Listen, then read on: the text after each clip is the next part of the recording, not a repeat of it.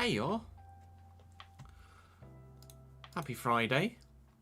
Early doors on a Friday as per use. How are we? Nick, thank you for the early resub, mate. Morning, Daniel. Morning, Ryan. Busy week, so sorry for you. Don't need to apologise, Nick. Jeeps. Don't need to apologise at all. Chestnut Racing is going as well as can be expected given the fact that the car is an absolute shit heap. Basically. But enjoying my team very much indeed this year. Very much indeed, actually.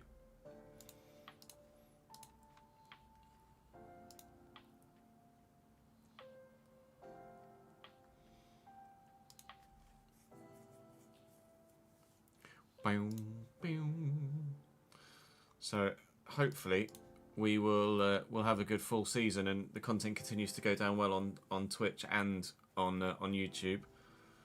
Obviously at the minute the second channel isn't the biggest, so it's not smashing any records on YouTube, but I wasn't sure whether to put it all on the main channel or not. I don't know what's best to do in that regard, because when we get to FC26 I'm going to be doing 2 FC saves on the YouTube channel as well, obviously, so I don't know whether I want to put 3 videos out a day on the main channel. I don't know whether that's a good idea or not. Probably not. And streaming here too. It's probably not ideal overall as a rule of thumb. Obviously the streaming continues here and will continue here, but it just means that the F1 content in VOD format doesn't break any records.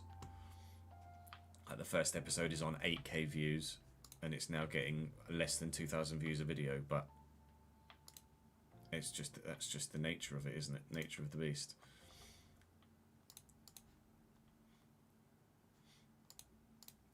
Could rebrand the second channel to Ches F1, but Football Manager content is going to go up there as well, Leone, and if we do any GTA 6, that'll go up there too. So I'm inclined to leave it as Chesnode Plays, to be honest.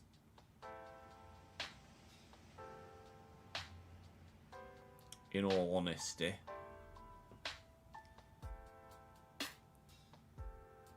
Hello, Davidenke. Morning, Agia. Thank you for joining us on YouTube, mate. Plan for the day on stream is to record the final 2 episodes of the Realistic RTG. And then get prepped for season 10, which I think is probably going to be the final season. Not sure I can justify going any further at this stage.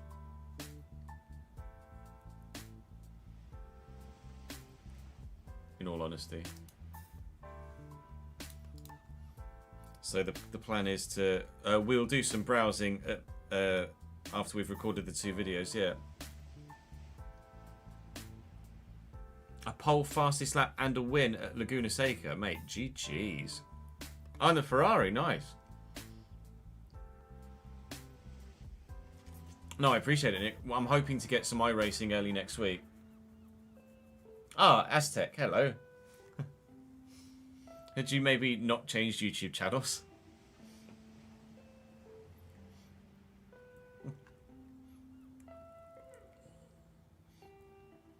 Audi Racing, nice. Yeah, the weather can be horrific in Canada, can't it? Morning, Gareth. How are we, mate?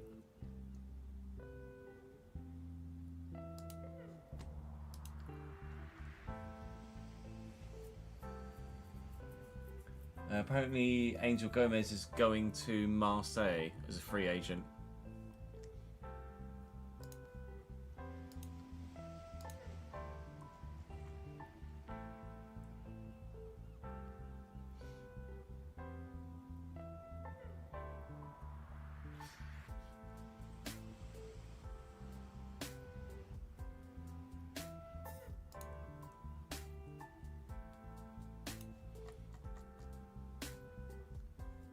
Gabriel signed a new contract at Arsenal as well, isn't he? Not in my experience, Zaid, no. It's better than it was, but it's still not anywhere near where it should be. I'm still yet to have a contested header go on target. So that's cool. First time we caught a stream right at the beginning. We're just chill at the beginning, although we'll start recording relatively soon, because with the end of season stuff, we always have a lot of admin, don't we? Updating everything. Actually, there might be some. There are definitely going to be some gifted subs today as well, and we'll get the Patreon players thing up. Let's do gifted subs first, actually, just to make sure that they're done and out of the way. In fact, Nick, I was supposed to gift yours, unless yours has just been a... I tried to do it yesterday, and it wouldn't let me, and today's the 6th. So it leaves me wondering whether the 5th's actually the 6ths. But obviously, I don't know whether your sub was just an anniversary, or whether it was actually you paying for your sub, which you shouldn't have done. Which I think it was, and it's you being naughty if you have just paid for that. Because in theory, you've already paid for it. We can do the 6ths. It's letting me do the 6ths, so we'll change that to the 7ths. Which means, as we did the other day, as we did a couple of days ago, so I don't know what's going on there. So I'll leave that as the 6th, because we definitely did it earlier than yesterday even, I think. No, it's not letting me do Sean's either. That's weird, man. I'm sure we did. Did we do cats? It was yesterday, was it, ads? Okay, we'll leave that as the 6th then.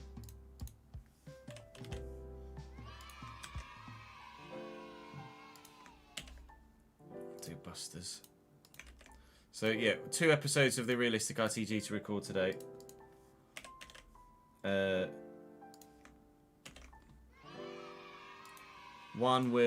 first one will have the FA Cup final in it. The second one will have the Europa Conference League final in it. I'm hoping that there's still something to play for in the Premier League by the time we get to that final. I can't do James's for some reason. Maybe I did James's the other day. I'm hoping there's still something to play for in the Premier League. Otherwise, we might end up doing it all in one video. It's very unlikely, but we might end up not being able to qualify for Champions League football, which would suck. I really, really, really, really, really want Champions League football for the final season. Brandon did his, didn't he? Brandon was naughty and did his. Yeah. He's a very naughty boy. And then when this save's finished, I need to go through that list because there are multiple that have cancelled.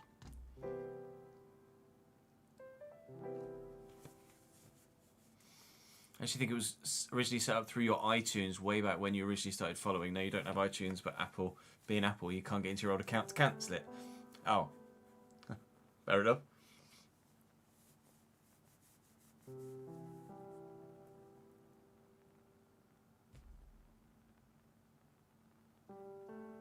Oh, you don't need to apologise. I'm sorry that Apple are being Apple, but thank you for continually showing the support, mate. I really appreciate it.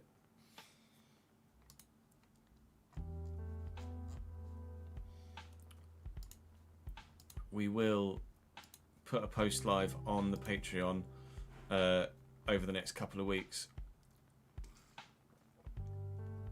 about the changes that will be coming for FC26. I'm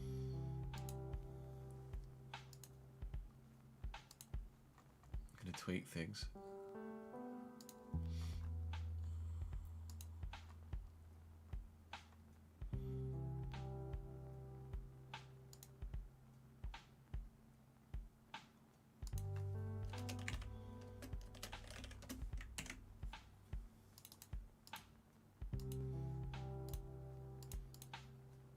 Haven't made a live for a while. How are you, Reese? I'm all good, thank you, mate. No F1 today, no. F1 will be back on Sunday.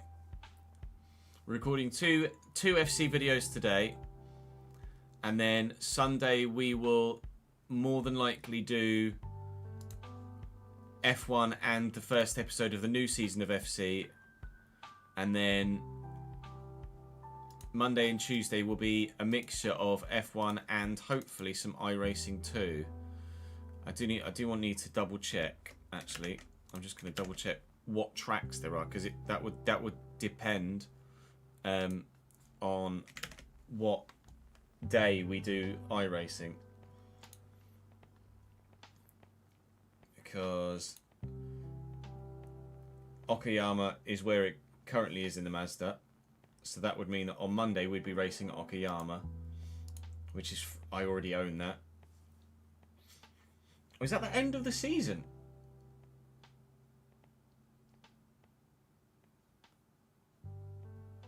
It can't be.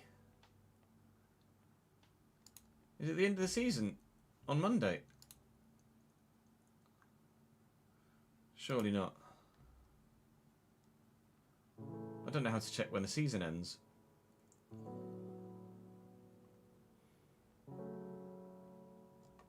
I guess that is then.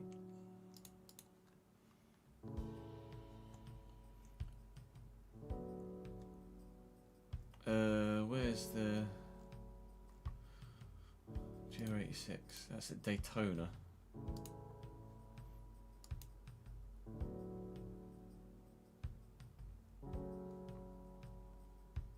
Yeah. Season ends. Well, we'll have to do it Monday then. Because, yeah, there you go. Ends Tuesday, June 10th at 1 AM.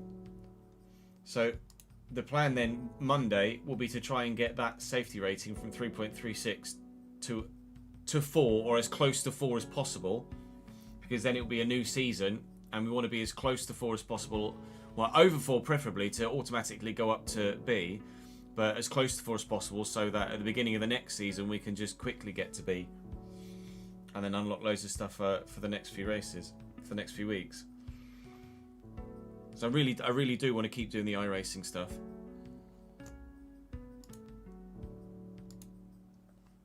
But MX5 at Okayama will be good fun. It's a really fun circuit. It's a long circuit, but it's a really fun circuit, and I think my first ever week in iRacing, we did Okayama in the Mazda. In fact, I might be able to see. I won't be able to see that far back, will I? This is just last 30 days.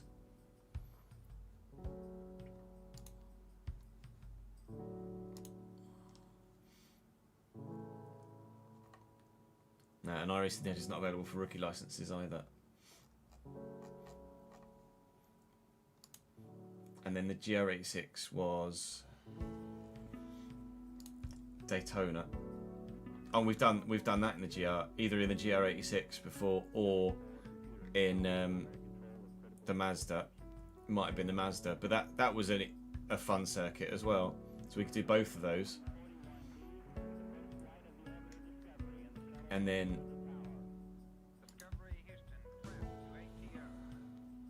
I'm sure there'll be some Porsche stuff as well that we could do,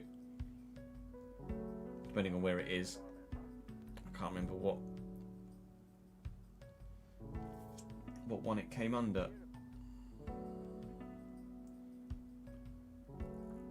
I can remember the badge. You go Porsche car. Oh, it's at the Nürburgring. Yikes. Holy. Okay. Maybe we won't use the Porsche this week on Monday. Bloody Nora.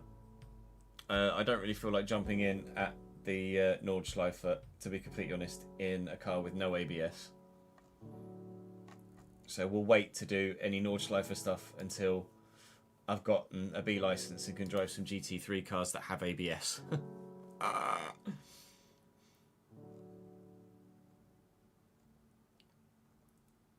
So they'll be B class, won't they? Let's see. If I go B class, and B class only.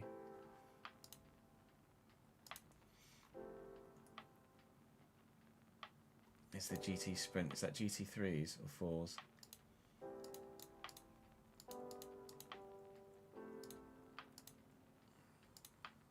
There you go. Yeah, so there's I've got the M4 GT3, I've got the 296, but there's also the Huracan, the AMG, the 911 GT3R, Audi R8, Chevy Corvette. I think the McLaren and the AMG I'd like.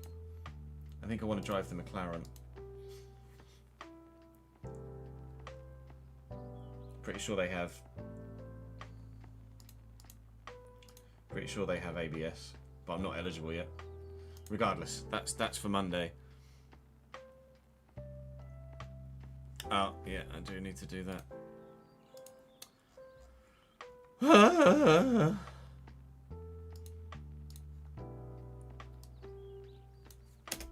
Here's realistic RCG. There we go. Update. And then we'll do the same for the YouTube one as well. Plan.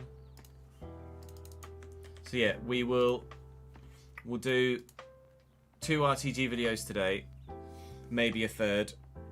Then Sunday might well be. I'm currently a C license foon, but we will go up to a B license regardless on for the new season, because we're above the threshold to qualify. But I'd like to get there early,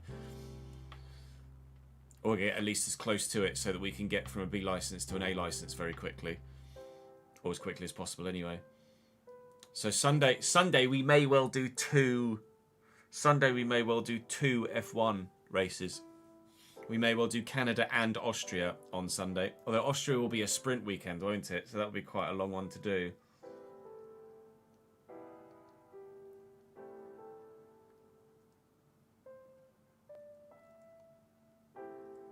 Austria's not a sprint this year, is it not? Thank you, Ambrose. Replaced by Spa. Spa? Sprint in Spa, okay. We'll definitely be able to get Canada and Austria done then, because they're 2 quite quick weekends.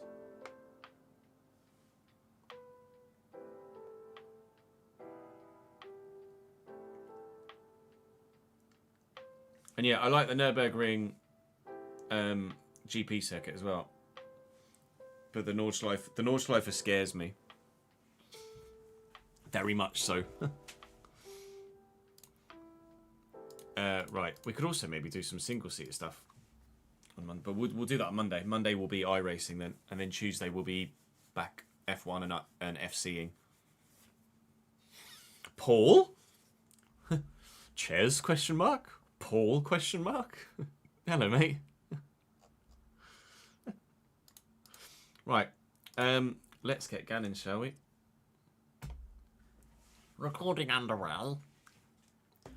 Welcome back to what might be the season finale, but we're hoping isn't the season finale of this realistic RTG. Today we have 2 of our final 3 Premier League games is the plan, and the FA Cup final against Burnley at Wembley. We also have Everton and Spurs in the league. The plan is to play those 3 today and have Wolves and the Europa Conference League final tomorrow, because I'm hoping tomorrow we will still be, after today, in with a shout of Champions League football in the Premier League top 4 for next season.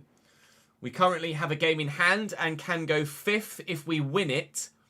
5th and a point behind 4th, a point behind 3rd, and 2 points behind Chelsea in 2nd, although Chelsea also have a game in hand and they're playing Leicester away on the same match day that we play Everton. So there's a lot that could happen and a lot that could not happen based on what we do today. And ultimately, what we need to do today is win games of football. Beat Everton, and we're very happy indeed. That's our game in hand one. Beat Burnley at Wembley, and that's Europa League football guaranteed next season. Obviously, we hope to guarantee Europa League for next season via a Europa Conference League win as well in the final at the end of the season, or as a minimum via a league finish. But obviously, Champions League is the absolute go-to, and then we shall wait and see how things go. Oh, please qualify for Champions League football, Ches.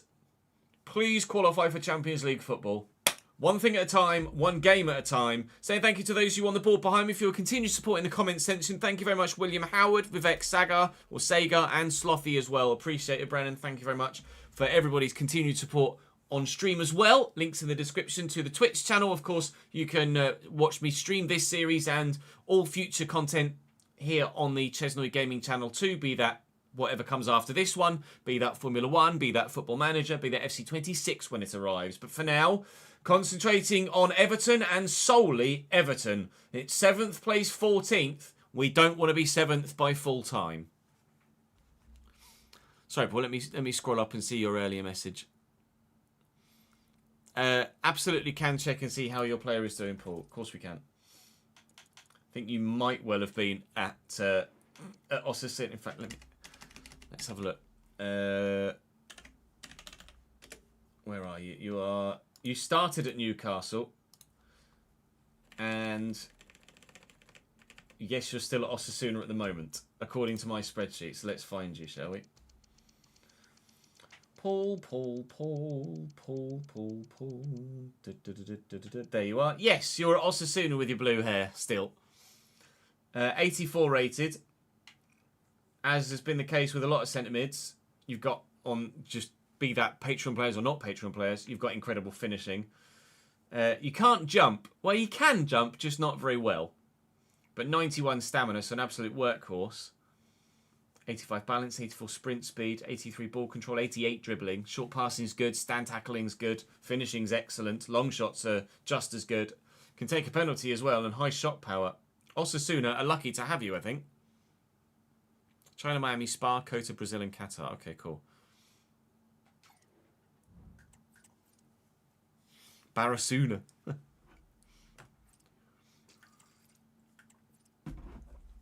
Right. Please, may everybody be fit for Everton. I don't think everybody's going to be fit for Everton. People aren't fit for Everton. Oh, no. Very much not fit for Everton. Yikes. But it does mean then that the better players will be available for the FA Cup final.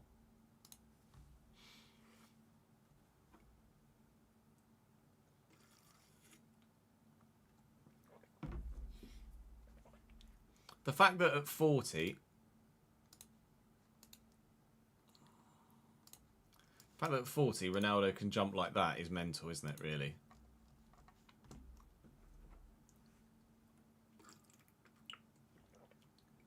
It's fucking insane. The man is an absolute specimen. How are Osasuna doing in the league? We can have a quick look at that as well. Bear with, let me just move these somewhere there and then mark all as red. There we go. We'll have a quick look where Osasuna are in La Liga for you, Paul. Other leagues. Now I'm going to presume that they are La Liga. Hopefully for your sake they're La Liga. Ninth in La Liga. Drawing a lot. 17 draws. There's a lot of drawing going on in La Liga, isn't there? Let's go and play Everton.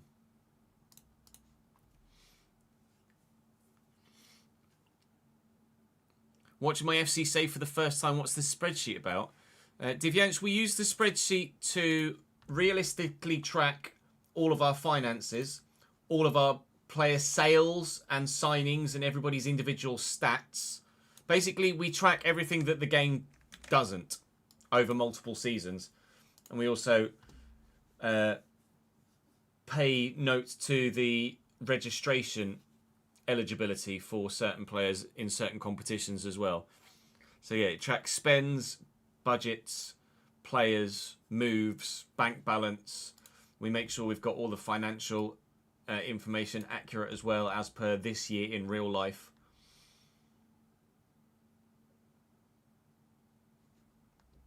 So we try and do things as realistically as we can given the limited data set that the game offers us. Morning, Nathan. Plan after this save is either Villa or Sunderland in the Prem. Not yet sure. We'll probably go to a vote.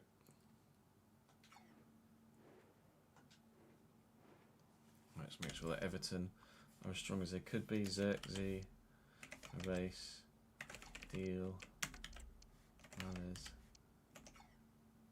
Maya is 90. Bloody hell, mate. Felix and Mesha. Roth. Odlu. Varga. Gu. Connor Bradley. Sons.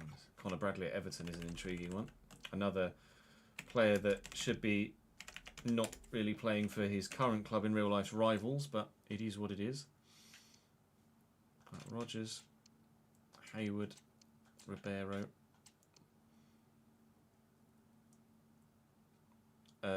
Let's go Smith Rowe, Raskin.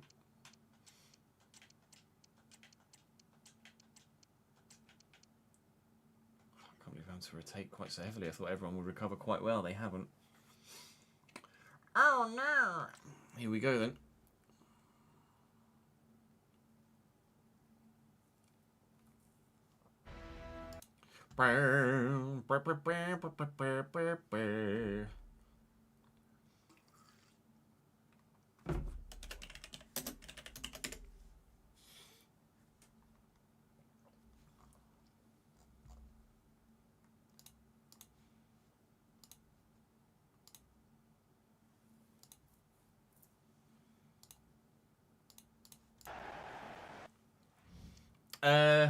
It's FC25 is its own beast with regards comparison to other games because there's a completely new tactic system in the game.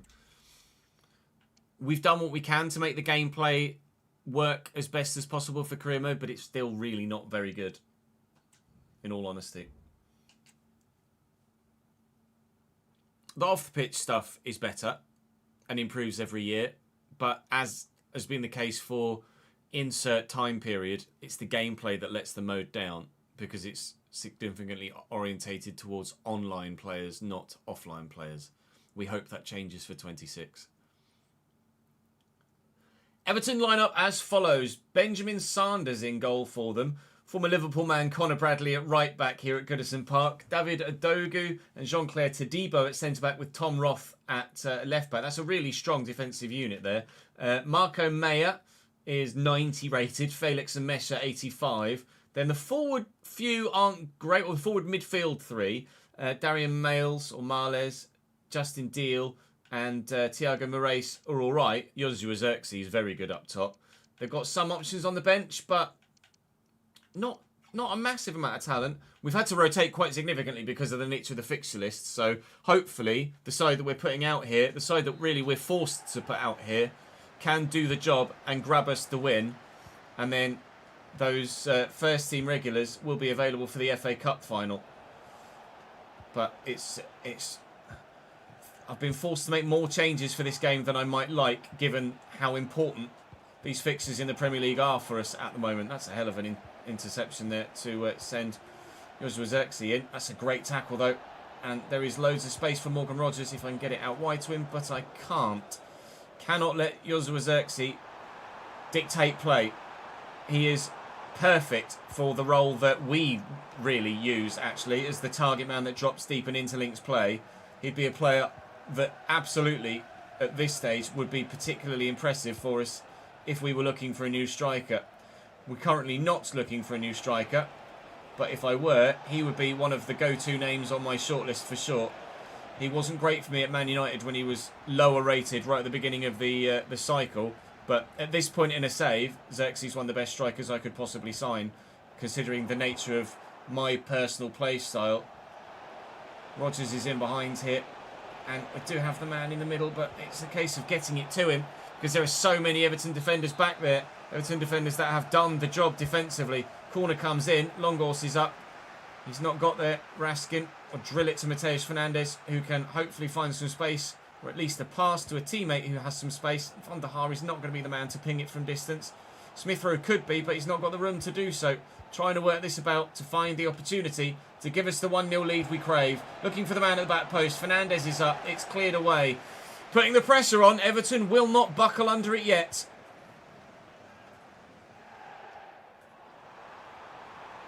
Zirkzee's away. Zirkzee's away. Van der Haar's across and does really well. Correa got in the way of his teammate there, but I was going to say we get rid of it and deal with it. We haven't. Safe. Exclamation mark camera, Gary will give you the command.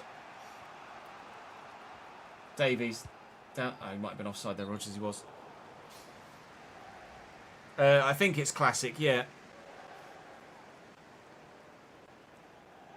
Oh, have they stopped it? They've stopped calling it the Europa Conference League, have they? It's just the Conference League. Fairs. Thank you, Hammy. Great leap. Smith Rowe. Ribeiro. To Fernandes. Out to Correa. Completely sold the defender there. And Hayward. Hayward has been a really good... Oh, it's got to be a pen. Hayward's been a really good go-to player out on the right-hand side when we need someone. He's not very big. He's only 5'5". He's not very strong. He's not really filled with that much quality, but he is a really tricky winger to deal with. And Tom Roth couldn't deal with him. Felling him from behind.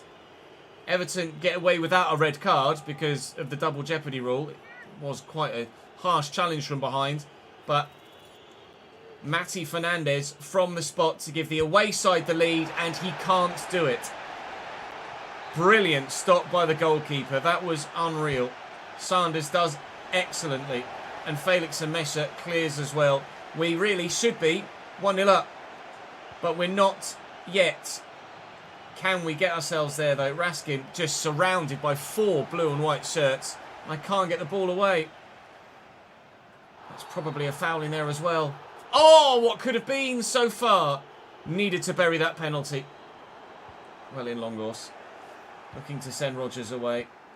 But he's closely marked. Everton are defending very well, other than the one moment where they gave away the pen, but they haven't been punished for it.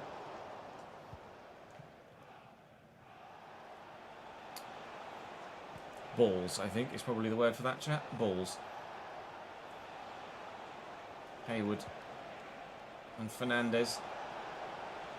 Maybe looking for Hayward again. There's Smith Rowe on the edge.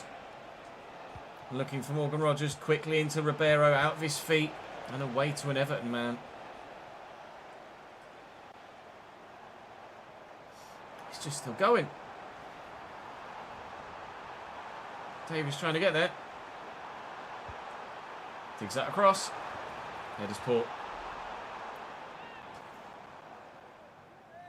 We score most of our penalties, to be honest. Oh, we haven't changed any of the sliders, no. We've just gone up to ultimate difficulty.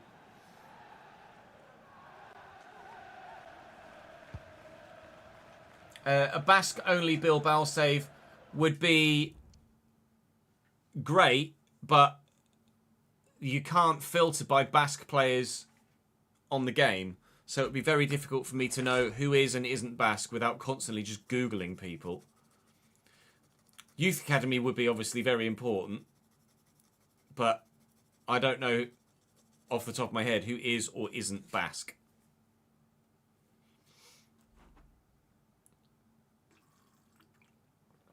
But obviously the Youth Academy at Bilbao, they would come through as Basque. And yet we'd scout purely France and Spain and pretend. We'd have to, like, fictionally pretend, obviously, that we're solely scouting the French and Spanish parts of the Basque country. When it comes to real-life players, we just have to Google stuff. But it's something that could work, certainly for a save. Probably the second save rather than the main one. Neej, thank you for the 15th month, mate. Appreciate it, pal. Hope you well, dude. Rogers, out to the left back. Looking for Ribeiro. Needing runners. And, well, finding one, but it was wearing the wrong shirt. This little 1-2.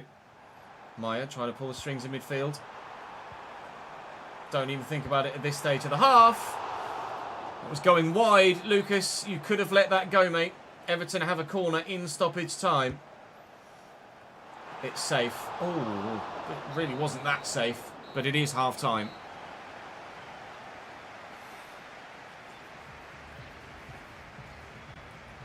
Exclamation mark camera is the command, Saburad.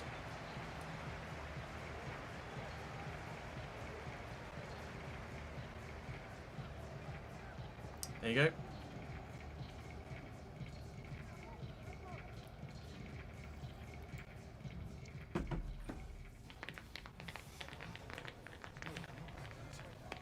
Apparently I've only had one shot.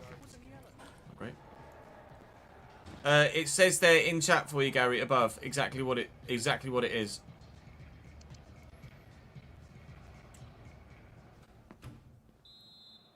Oh, it's relevant though, isn't it, Paul? Unfortunately for you.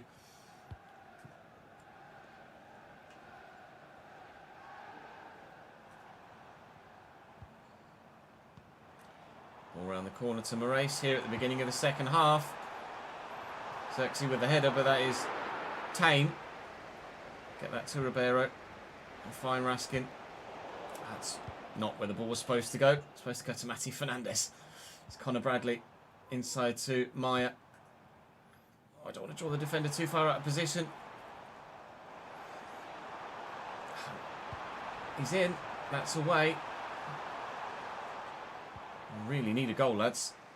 We really need a goal. Please pull something out the bag, gents. Please pull something out the bag. There's space actually over there for Emil Smith-Rowe. And space to get into as well, although that space is closed. What are you doing?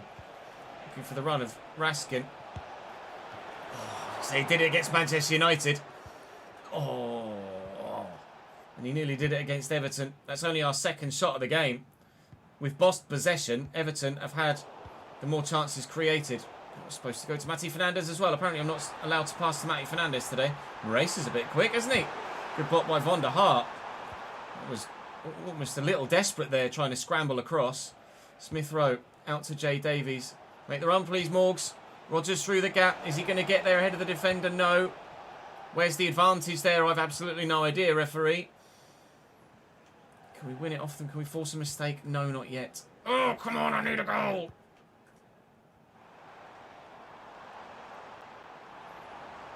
Bradley's running. It's a great delivery. It's not a great delivery. I do have a Discord, Gary, but it's for Twitch subscribers or certain level of Patreon pledges only, I'm afraid.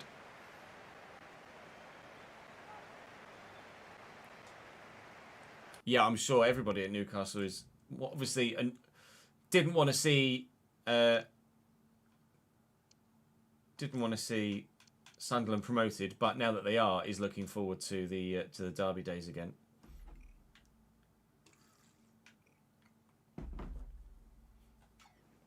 Oh, please, come on.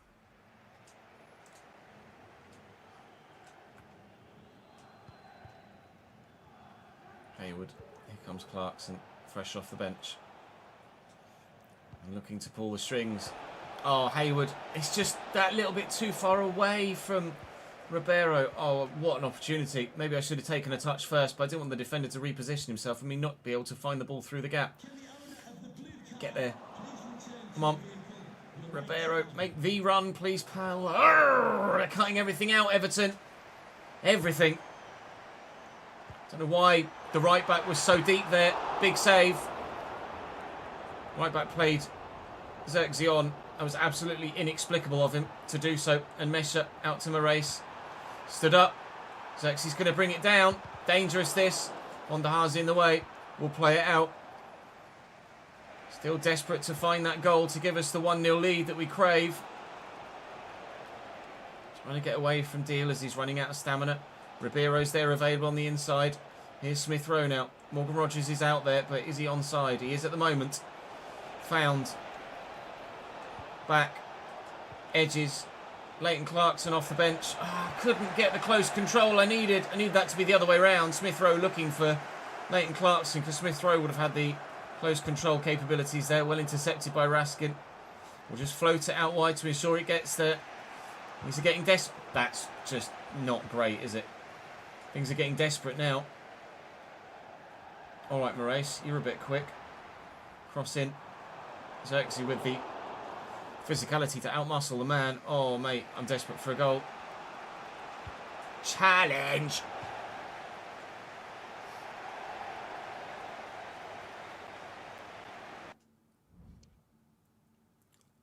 I apologise, Harrison. You don't need to shout at me in all caps, though. But blame EA for not putting Portman Road in soon enough.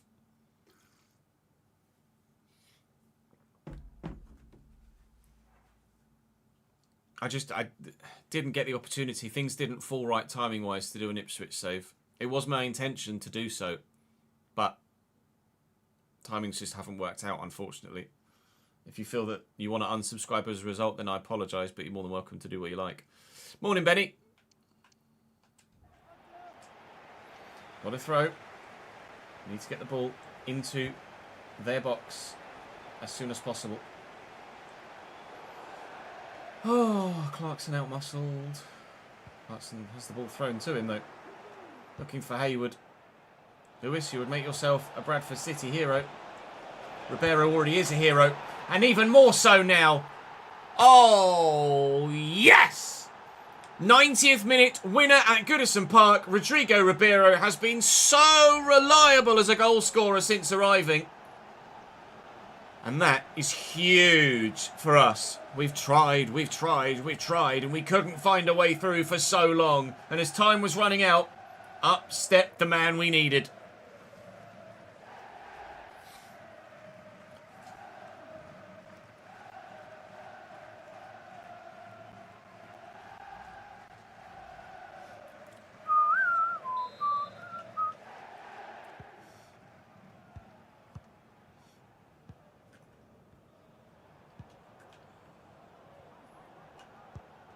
Well intercepted, Clarkson. That should seal the game. 2 minutes added on, 2 minutes played. And ref, please, if you don't mind, just blow your whistle. 3 vital points for Bradford City away from home at Goodison Road. That's a relief. A big relief. Thank you, Sean Dyche, for a very competitive game. But one that we've just managed to edge.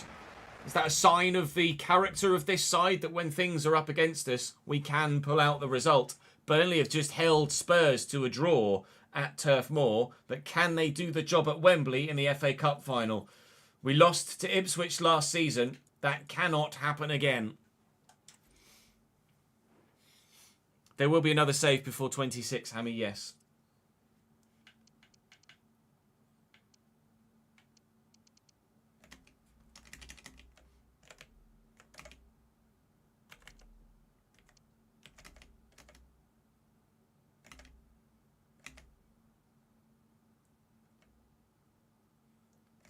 Oh, okay. There's nothing to add.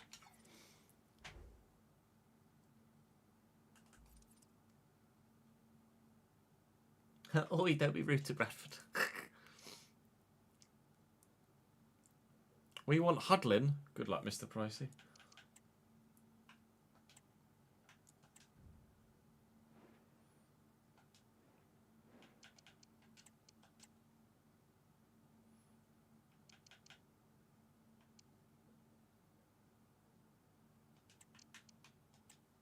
No, not what I wanted to do. There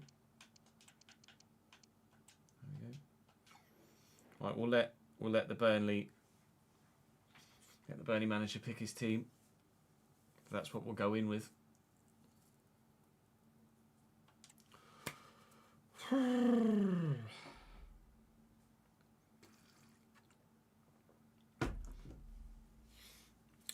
Cambridge will be the realistic RTG for FC26, Dan. So we'll start FC26 with a save with a sizable side, and then we will maybe do the RTG after that, like we did this year, or maybe, depending on the state of the live editor, that will dictate when it happens, but it will be with Cambridge next year. That's what we're playing for. We played for it last year, we didn't get the job done, and Ipswich Town deserved the result. I have to be fair to them. They absolutely deserved the result last year. They played very, very well indeed. Idris Ahmed is in goal for Burnley. They're playing a 4-2-3-1. Bashir Humphreys, Tanguy Nianzou, Mark Gay and Mario Guilabert. Billy Gilmore and Czech Takore. Then Ivan Hamey, Aaron Ramsey, Jordan Melvin and Matthijs Tell up top at 87 rated. They've got Vinicius on the bench, but not the right Vinicius, thankfully. Oscar Bobb's there too. Andreas Hutonji is a Burnley player IRL. Was out on loan in real life. Ajeda, Jorge Cabello, Lyle Foster's still here as well. Artur Vermeeren on the bench. And Antonino Gallo and Etienne Green, their backup goalkeeper. It's a beatable team. We're at full strength, but Grabara in goal for the cup competition. It is a beatable team, but as was the case with Ipswich, there is still the question, will we beat it?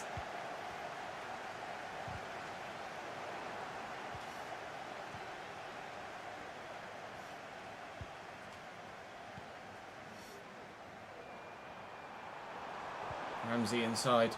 And Melvin looking for the ball through. Murillo in the way. I tried to change player to the right back there and it wouldn't let me. Matthijs Tel doesn't get his shot cleanly through, but he might do now. Here's Ivan Hamey. Lots of people in the way.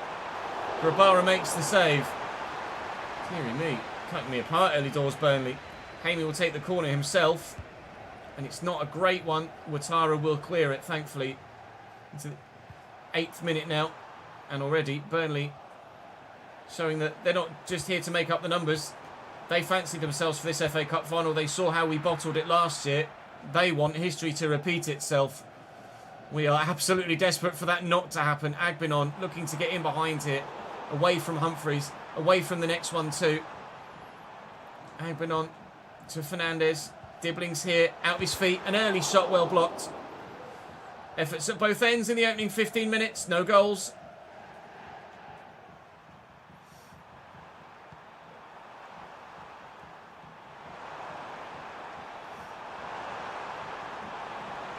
Melvin. Side to Guilabert. Fernandez in the way. Away, please. Can Dibling keep that in? No.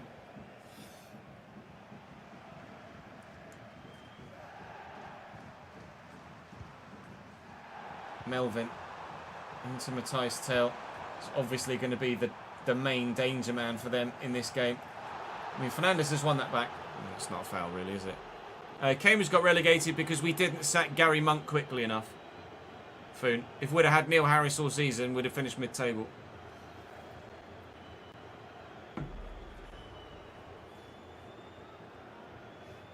I appreciate that, Pritzy. Thank you for the super long-term support.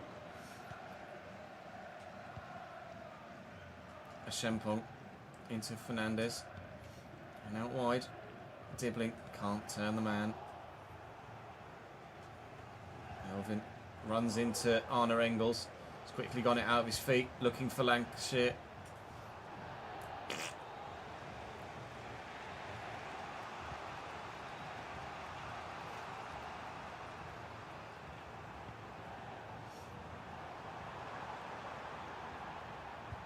Ramsey turns well.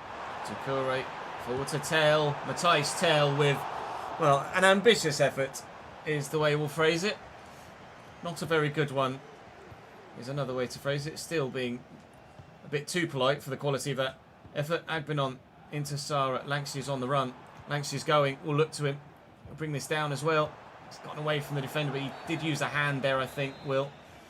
Half an hour played. It's still 0-0 here at Wembley. The longer it stays scoreless, the longer I fear of a repeat of last year. Is nearly an excellent ball. Grabara will get there and keep his hands where they should be. Looking for Dibling here with an early ball. Oh, the fullback gets there. Matthijs Tel made the run. Matthijs Tel's in. Good save. Get there. Oh, the pace of Ouattara absolutely vital in ensuring that they don't take a 1-0 lead there. Agbinon back to Sarah. Sarah looking for Agbinon again. The ball's just not quite good enough. Thought I'd put enough power on it to get it to him. Melvin's got runners. One of which out wide here is Ivan Hamey. He's got Matthijs Tel in the middle if he can find him. And he's looked for him. And he's found him. But he only finds Grabara. Only the better side so far. I have to be honest, we are not playing well enough here. They're pressing so hard and quick that I'm finding it difficult to play the game that I want to play. And as a result, it's still 0-0 here. Open on. Do we take the defender on this time? Looking to beat Humphreys. Can't do it. Sarah's here. Sarah beats the man. I mean, things like that should be a foul. I've had to avoid the terrible tackle there. It's still risking the safety of an opponent player. Grabara with a brilliant save to deny Matthijs Tel with his 5th effort of the game already. Matthijs Tel is very, very deadly most of the time, and given 5 chances in almost any other scenario, he'd have scored at least one, but he hasn't here. It's 0-0 at half-time.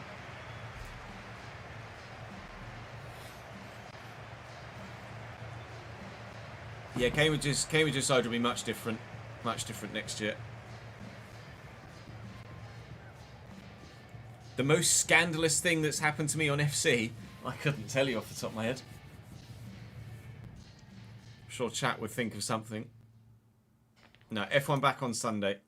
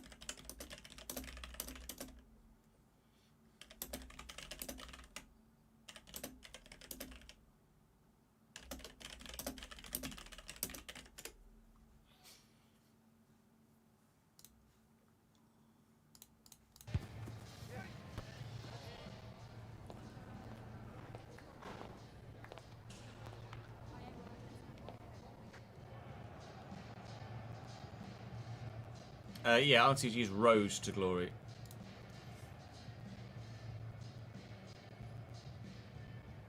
Yeah, to be fair, the most scandalous thing to happen to me on FC is probably the game bugging and me losing the entire Man United save.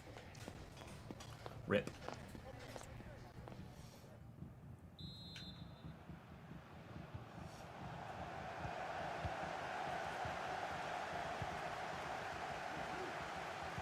Ramsey. Forwards and into Matthijs Tel. What a turn. He's away. I can't get there. Off the top of the bar. Matthijs Tel is having chance after chance after chance here for Burnley. But he just can't seem to score. Oscar Bob coming on for them now here. For Jaime on the wing. Ivan has had a good game. But can the higher rated, higher quality player in Oscar Bob provide them with their breakthrough moment? Can we get a breakthrough moment? Agbenon to Sara. Then around me, Lancashire, Sara again. Just trying to find space for someone. That someone could be Lancashire in a minute. He's still got it. I've had a decent amount of possession, but finding half a yard near the Burnley box to get a shot away has been practically impossible thus far. Dibbling steps away from the challenge. And the next one. Dibbling looking for Lancashire, finding him. Please! Oh, it's just so hard to create anything against this Burnley side. Melvin going off for them now as they make another change in their midfield. It's a Hader that's come on in his place. Can we win that? Yes. Can Matthias Fernandes score a worldie at Wembley? No. Blocked. Agbenon's got the pace. We'll keep it alive. Oh, my Lord. What has the man got to do to score against bloody Burnley? Will from the in-betweeners is having absolute meltdown right now. Sara. Fernandes. Sara again. Sara from range. No, well blocked. Having to resort from shots from distance at the minute. Because trying to pick them apart just doesn't work.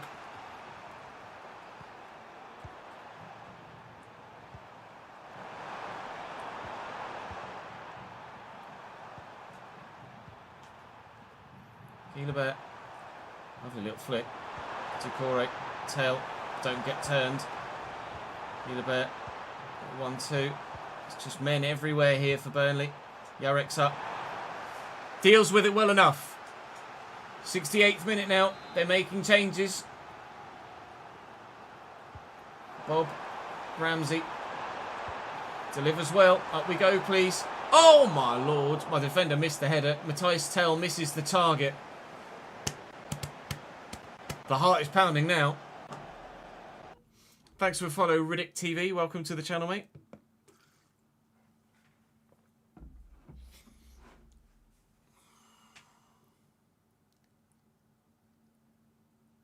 I've done power shots every now and again, Cameron. I've just not scored one ever, I don't think, on FC25.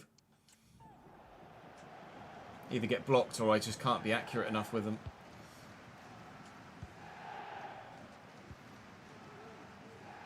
Tara into Sara. Lancashire going. Tackled by Billy Gilmore.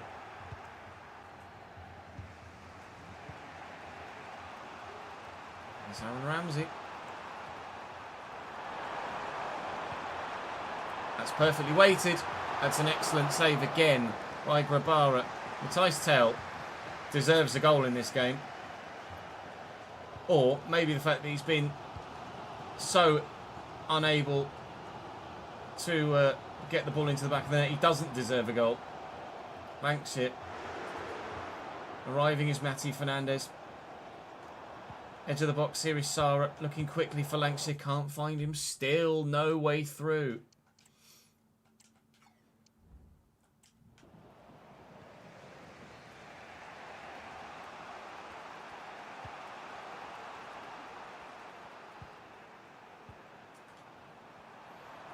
Check to Corey. Hannah Engel snapping at the heels. Can't get there. Ramsey out wide. Here's a header. Stood up to the back post. Grabara in the way. Still Burnley create. Still no one can score a goal here in this game. Ouattara forward. Agbenon's got the pace. So's Oscar Bob though. That's not very good, Oscar, is it? Let's be honest. Not very good at all. Agbenon flattened. He might be lucky to stay on the pitch here, Oscar. He's not been on the pitch long himself. He's not on it anymore. In the 85th minute, Oscar Bobby's sent off here in this FA Cup final. I guess, in some situations, late on, you take one for the team. But I have a feeling you might have just put his side right in the thick of it. Clarkson delivering. Looking to flick that on and can't. Now they maybe have the chance to counter on us. Ajeda and Tell. Ramsey out wide. Can't close him down too much because of the running and movement of Ajeda. Tell. Check to Corey. I can't get there. This could be Burnley's moment. Still could be Burnley's moment. It'll be a free kick for them for handball. Don't even think about scoring from there, Matthijs. He's not trying to. They still might from the header. Jarek clears. 92nd minute is where we're headed at the moment. We're in the 91st, and there's not long left in the game at all. We just beat Everton with a very, very late goal. Are they going to do the same to us? No, not yet anyway. 30 more minutes.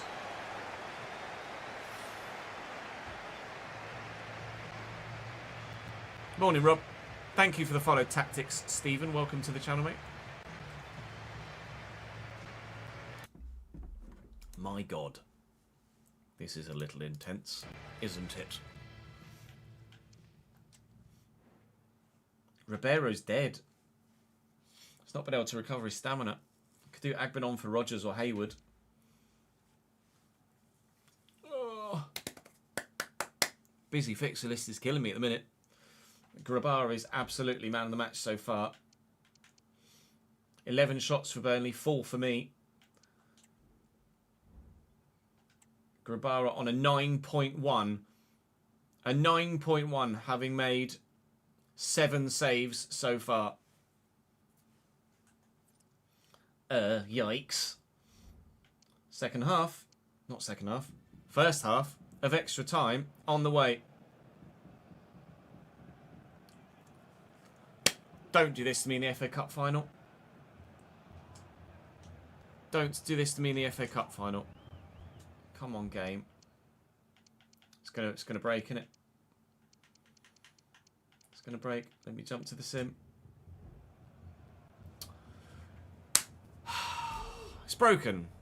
We're gonna have to play the FA Cup final again. Good. Thanks, game. Cheers then.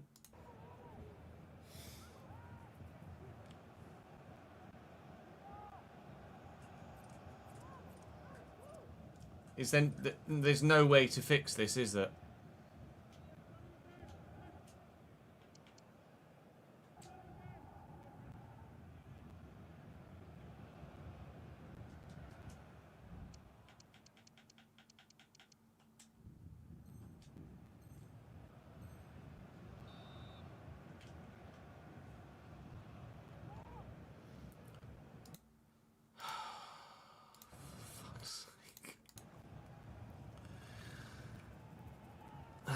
Right, okay. Well, the past half an hour didn't happen.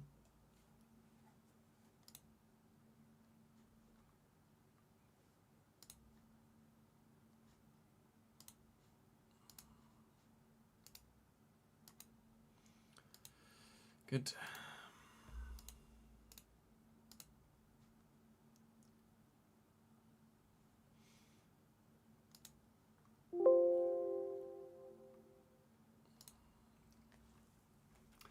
Well, we'll just have to play the FA Cup final again then, won't we? Fucking aura.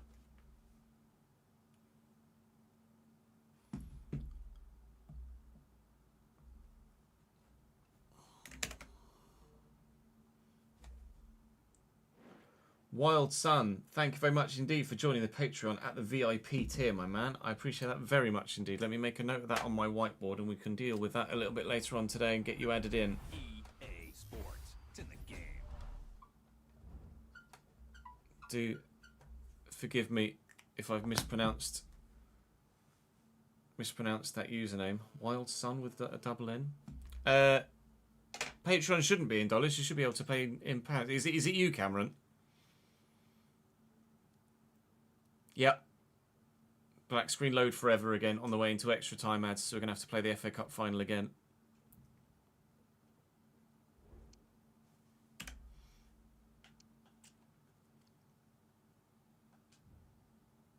That's me. Cameron, thank you very much indeed, dude.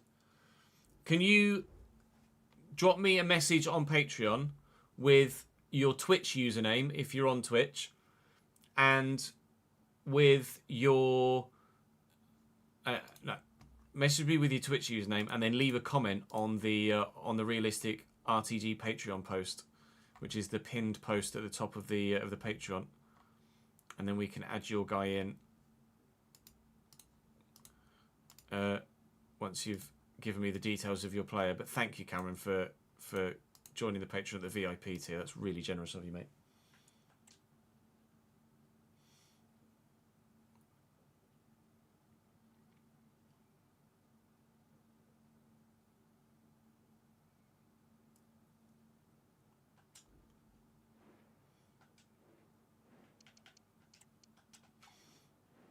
Right, we go again.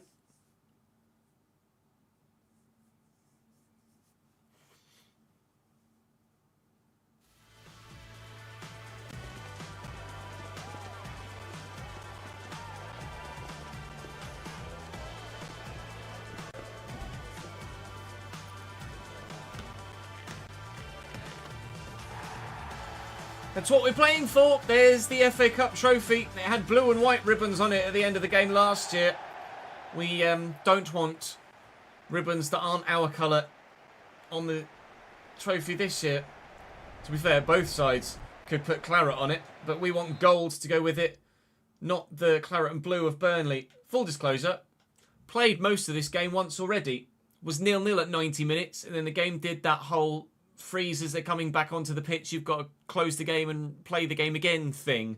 So we were 0-0 after 90 minutes against Burnley, but we're having to play the whole game again. Idris Ahmed in goal for them. Bashir Humphreys, Mark Gahey, Tanguy Nianzou and Mario Guilabert at the back for him. Sheikh Takore, Billy Gilmore at the midfield. Ivan Hamey, Aaron Ramsey, Jordan Melvin and Matthias Tell up top. It's the same 11 for them as they had last time. Gallo, Aheda, Huntonzi, Vermeeren, Vinicius, not that one, Lyle Foster, Oscar Bob, Jorge Cabello and Etienne Green on the bench. Exactly the same 11 for them, thankfully. Exactly the same 11 for me. Grabara in goal as the cup goalkeeper, but the rest of the side is my full-strength first 11.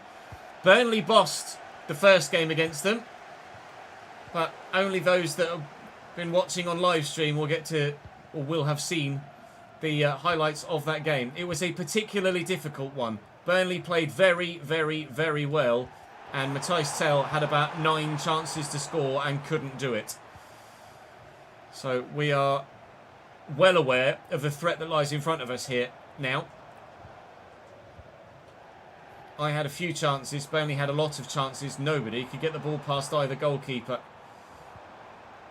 So we will hope to be able to buck that trend at the beginning of this game. But the way Burnley are playing so far already in the opening 9 minutes is exactly how they played last time. Very, very tight and compact and difficult to break down as Shempong delivers across. Hits Guilabert, corner Bradford. Ingles with the delivery. The delivery's decent. Yarek's up. It's going to fall. Ramsey just in the way. Nearly fooled his goalkeeper there. Engels. Short to Matty Fernandez. Lancashire. Turn and beat the defender. He can't.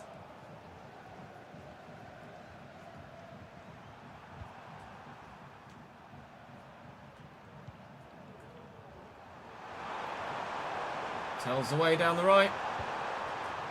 And finding Ivan Hamey, who from a narrow angle doesn't beat Grabara. Keeper makes a very good save. Corner Burnley though. Hamey. Is it going to go short? It is. Ramsey. Goal kick.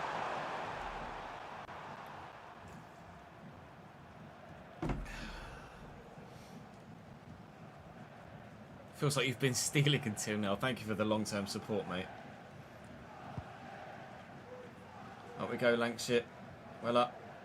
Fernandez. Looking for Lancashire again. What a ball. Couldn't find Dibbling. There was just too many men in the way. Agbenon. Can't do it. I don't know why Burnley are so good. But clearly, on Ultimate, the opposition are just even better in cup finals. We felt like we were lucky to have Ipswich in the final last year. We felt like we were lucky to have Burnley in the final this year. We probably still are lucky, because if it was a major side with a significantly better team, then they almost certainly would just wipe the floor with me.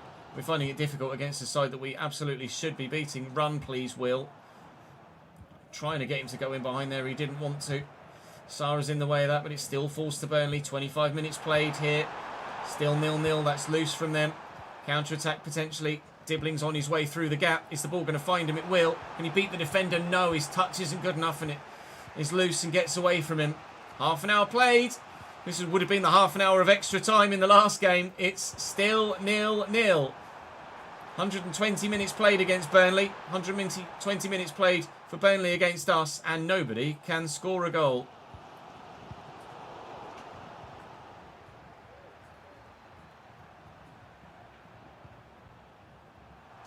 Well in, Sarah. Is that the moment of weakness that's going to see a goal get scored here in an FA Cup final? No! Big save! Giant save from their goalkeeper. Sarah to Agbenon. Agbenon back. There's Matty Fernandez on the edge of the box. Fernandez shot blocked well by Billy Gilmore. That had to be 1-0 there with Lancashire in behind, surely. Well, now I know just how they felt up against Grabara. In the other 90 minutes we played, the defender's fallen over there. Lancashire's just locked off the ball there. Good. I don't mind losing the final, but not to an absolute nonsense. It's going to be 0-0 at half-time here by the looks of things. Unless something happens in the final couple here. Agbenon just not paying attention. And Hamey inside. Melvin. This is tense and tight for an FA Cup final again. Matthijs Tel with runners. Going for a shot from 40 yards. That one's definitely not going to work, mate. It's going to be 0-0 at half-time. We've played 3 halves of football and nobody can score.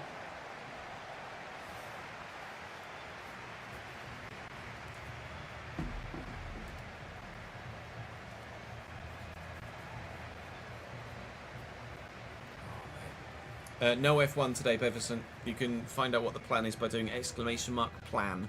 Jeds, thank you for the follow on Twitch, mate. Appreciate it, pal.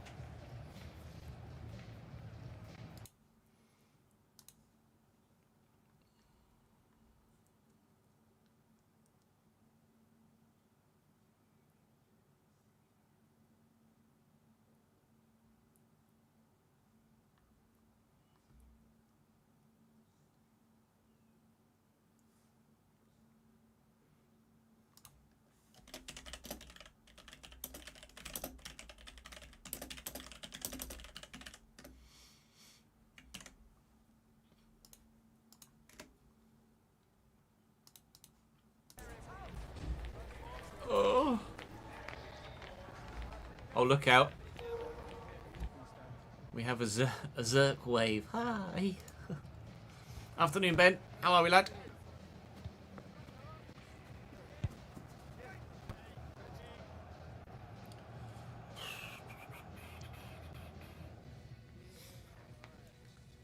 A faster winger 91 acceleration, 87 sprint speed, 89 acceleration, 88 sprint speed. Can't get much faster. I don't have faster available.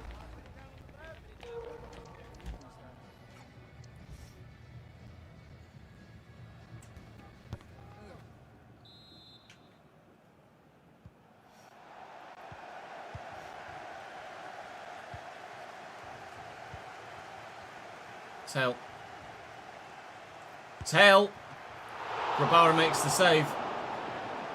Matai's taking it all on himself there when he had an option to try and play in. Kamey with the corner. It's not bad. Matara heads it back from whence it came. Amy edge of the box is Shep Takore. It's Mark Gahey. I know Palace just won the FA Cup in real life, but let's not have Mark Gahey score the winner here for Burnley, shall we?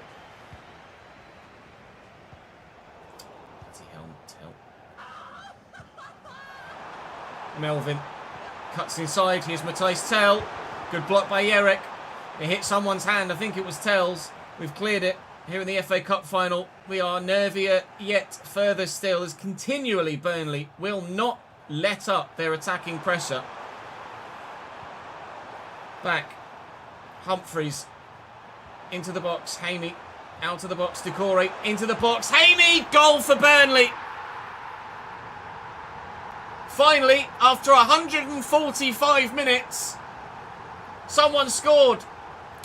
But it's not us.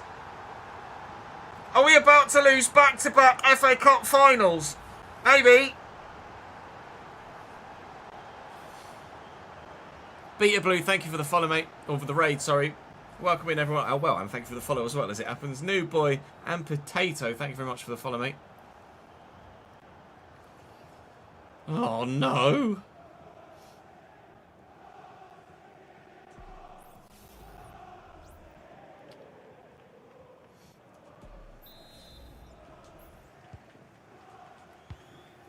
Just don't, Ches.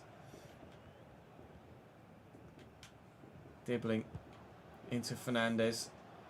Fernandes looking for Lancashire. Lancashire's in the box. Lancashire level! That didn't take long. The breakthrough's been made. And now we're at 146 minutes for one goal. 3 minutes later, there's your second. We're level at Wembley. And breathe.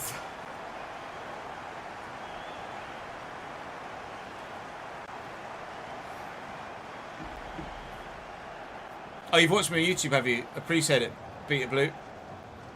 You've seen the Chesnoid FC career mode. We did a Chesnoid FC, then a couple of years later we did an AFC Chesnoid as well. And breathe. No, I appreciate it, man. Thank you, mate. Were you streaming FC today as well? Good block by Fernandes. Can't keep it in.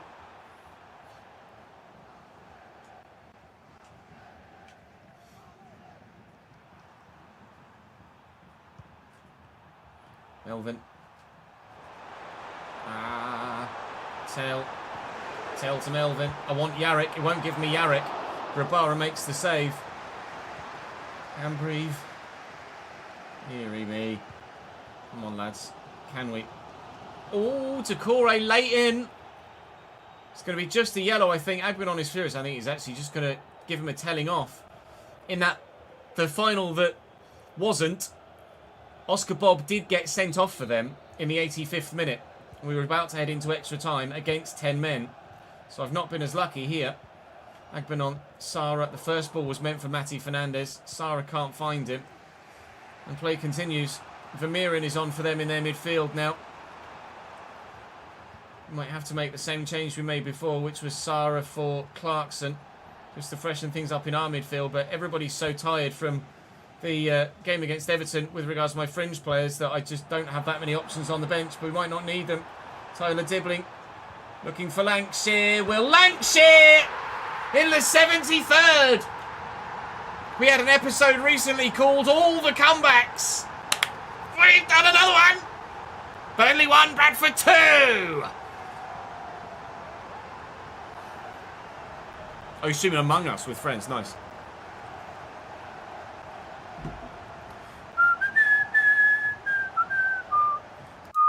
I think it's today's video that goes live, actually. It's called All the Comebacks, or The Day of Comebacks.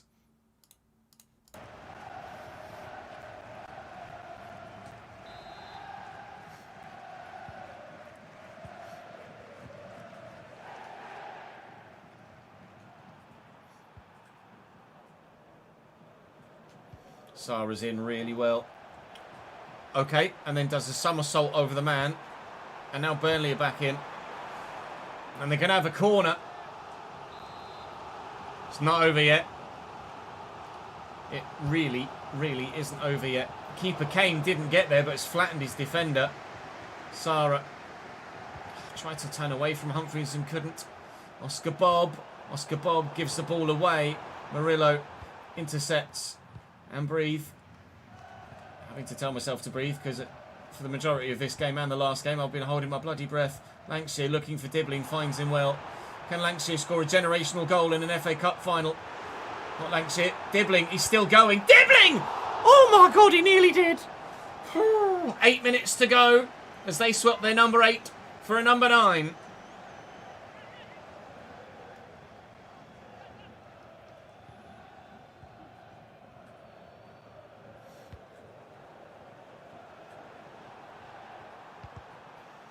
Tara in the way. Oh, what a challenge.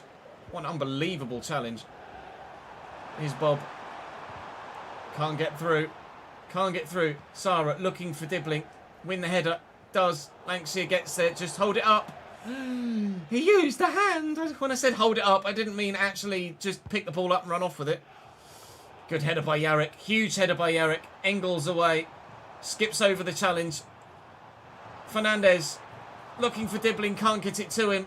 A third would obviously seal it. But there might be a 4th goal in the game still. But not for us. Burnley have to do it now. And Bob gives the ball away. Bob got himself sent off in the last final. He cost them potentially the game there. By giving the ball away. He might have just cost them potentially the game here as well. Engels, that wasn't meant for you. It was meant for Sarah. Here's a header. 30 seconds left in the game. It has to be now. Bob on the ball again. Matthijs Tell. Yarrick in the way. You kidding me?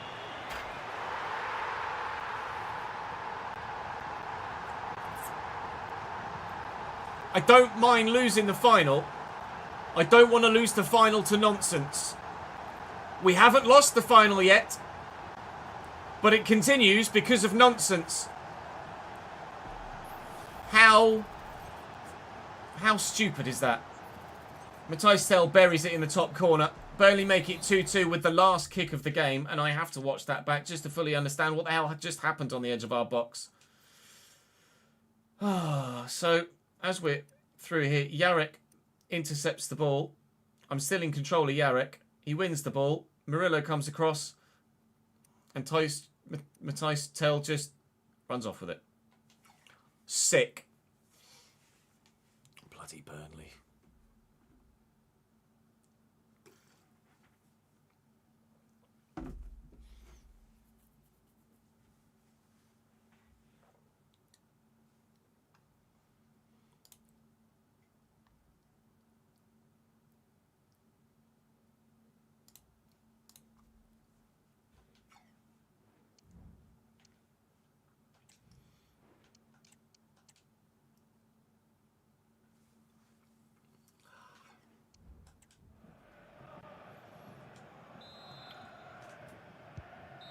Well, it was supposed to go to extra time, wasn't it?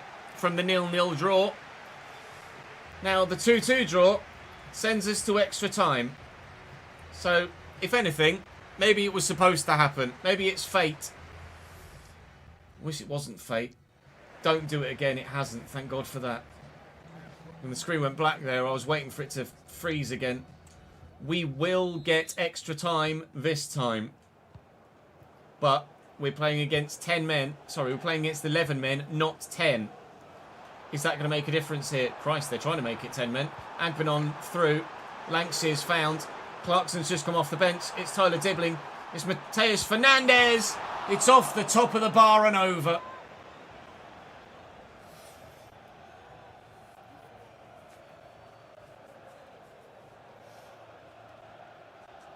Okay, now.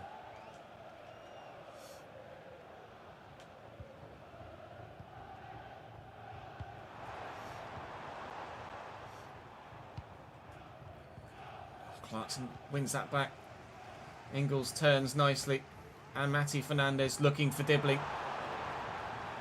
Dibbling holds the ball up well. Clarkson to Dibbling. Just try to wait for someone to find the space.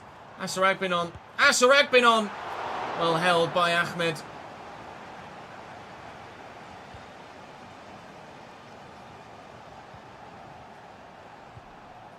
Oh, that's poor. That's really poor from Burnley. Dibbling. Gets away. Matty Fernandez looking for Lancashire. Lancashire to Fernandez. Matty Fernandez! Extra time was destined. Are Bradford destined for an FA Cup trophy lift? Maybe. Maybe. 3-2.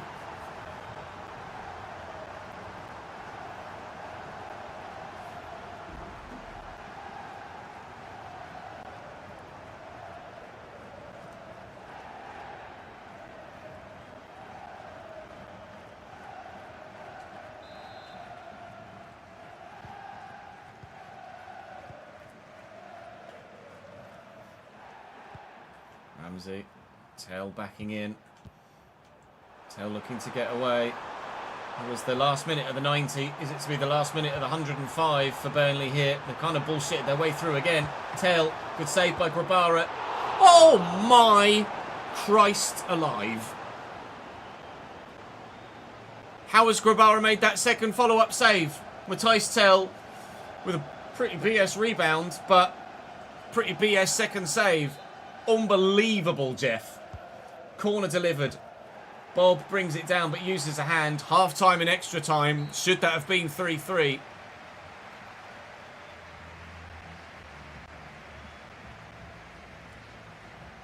So far in this save, not Foon, who asked that?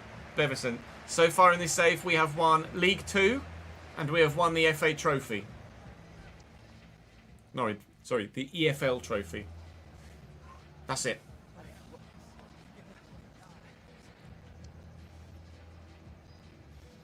We've won the EFL Trophy and we've won League 2.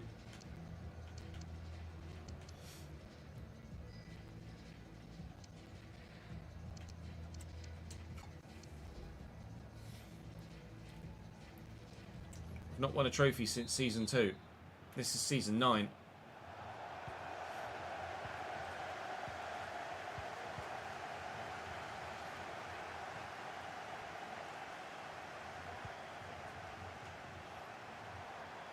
Bob. Good block by Engels. That's greedy from Bob. Davies is off the bench here to offer some extra legs. Fernandez. Looking forward to Clarkson. Out wide to Morgan Rogers, who's off the bench here to offer some extra legs. Extra legs that can and will get away from you given the chance. That was a bit nonsense. All of it, really. Morgan Rogers just holding the ball up now. I could try and just waste time. But that didn't work for me, did it? In the 90. So maybe we should just go for another goal. Oscar Bob on the breakaway. Tell. Well in, Arne Engels. Still it falls for Vinicius. Abner Vinicius, not Vinicius Jr. It's nice that if Vinicius Jr. ended up at Burnley, I really would be done with career mode. Fernandez looking for Lancashire. Not finding him. 119th minute now. Tell. Bob. Engels. Still Burnley. Delivered. Murillo in the way. Clarkson in the way. And that, at finally, long last, is Bradford City winning another trophy. The fans don't seem to be celebrating. The players certainly are. We haven't won anything since we won the EFL Trophy in Season 2. It's been 7 years in this save since we lifted any sort of silverware. Some are calling for Will Lancashire to potentially win the Ballon d'Or and lift that. We don't know. That's still just rumour. That's not confirmed. What is confirmed is that Will Lancashire will lift silverware. And it will be an FA Cup trophy for us here at Wembley. banishing the demons of the year prior, although it very nearly went the same way. We win against Burnley at Wembley. Bradford City are your FA Cup winners 2032. Actually, it might be 2033. I can't quite recall. We're so far into this save. One thing we know for sure is that that trophy is now ours. That is Europa League football next season as a minimum guaranteed. But we want more. So let's go and play Spurs. Arsenal TM, thank you for the follow on Twitch, mate. Appreciate it, pal. Patrick, thank you for joining us from Hungary, my man.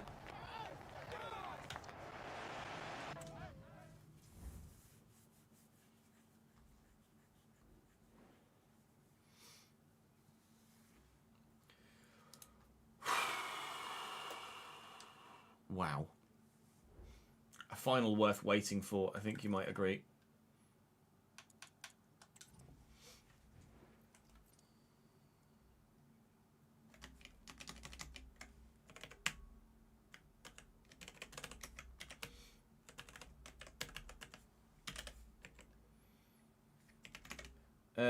$7.92. This will be 198.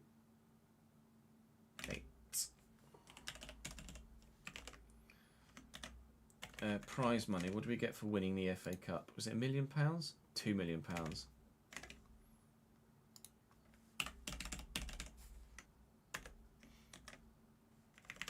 Match tickets. 1504269.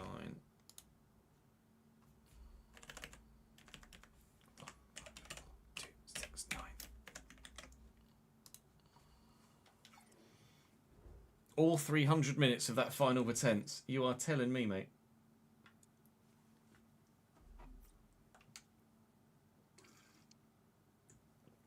It was only 210 minutes, though.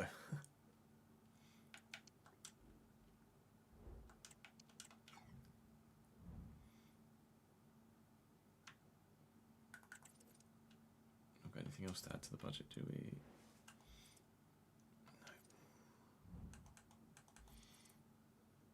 Spurs are 16th. Yeah, I hadn't noticed that.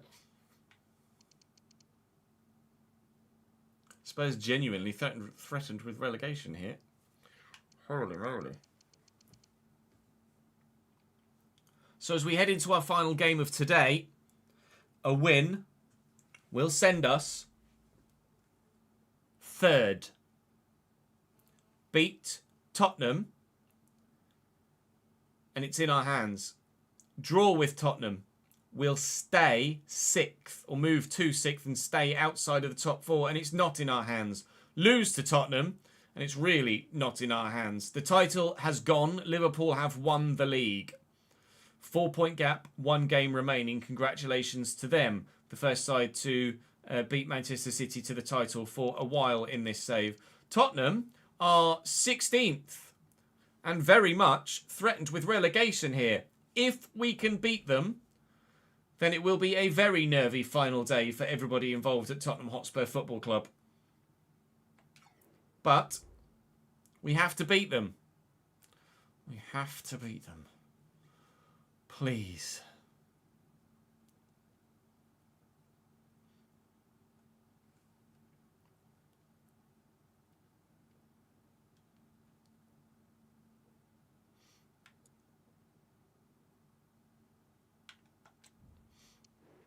No, we're on 58. We go to 61. We go third if we win. Oh no, I hadn't noticed that Newcastle have only played. Ah, well spotted. Well spotted, Dan.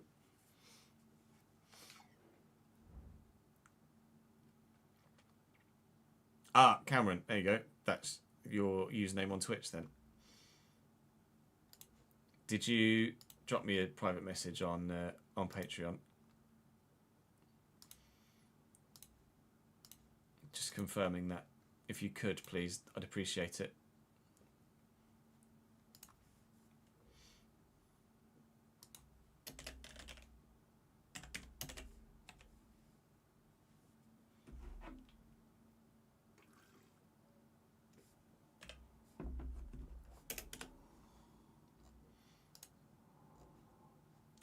keep all of the information in the DMs on Patreon, so I've got the one same go-to place to reference stuff. Yeah, we'll do all of the Patreon stuff after this game against Spurs. I'm going to have a quick toilet break, though, if you will allow me the luxury, chat, because this is a big game, and I don't want to do it with a full bladder. I shall be back in a moment.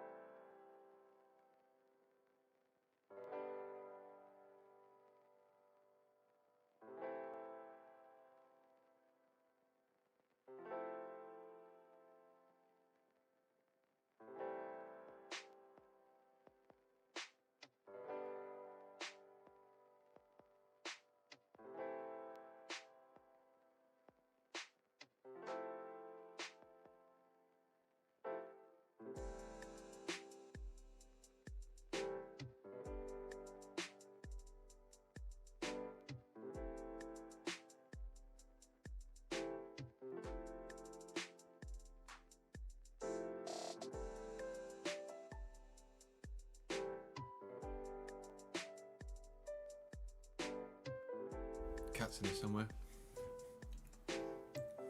Hello, pony. Not up there, thank you.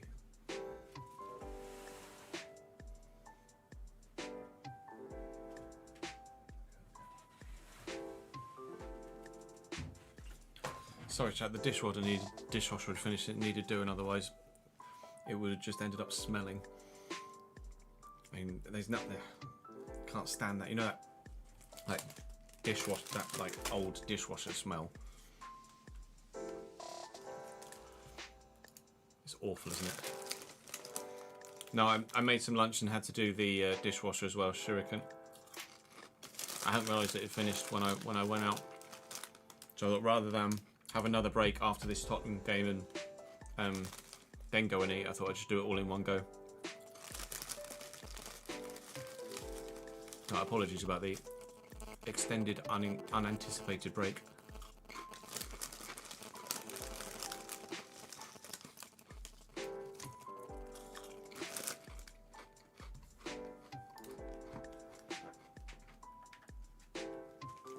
Spurs have a decent side as well. I'm really surprised that they are where they are. It looks like Lancashire's going to get the golden boot. He's only played 32 games as well, of the 37, of the 36, actually, to be fair.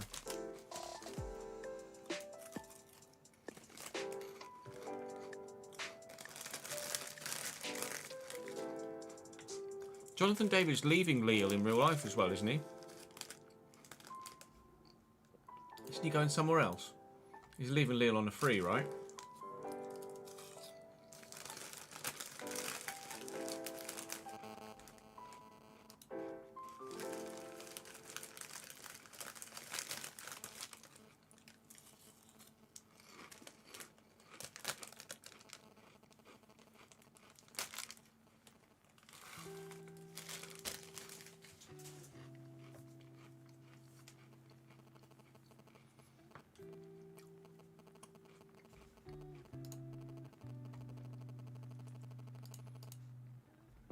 Not sure where. I know he's definitely leaving. I'm sure Fab tweeted about it recently.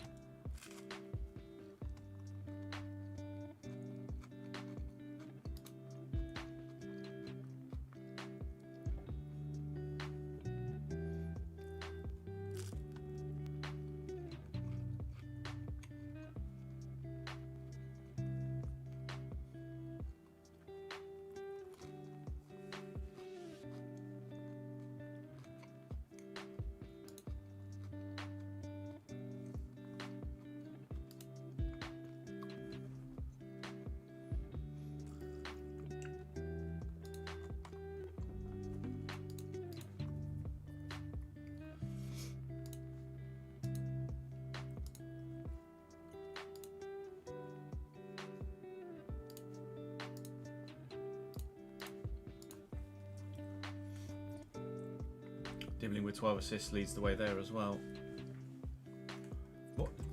Morgan Rogers with 7 assists does surprise me. I imagine that they've come mainly in simulated games, to be honest.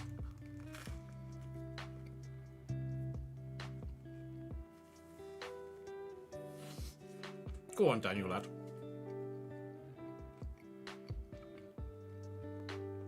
Juventus or Man United for Jonathan Dale. I've not seen a Man United link, to be fair.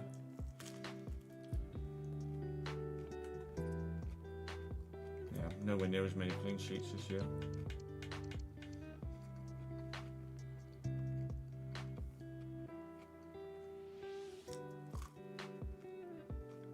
I think this might be the season we end up replacing Lucas Bergstrom.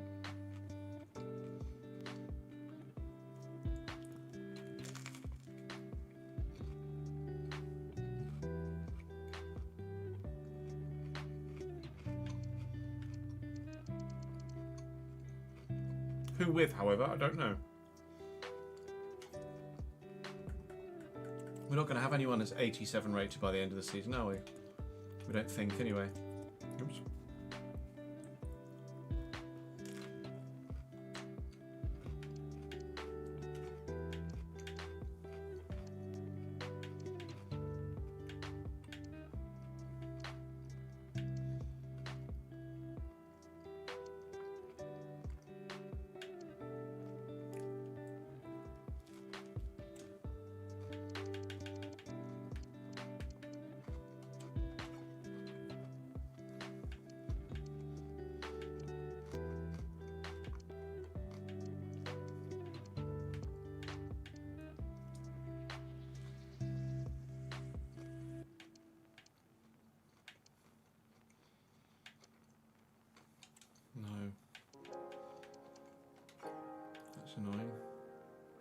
So it looks like 86 will be our peak for the summer.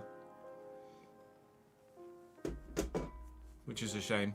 Would have been nice to sign some slightly higher rated players.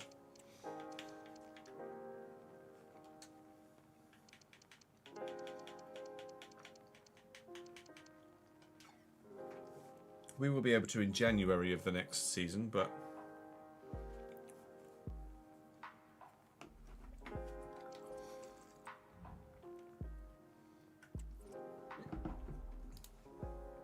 well, let's go play Spurs. That's us setting up for the rest of the day.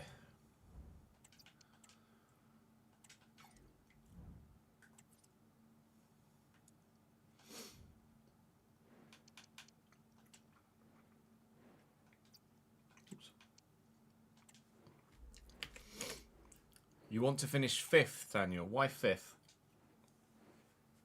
Nico Williams, Samu. Put Gabri Vega out there.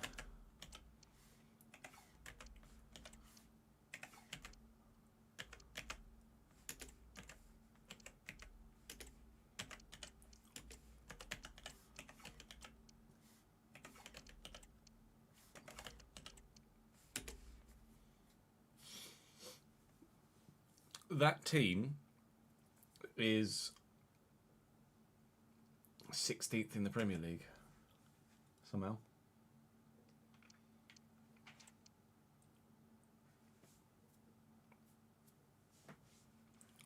Oh, that's as high as you can go, is it, Daniel?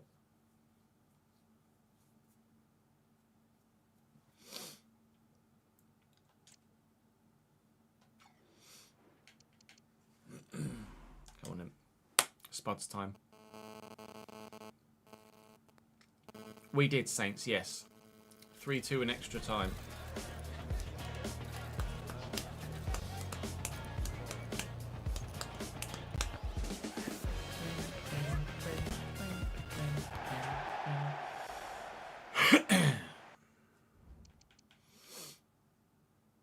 I've just seen your message slightly further up, Daniel. 7 points up to 4th and 6 left to play for. You can send Villa down to the Championship. That would be huge.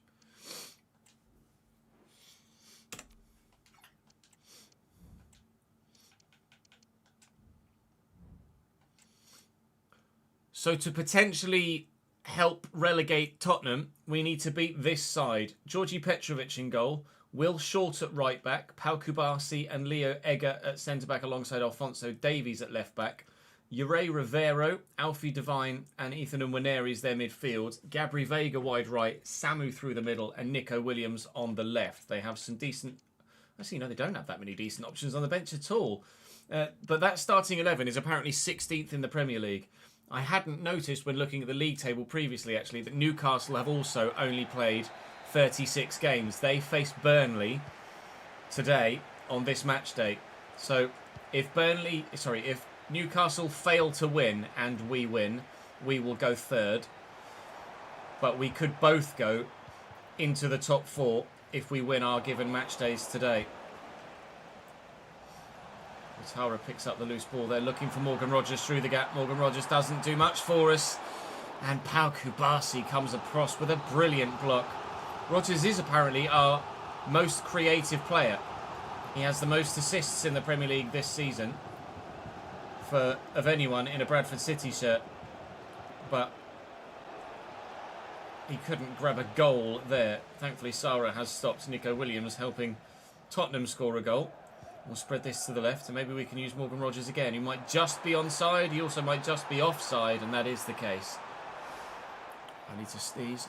I need to sneeze. It's right there in my schnoz. Does it matter what order you apply parts? As your car was top 3 performance in the second last season, its 4th bottom engine sounds like it's skipping gears, but it's not. You do need to change components when they get worn. But it doesn't matter in what order you do it. No, you can put part 1 of 3 in or part 4 of 4 in. You don't have to go 1, 2, 3, 4. You can go part 1 and then part 4 and then part 3 and then part 2. But the ICE tends to start to go at about 50%. You end up losing power. Gearboxes are about 60 to 70%. MGU-H's and MGU-K's 50 to 60%. Turbos 50 to 60%.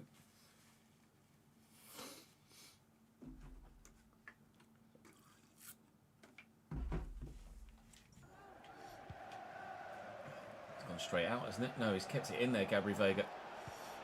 A lovely little back heel to Alfie Devine as well. And Ethan Nwaneri finds Yarek only. Lumped.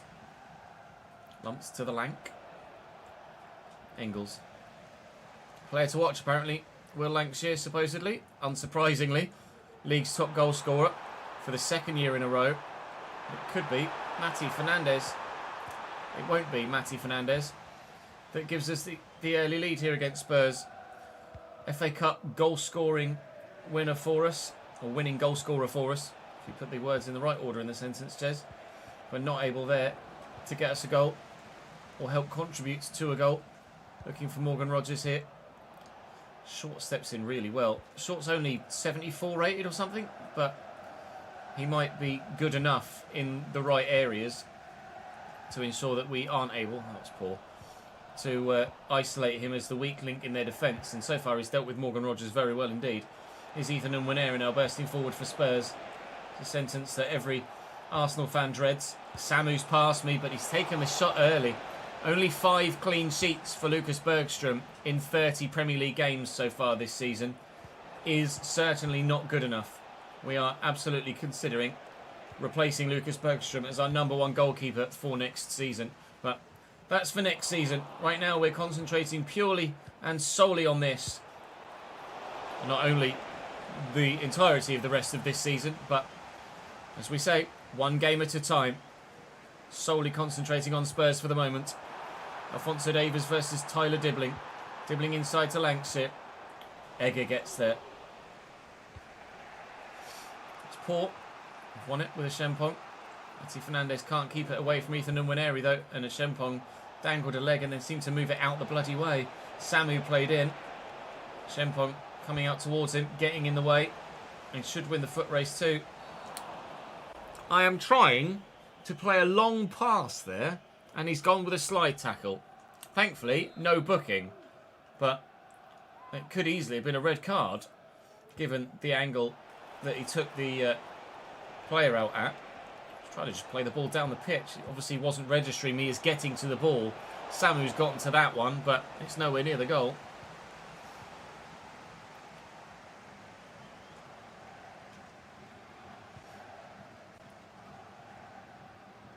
Engels.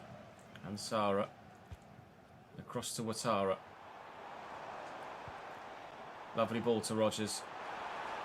Lay off to Lancashire. Lancashire from here. Great save, Georgi Petrovic. Top stop from the former Chelsea man.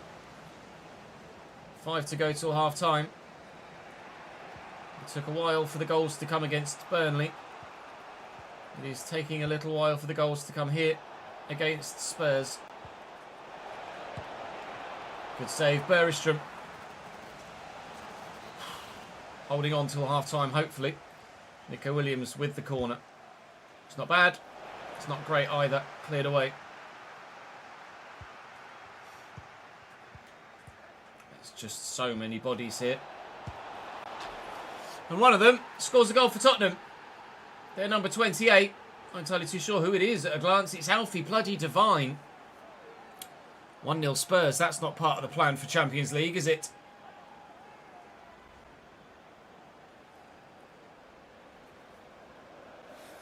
Plan for after this career mode, we'll go to a vote. Nino, not Nino, saying hello to Nino, who's not visited for a while. But I'm going to plan after this save is either Villa or Sunderland in the Premier League with updated transfers and promotions and relegations, etc.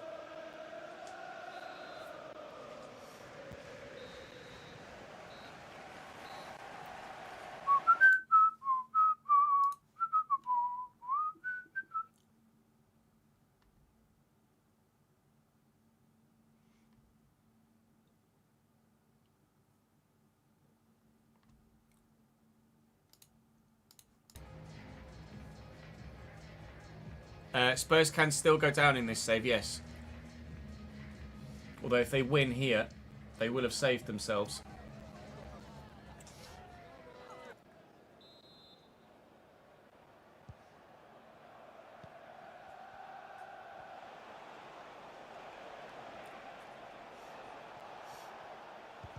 Good interception by Ouattara, and the fullbacks pushed forward.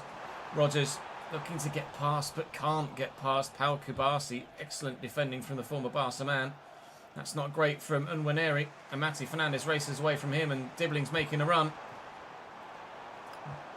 I don't know what Leo Egger is doing there, other than make a complete fool of himself, but I've then turned into him, so ultimately, who's the bloody fool, I suppose? Samu's going to have the strength to hold off the defender. Gets a good shot away, but Berisha was right behind it.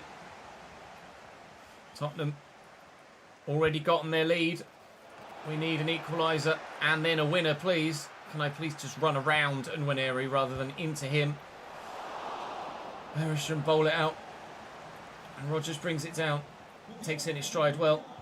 Just get it there ahead of Lancashire. It's him against Short here. And he should have the legs. And he does. Lancashire to level it up. It's 1-1, but one's not enough. We need at least two.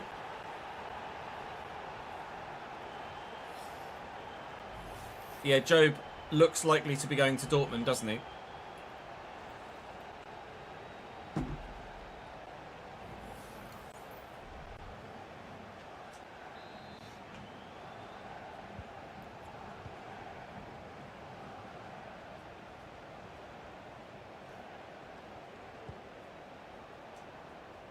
Great touch by Gabri Veiga. Ball down the line here to Alfie Devine. Good block by Yarrick. Now Short, whose lack of positional sense cost them a moment ago, and it might do again. Rodgers beats Rivero. Lancashire through the gap, maybe. No, Rivero's recovered well.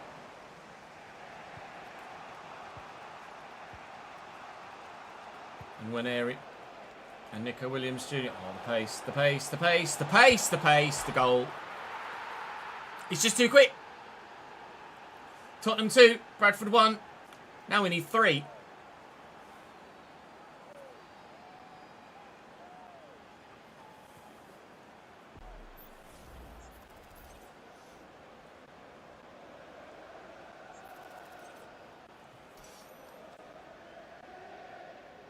Yeah, it's a shame that he's going to leave Sunderland because I wanted to see how good he was in the Prem as well.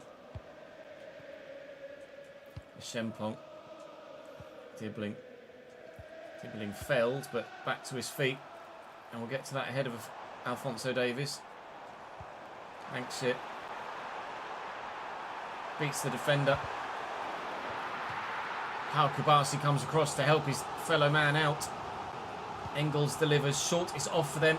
Oh, so close to a headed goal for Yarrick, but it's wide.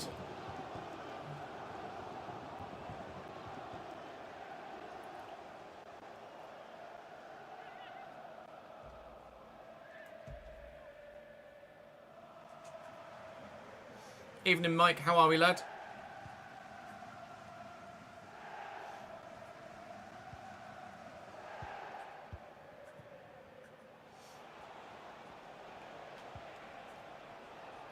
Samu. Given away. Huge opportunity. Matty Fernandes steps away from the man. Then fouls him again. Fernandes. Engels. Fernandes. Dibbling making the run inside. We don't get the extra 30 to get the result we want here. We have to do it inside 90, and at the minute we are losing. And might be losing by even more. Samu, Gabri Veiga. We are losing by even more, and that's absolutely unstoppable by Gabri Veiga. This Tottenham side should never have been 16th in the first place, and today they're showing why they shouldn't be in that league position. Champions League football is going to be really tough from here.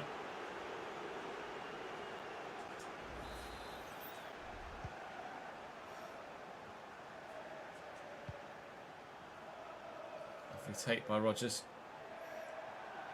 It's past the man. Looking for Lancashire.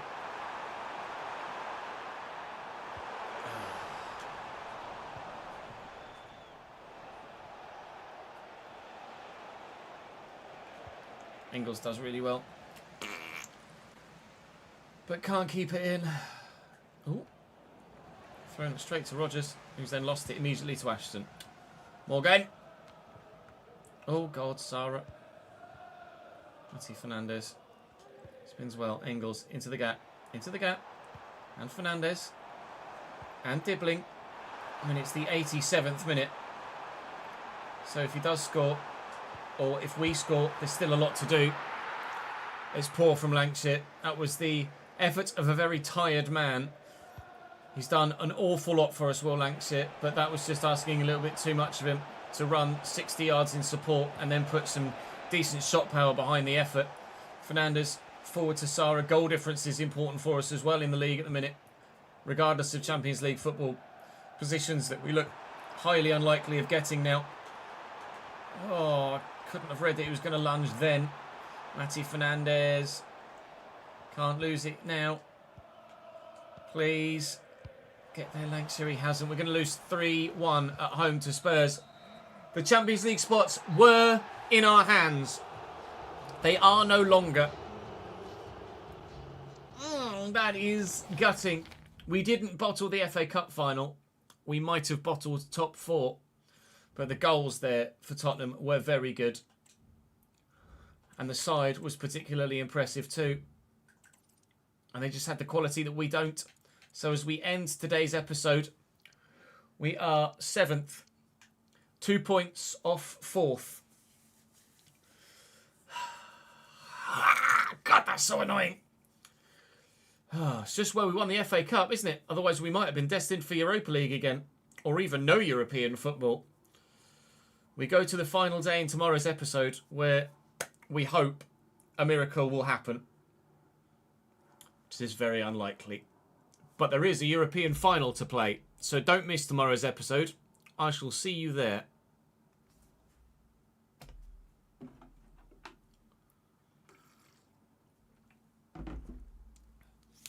Yeah, FA Cup's Europa League. Thank Christ. Just held your baby so you swarmed with rattles and nappies. Do I think Yamal deserves Ballon d'Or? If Salah hadn't done what he'd done this year, yes. But no, I think Mo Salah deserves Ballon d'Or this season. Oh, lads, that is gutting. There will not be any... Well, it looks highly unlikely that there will be any Champions League football in this save.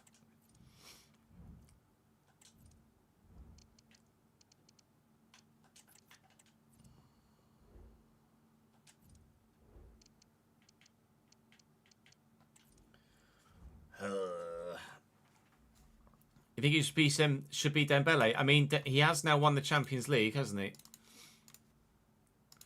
RTG S9 episode 15. This season's been very long, isn't it? Compared to most. That'll be Tuesday next week's video. And now we'll record the season finale. I don't think Mbappe gets it. It could be anyone between Yamal, Salah, and Dembele. Yeah, I don't think Mbappe gets it. He's had a great season for Real Madrid, but I don't think so. Let's have a look at transfer marks. Compare stats, shall we?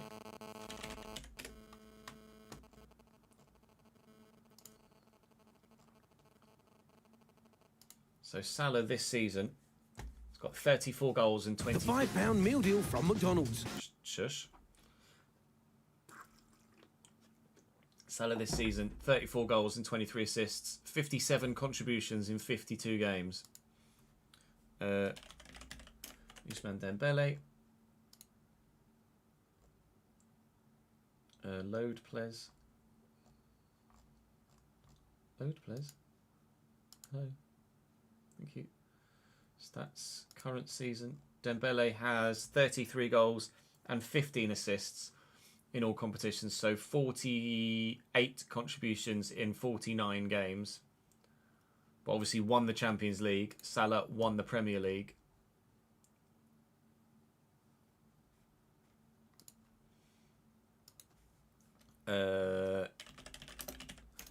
Lamine Yamal.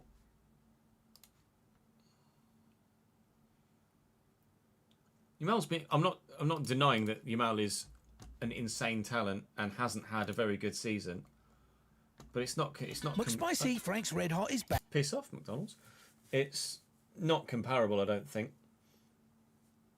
25 assists is obviously exceptional. 42 contributions in 55 games. But, I mean, look at Salah's numbers. Salah's numbers are mental. And Barca have obviously won La Liga this year as well. Mbappe is 43 goals and 5 assists. 48 and 56. But they didn't win anything this year. Dembele won the treble, did they? Liga is a bit... To be like, oh, PSG won Liga, that means you should win the ballot. Like, yeah, he's done a treble, but it's not that fucking hard for PSG to win the French League and Cup, is it? Champions League, on the other hand, is certainly comparable to the Premier League. But I think Salah's had a better season.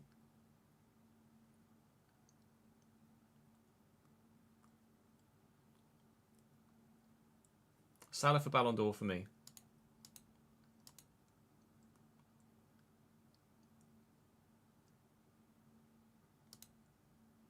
Personally.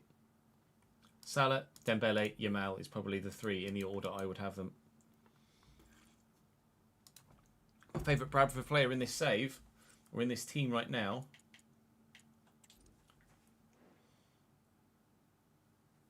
probably Lancashire, yeah. Yeah, probably Lancashire. Kind of has to be, really, doesn't it?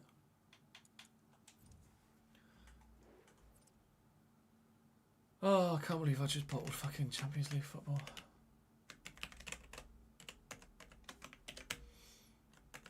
Fuck my life.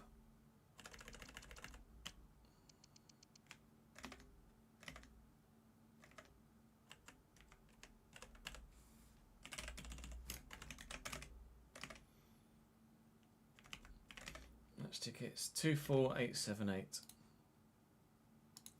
24878. Goes to 28058. 28058. These to 1018 505. 1018 505.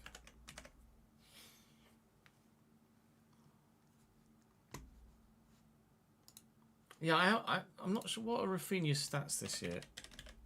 I know he's had a great season.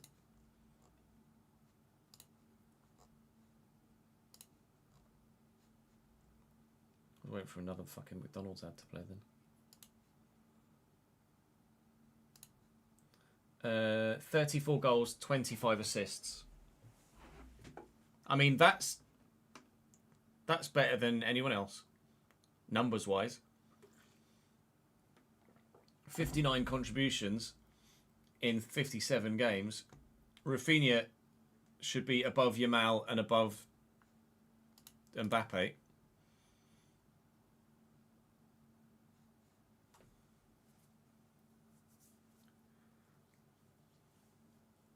Like 13 goals and 9 assists in 14 Champions League games. Are you sure? 22 contributions in 14 games. That's absurd.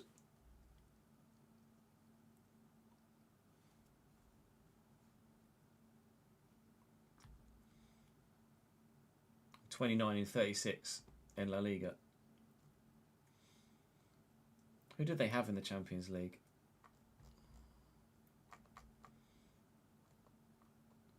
Monaco, young boys. Got a hat-trick against Bayern. A hat-trick against Bayern. 2 against Benfica, 1 against Dortmund, 2 assists against Atalanta, 3 goals and an assist against Benfica over 2 legs, a goal and 2 assists against Dortmund, 2 assists and a goal against Inter.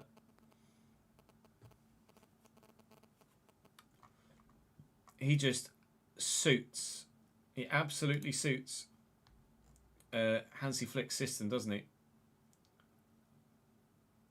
7 goals, 7 assists last year. This year's just been explosive. It was really good for Leeds in the Premier League as well.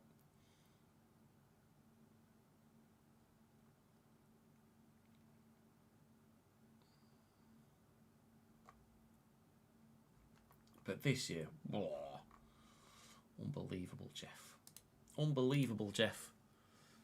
Cheers, move your phone. Sorry.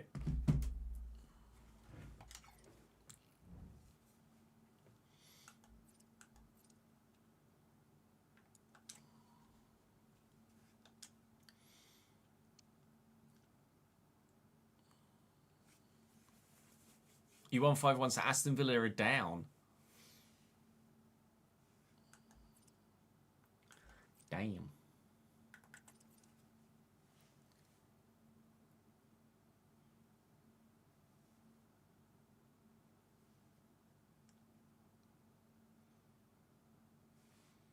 Pretty ridiculous season for Rafinha, really, isn't it? Let's be honest.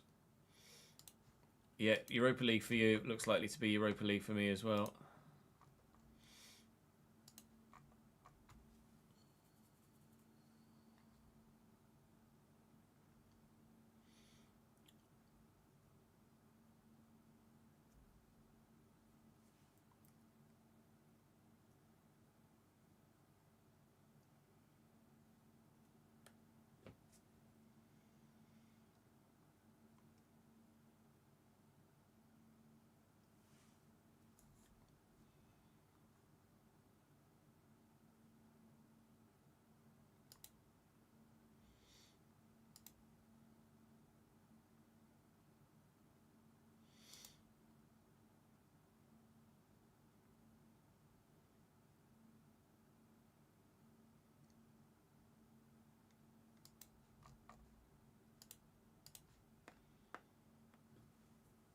You've got Leipzig, have you?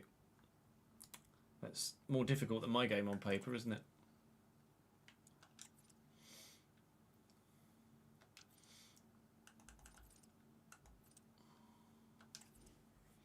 Is everybody fit? Everybody but Lancashire. Right, let's put some names on the board behind me, shall we, for the season finale.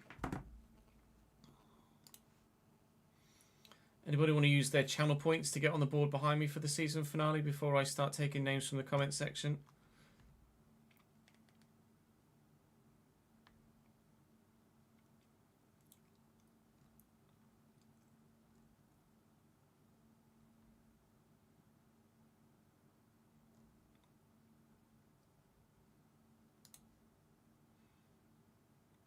Galatasaray have sent contract proposals to both Leroy Sané and Victor Osimhen.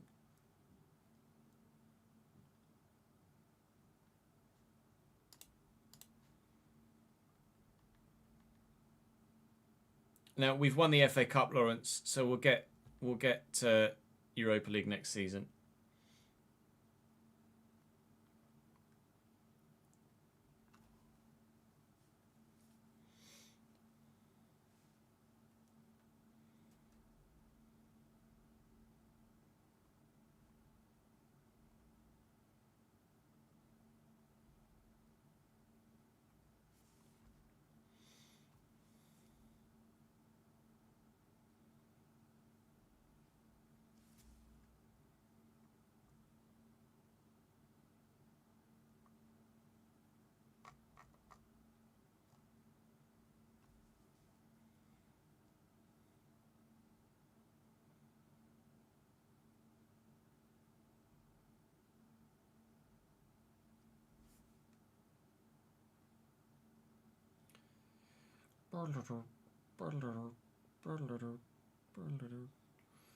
Right, that's 1,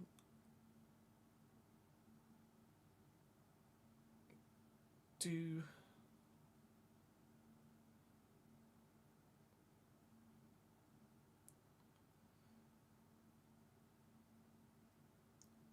3. Data sending, uploading. Bing. Right. Season finale then.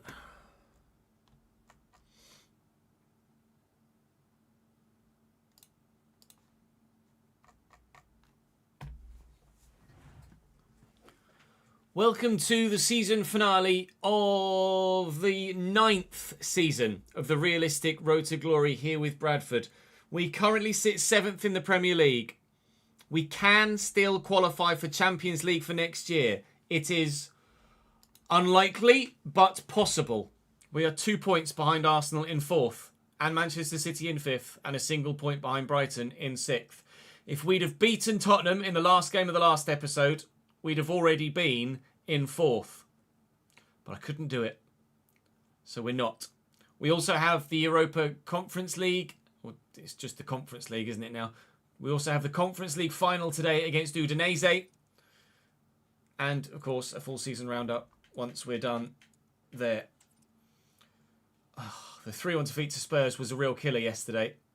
I'm still reeling from it. I've only just finished recording that episode and I'm still a little bit down. But we can cheer ourselves up with a second trophy today after winning the FA Cup final in quite dramatic fashion in the last episode. And of course, if the miracle happens, then we'll be absolutely thrilled to get Champions League football. Liverpool have won the league. Chelsea could finish 2nd or 3rd. Similarly, Newcastle could finish 2nd, 3rd or 4th or 5th or 6th. But certainly they will finish above us as they beat Burnley 2-0 yesterday on the final day. Arsenal have Bournemouth away. Bournemouth are bottom and relegated. So Arsenal have relegated Bournemouth away. So it is unlikely that we get Champions League. If Arsenal draw, their goal difference is significantly better than ours. So we do need a Bournemouth win there to get 4th place. Manchester City have Burnley. Burnley, of course, not relegated yet, but likely to be relegated. Lost the FA Cup final to us tomorrow. Burnley need to beat Manchester City and hope that Leicester lose against Fulham, which is absolutely possible for Leicester to lose against Fulham. Brentford in the relegation picture have Chelsea, who are 3rd at the minute. No, 2nd at the minute, who could finish 3rd if they don't win against Brentford. Newcastle have Brighton. Brighton, obviously the side that are in 6th at the minute. So they're the other side in the challenge for top 4. So hoping that Newcastle win, hoping that Bournemouth win, and hoping that Burnley win. City can draw and we can finish above them if we win by 2 or more goals. It is a big ask, but Wolves stand in our way. And all we can do on this final match day now is our part. But we do need other teams to do theirs. Really disappointed to have lost that Spurs game in the last episode, I can't tell you. The Beta Blue, thank you for your support on the board behind. Neej is there as well as Second City Saint. Thank you all for your continued support, both in the YouTube comment section and live on stream. Here goes nothing.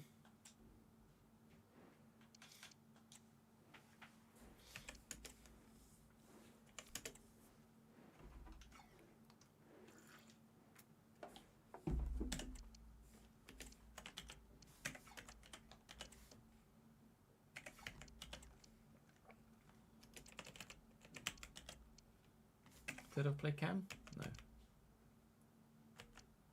Giovanni, that's a throwback.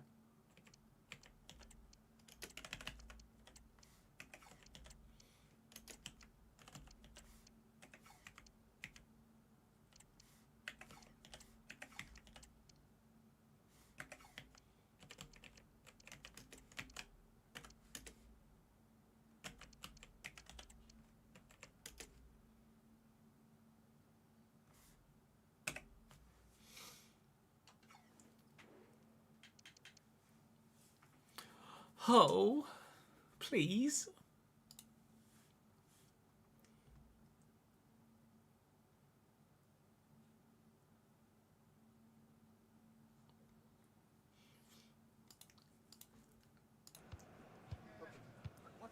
How are we, Ronald? Well, I hope. We didn't do any F1 today. We've just been FC today. F1's back on Sunday.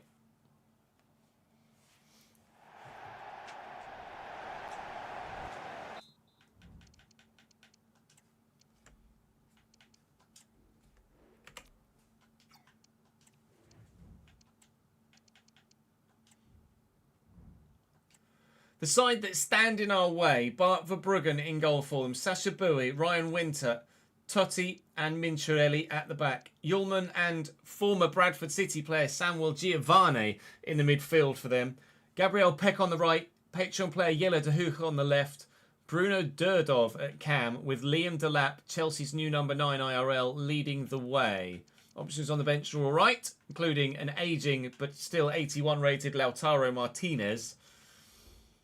Keep him quiet. Keep everybody for Wolves quiet. We're at full strength. I just have to win. And we have to hope. We had to win against Spurs and we didn't. And Wolves have really, genuinely not a bad team at all, do they? Yellow's already ripping me apart. Dudov doing the same. Wow. Wow. Who is Durdov? That's ridiculous.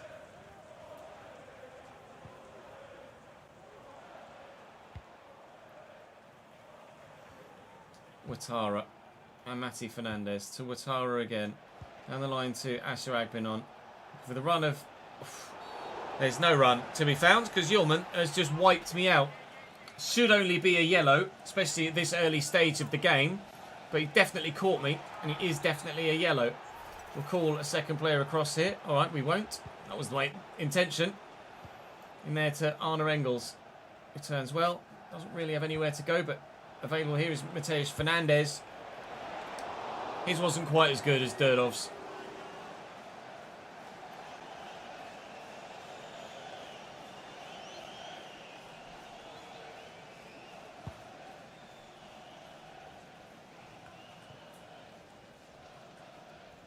Durdov.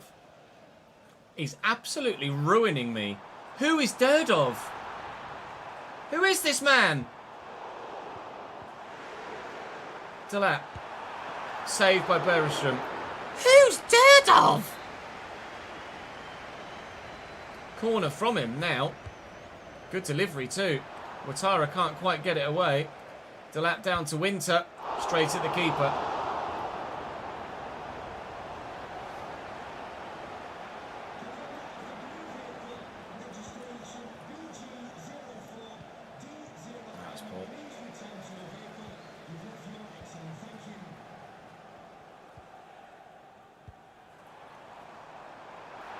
Peck up against Murillo. Outmuscled him. Ouattara's back in position now. He can't get there either. Durdov, he has me terrified every time he's in possession. He's nutmegged Sara there, and that really, I think, probably should have been a foul. Lancashire does well to ride the challenge. He's trying to play a pass back to Arne Engels. Agbenon looks to turn inside. They're looking to the channel, and Lancashire's gotten very lucky. But the keeper makes a good save. It was very fortuitous to find its way through to him, but he hasn't made the most of it. Yellow's on the run, but Joshua Shempong deals with it well, as we trust that he would. It's turned by Matty Fernandez, looking for Dibbling. Dibbling looking for Lancashire again, looking to nod it back to Dibbling. Oh, haven't been able to do so. That was poor.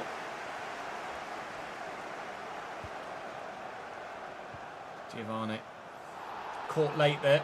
Have to draw someone out towards the ball here. Durdov to Delap. We've won it back. Fucking Durdov.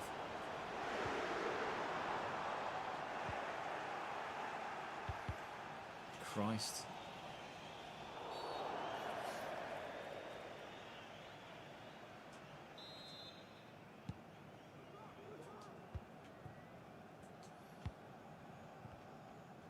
Dibbling. Shempong, Fernandez looking for Dibbling. Beat the man. Poke it. Beat the keeper. We're doing our bit. The travelling fans in the 36th minute have a goal to celebrate. We don't know the results elsewhere at the moment, but we're doing our bit for today. Even if I didn't do my bit yesterday.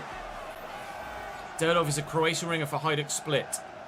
Only 17 in real life. He's fucking good in FC in Season 9. Sexy.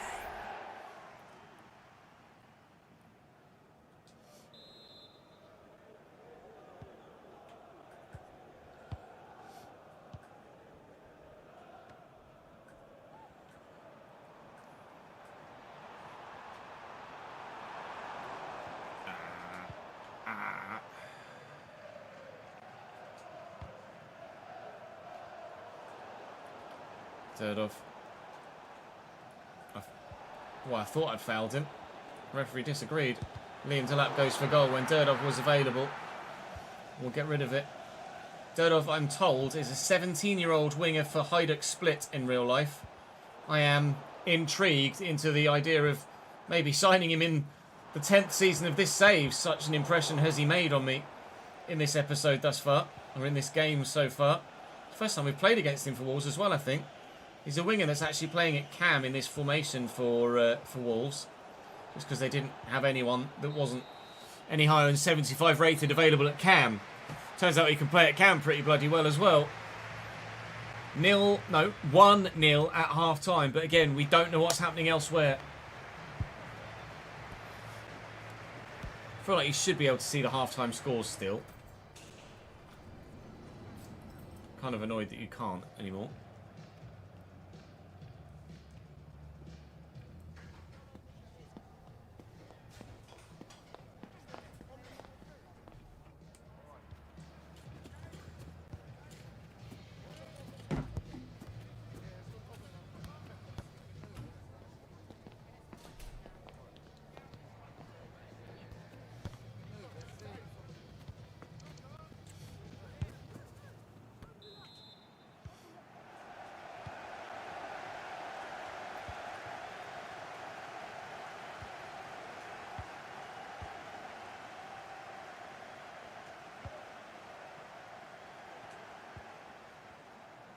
Fernandez, Ashempong. Strong challenge from Yeller. But fair, apparently. I'm going to bring the defender across to deal with this. And deal with it he has. Murillo does very well. Actually lump it down the line. I didn't realise he was left-footed and he was going to do that. Good.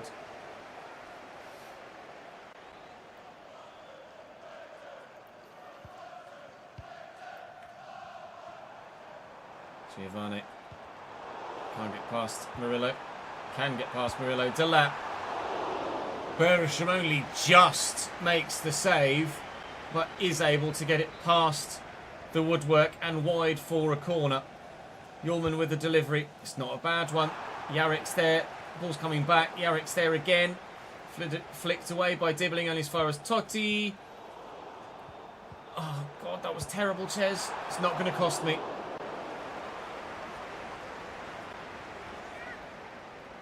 Nothing more.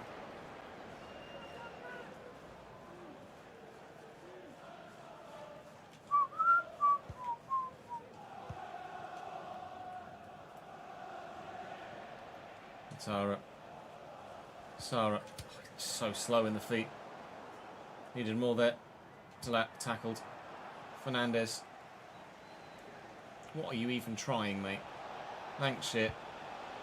Alright, not Lancashire. Lancashire. Well, that's that move ruined. Sara looking for Agbenon. Finds him well. Stands the ball up to the back post. Oh my. Gideon. Tyler Dibbling. Off the bar. Wins the header well. Can't get it down. Slams off the woodwork. No second goal for Bradford. We can finish above.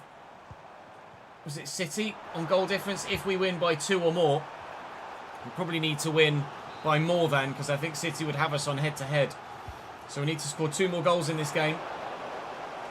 At least. Depending on what Wolves do. Agbenon's away. Got Sara with me. See Lancashire available in the middle, though. So I played it too. Sara decided he wanted to take a touch. Idiot. Cost me the opportunity of a second goal there. Yella Dahu smashes that into his Shempong's face. It's gone out for a corner.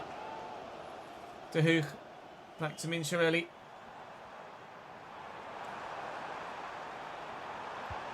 It's a good delivery. It's a decent clearance. Still danger though. Peck. Why have you thrown your arm up like this to try and block that, mate? Derdov with the free kick. Would deserve a goal if he gets it. Could be Ullman. Could be Derdov. Is Derdov. It's squeezed through the wall. And no Marseille-esque deflection and goal, thankfully.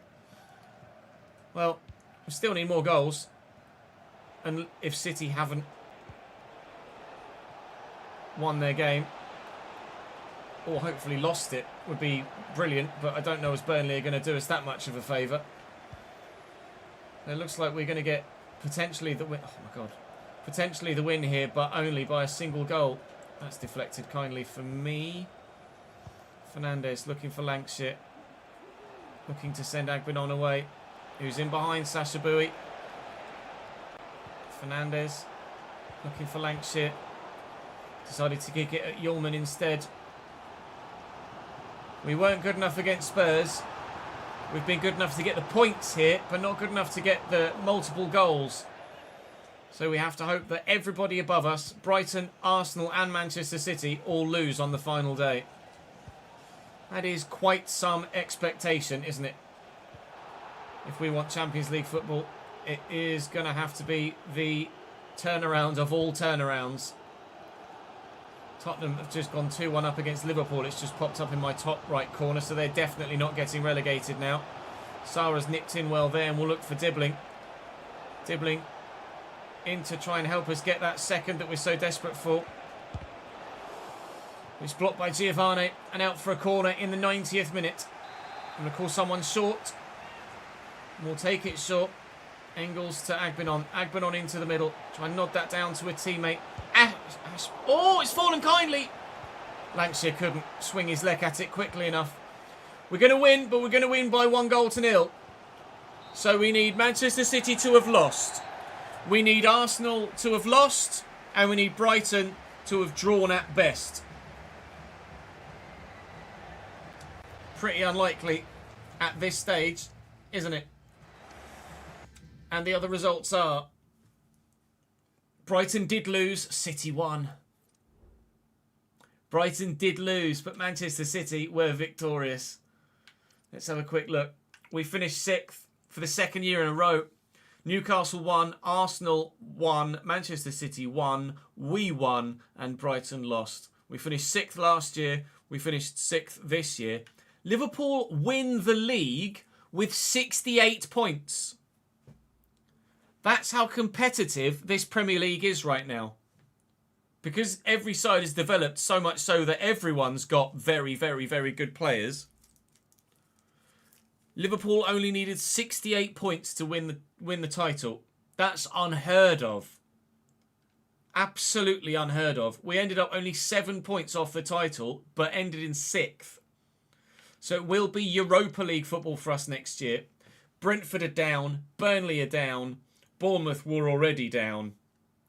That's how the Premier League table looks. I'm going to advance until the end of the season. We shall give you a full season. Actually, no. What are you talking about, Tez? There's a cup final to play. Let's go and beat Udinese and win the Conference League, shall we?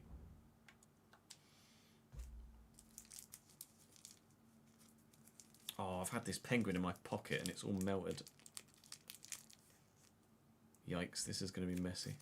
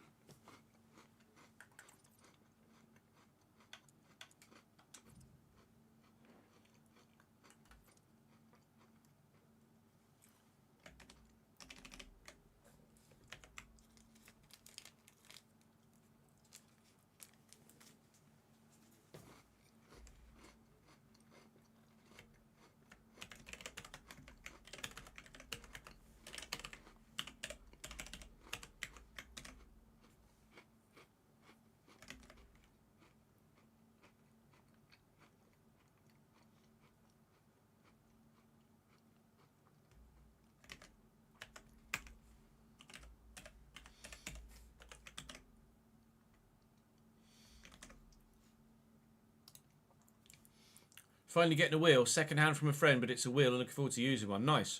What wheel is it, Connor?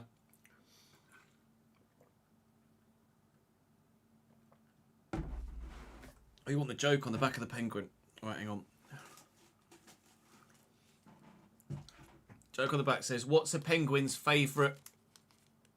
What's a penguin's favourite film?" What's the penguin's favourite film, chat? Oh, Logitech G920, nice. It's a great starter wheel.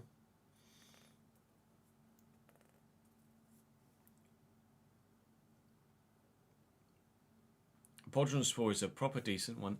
Proper good suggestion. I don't know as I can beat that, Jake.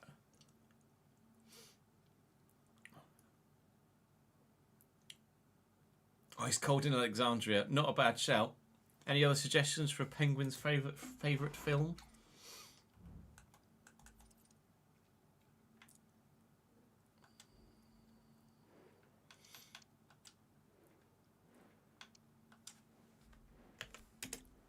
Black and white? Is that film? Or just black and white film in general? Not Batman.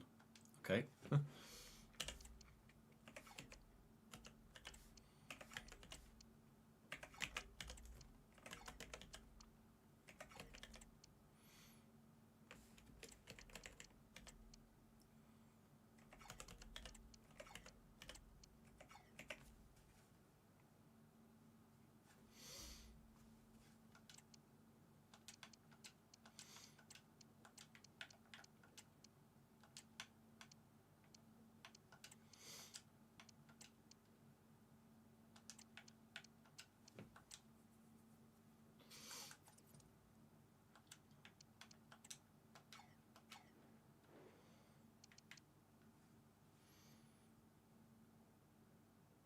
Fuck knows, pal, they're flipping penguins.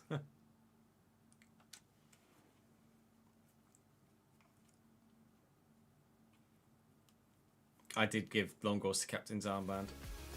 The answer... You will donate £5 if the answer isn't Happy Feet. It's not Happy Feet.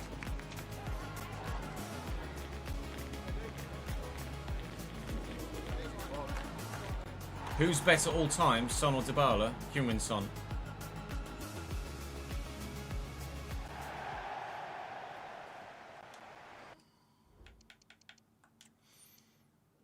Penguin's favourite film is Frozen. Cheers, Jacob.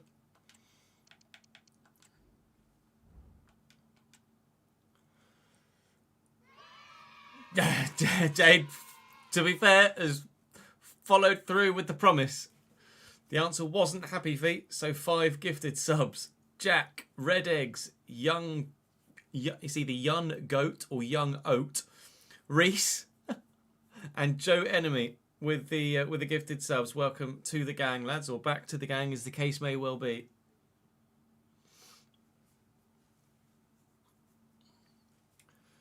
Udinese have done well, really well, to get themselves to the final.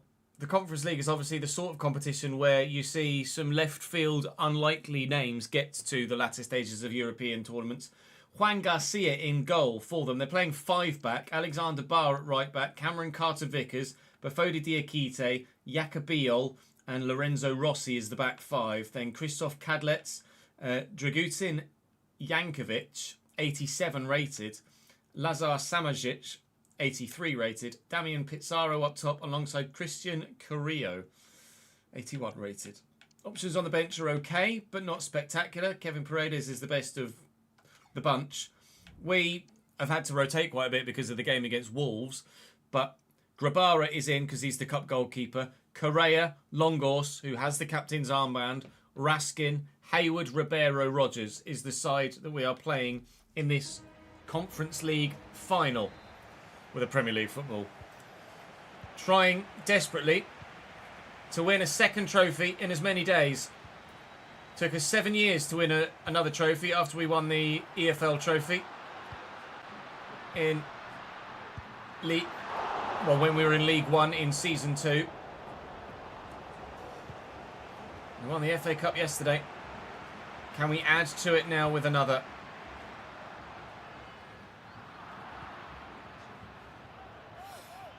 I saw where you said Bodrum Sport. Oh. Did he move? I'm now £20 poorer because of a silly bet. When the fun stops, stop.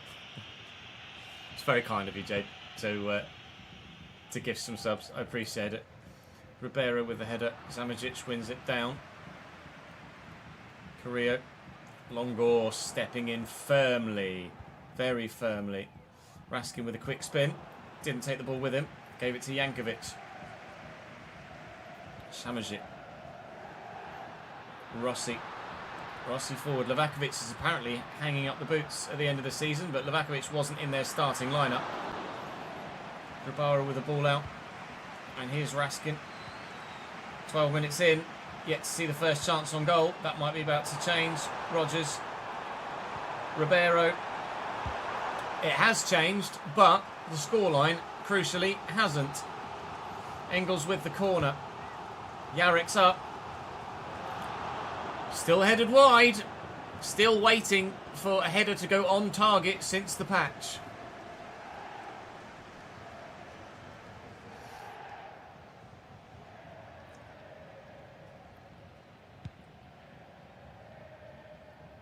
It wasn't my joke, Mark. Leave me alone.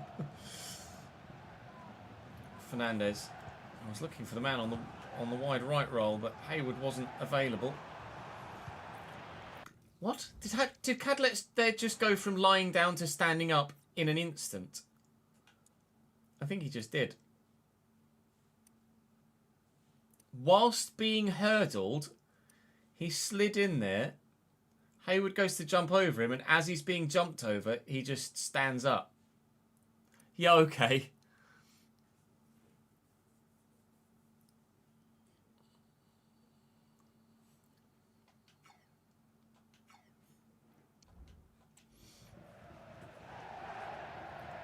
So, Yarek well and truly in the way. Raskin to Engels. Ribeiro's making a great run. Oh, and Engels is founding beautifully. And here's Lewis Hayward. Oh, I should have maybe gone out wide to Morgan Rodgers rather than to Hayward. Probably was the better option to try and score the goal. Here's Jankovic. 87 rated. I'm not sure who he's a regen/pregen of, but he's decent at 87 rated, that's for sure. Carrillo to Pizarro. 1-0 Udinese. The Italians lead the final.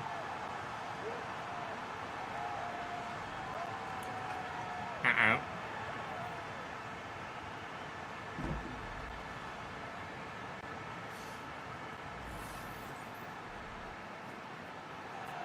Uh-oh.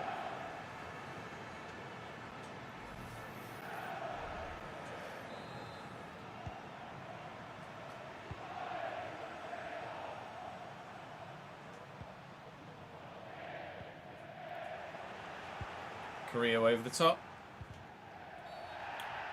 I mean, that disappeared inside Yarek's chest, but apparently he used the hand first. Jankovic and Bar over it. It's going to be Jankovic. Cannons off the crossbar. That was not where that header was aimed. Rossi thankfully doesn't score another. What a free kick, by the way. Jankovic is a bit good. He's 87 rated though, so he's too good for me to be able to sign. The highest rated player we'll be able to sign in the summer at least will be 86 rated because of Will Lankshire, and someone else is 86 rated. Might be Mateus Fernandez, might be someone else. Correa looking for Lewis Hayward, looking for Ribeiro. Ribeiro loves a goal in Europe. Not this time though.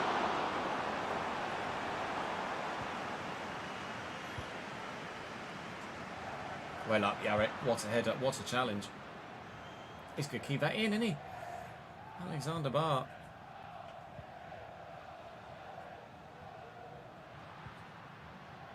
Samajic.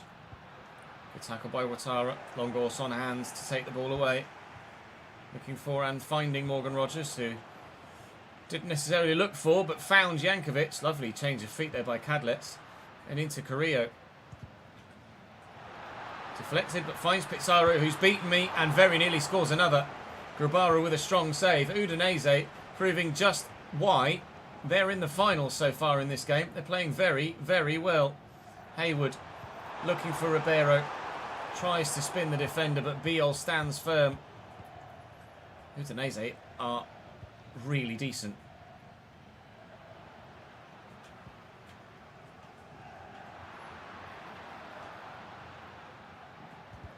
Diakite picked off by Fernandez. Diakite again picked off by Raskin. Ball out wide to Hayward. Referee's about to blow his whistle and does.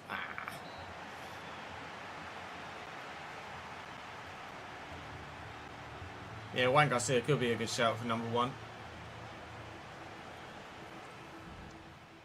Big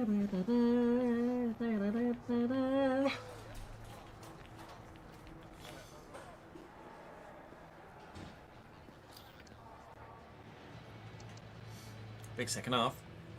Big second half.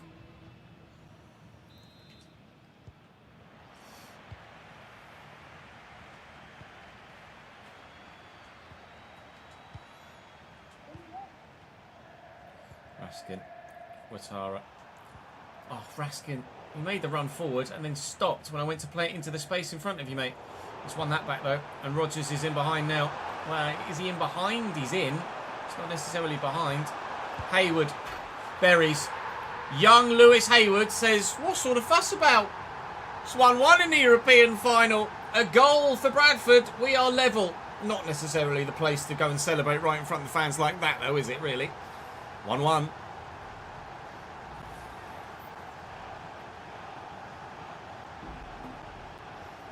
What's wrong with their kit, ads? There's nothing wrong with their kit.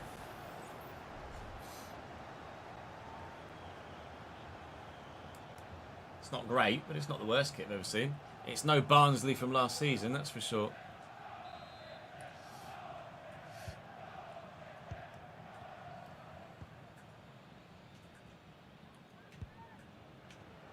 Carrillo, Whaley and Longhorse. Fernandez out to Ouattara. They've left Morgan Rogers free again, but you can see the defender acknowledge that, realise his mistake, and try and get himself back in position. Rogers might be on. He might be off. He's off more than he's on. Yeah, I hadn't seen the sponsor or paid attention to the sponsor. To be fair.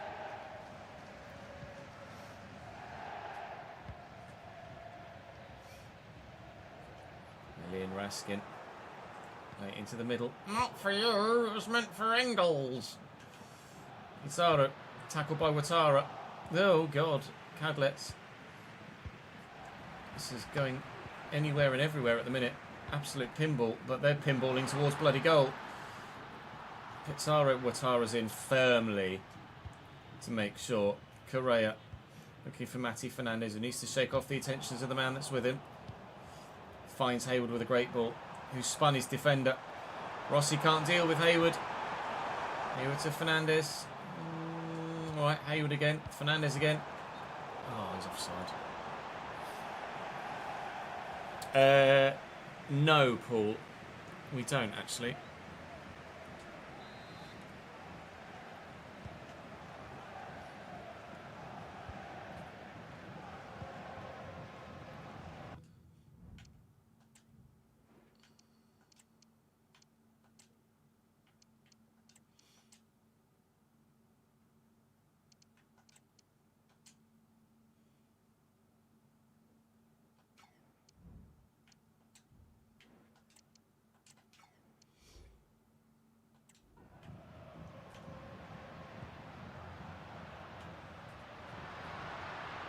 Correa looks to lift it.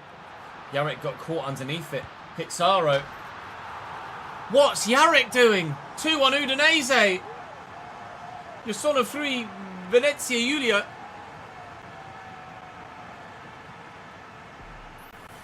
Ah!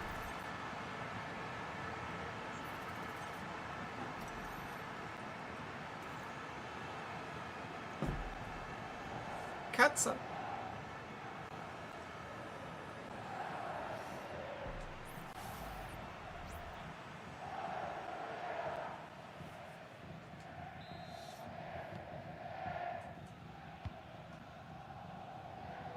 Davies. Forward to Dibbling. We've made changes. I'd made changes before they scored their second bloody goal. But they scored a second bloody goal, so I'm glad I've made the changes. Pizarro. Yarrick, we're looking at you, mate. You've been so solid all season long. Well, that was absolutely your mistake that led to the second goal for Udinese here. Smith Rowe skips over the challenge very well. Run, Will. Dibbling out wide. Dibbling and Lancashire have linked up so many times in this save, but don't yet here. Yarrick again doesn't quite get there and do his defensive duty properly. Saka. No, different one. Out to Rossi. Saka again. Forward. Jarek does win the header this time. Still doesn't find a teammate. Jarek's having an off day. A European Cup final is not the time to have an off day, Jarek. Carrillo.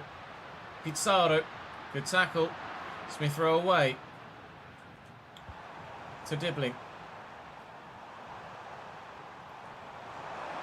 Will just didn't want to run. That's not Will Lancashire. Terrible passes. No idea why. Well, in Smith Rowe, but it falls for them. Carrillo, we are moments away from losing a European Cup final. Rossi, well in Longhorse, keeping everything alive for us. Hayward. Fernandez is dead on his feet, looking for Lancashire. Beats the defender. Will Lancashire going through to not save our bacon. Juan Garcia might have just earned himself a potential move to Bradford City with a save of that quality in a moment like that. Unbelievable stop. I can't quite believe he's actually pulled it off. We're in stoppage time. That was the chance. We're not going to get a better one. We might not even get another one. We're not going to get another one. Udinese are going to win the Conference League. We are going to lose the Cup final. No Champions League football. No European trophy. We lost the Cup final last year. It was our only one. We've had two this year. We have won one. The one that we lost last year. We lose this European Cup final though. Fair play to Udinese. But Jarek's mistake is the difference maker. I mean, congratulations Udinese, just as it was congratulations Ipswich last season. They'll be in the Europa League next year. We'll be in the Europa League next year.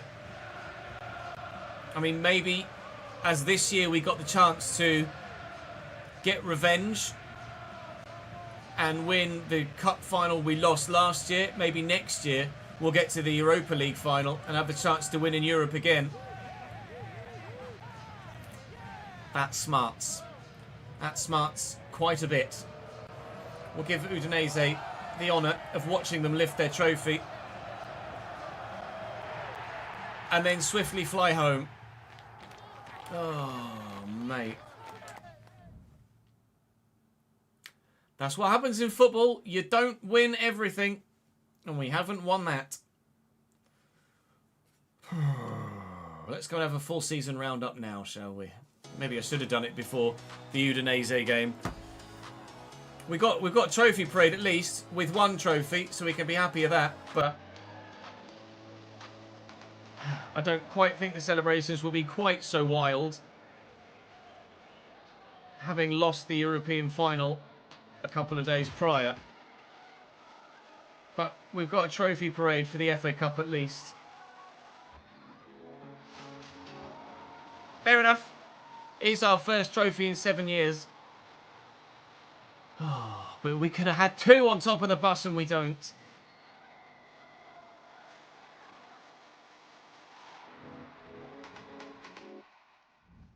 Fuck my life.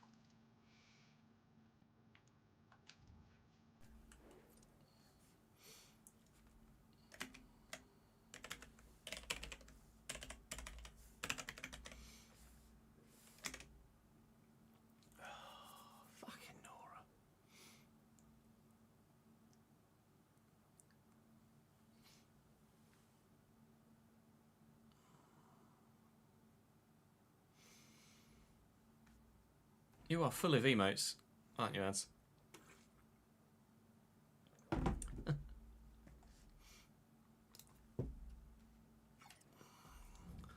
That's a bit shit, isn't it, chat? That's a bit shit.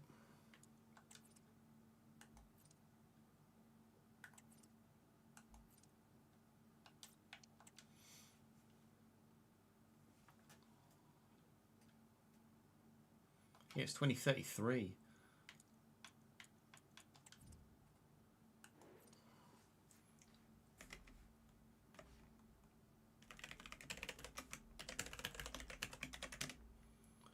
Uh, 14, 7. Oh, it's the same as the other one, isn't it? It was 785, 786, 73500. So it's that, but 196500.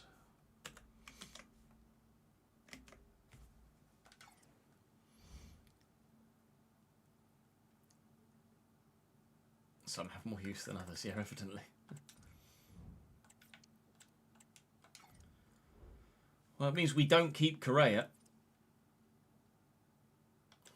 That was a if we qualify for the Champions League only, wasn't it? Yeah, that cutscene with a treble would be unreal. Unfortunately, not so lucky.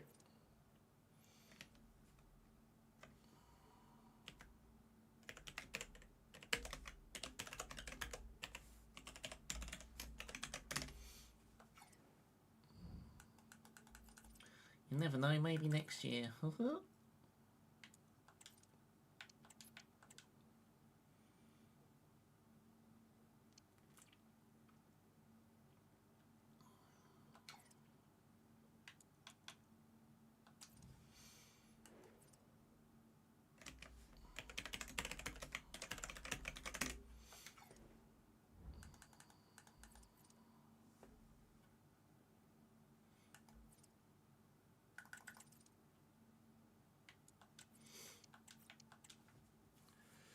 We don't make kits, Raphael. No, the kit mods obviously break every time the game is updated, and I don't know how to fix them, so I don't bother with kit mods, or haven't bothered with kit mods. It's something we're looking to maybe change for FC26.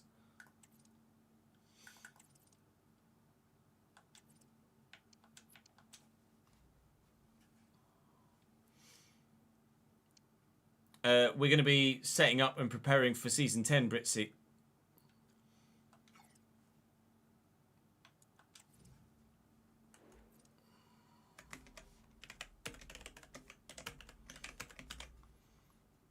Right, we have Premier League prize money, TV money, European prize money, corporation tax.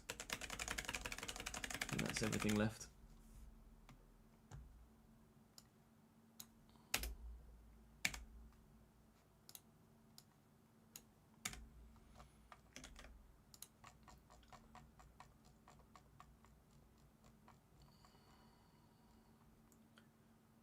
Oh, and European qualification money as well, corporation tax.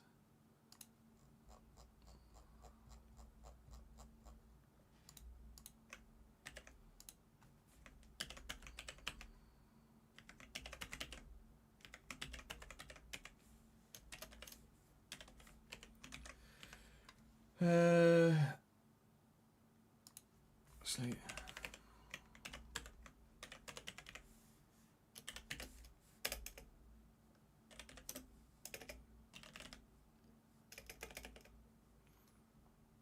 What did we call it at the beginning of Season 7? TV revenue. TV money.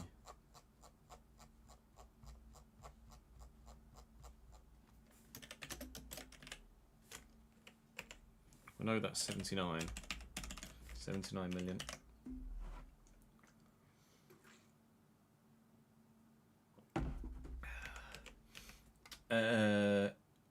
Premier League prize money, that's actually going to be exactly the same as last year, isn't it? 6th. 46,725. 46,725. European prize money. Conference League. We don't get anything for losing the final. RIP.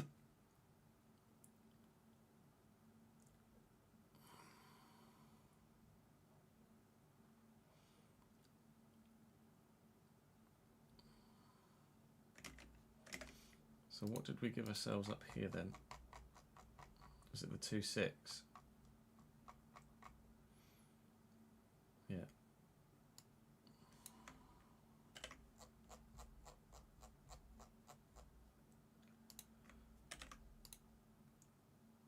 Don't get prize money.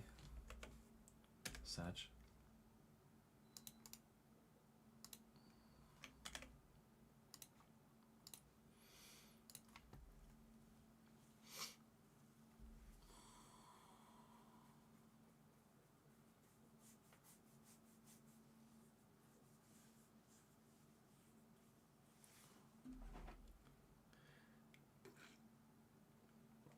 Potentially for FC26, Raphael, yes.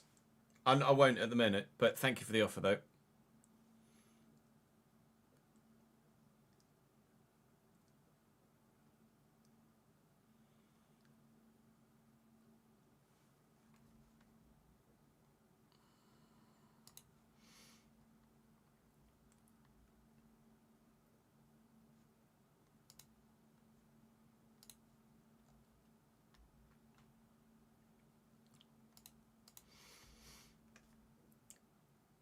€4.6 million for losing the final.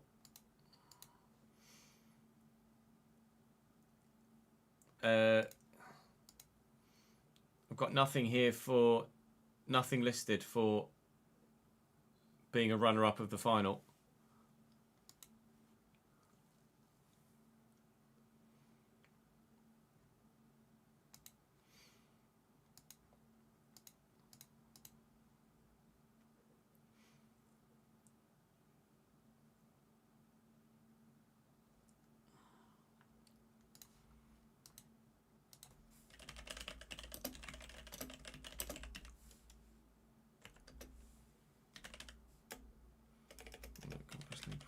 AD made the spreadsheet for us.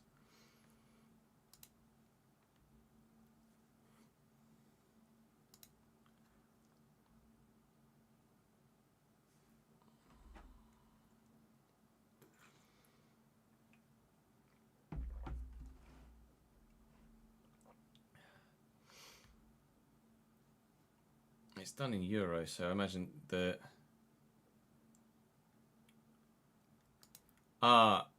No, that's what the final qualification is. Final qualification is the 3.349, which is runners up €4 million. That's how AD's done it.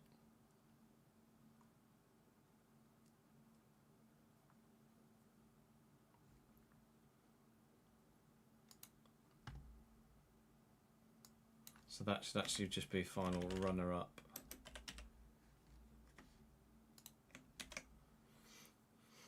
So we have already given ourselves the money for that.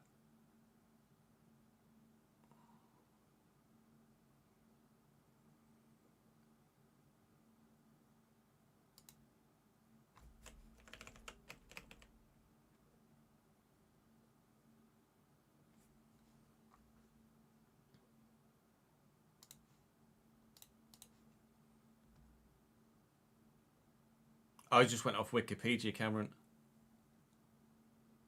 We'll figure that out in a sec, Davidenki, because we're not sure, because I'm going to spend big on a stadium, which we will factor into season 9 finances.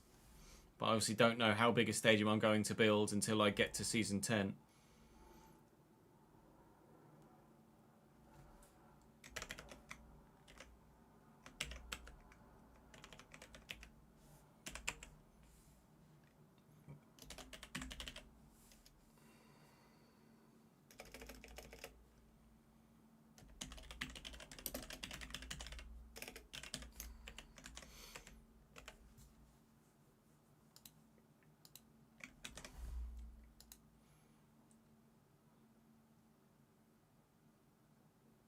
So we need to update the squad tracker now, don't we? With everybody's stats.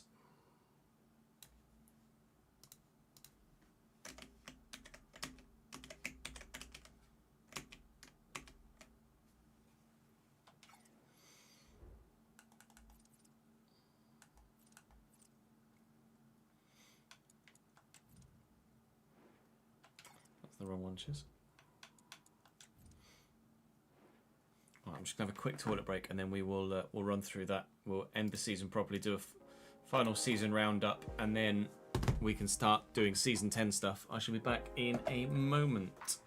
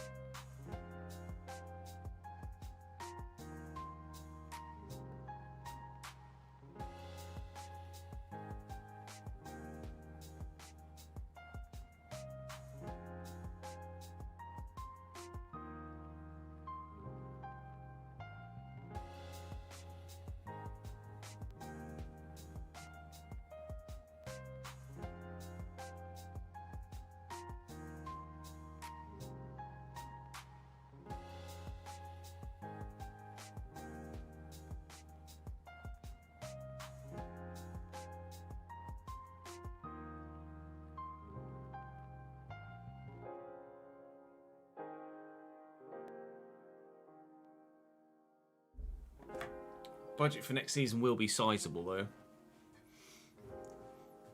Just not sure how sizable yet. Right. Let's see. So Grabara. Oh.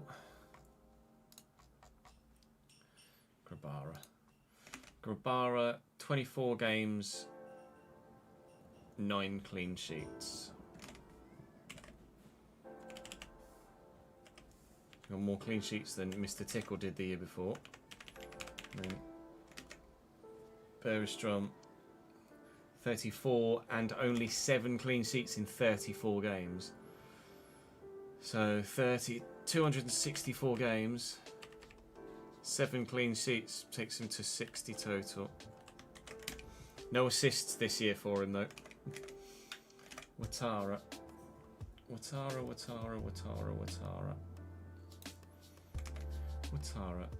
42 games played, and that's it. So 83 games total. Jay Davies, 26 games, 1 goal, 1 assist. So 28, 1-1. Van der Haar's played another 14. So that takes him to 41. Longors. Where are you, sir? Where are you, Sonder? There he is. Another 24 games and that's it. Another 24 takes him to 153 games. Murillo is 23 games, 1 yellow card. Yarrick is 44 games, 1 yellow card. Shempong. Right backs, Josh Shempong. Shempong is 40 games, 3 assists. 40 games and 3 assists. Correa, just 19 games for him. No cards, no assists or anything.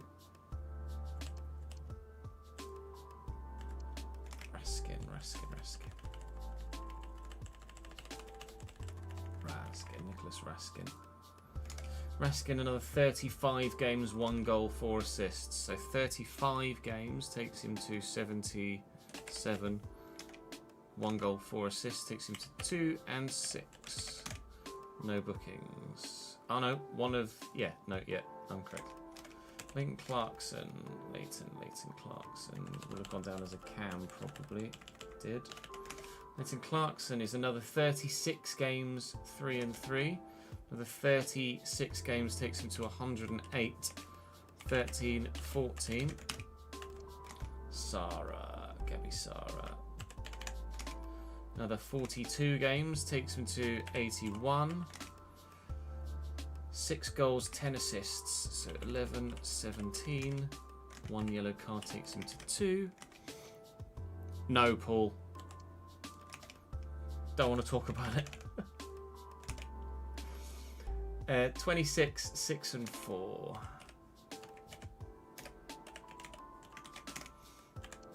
Anna Engels.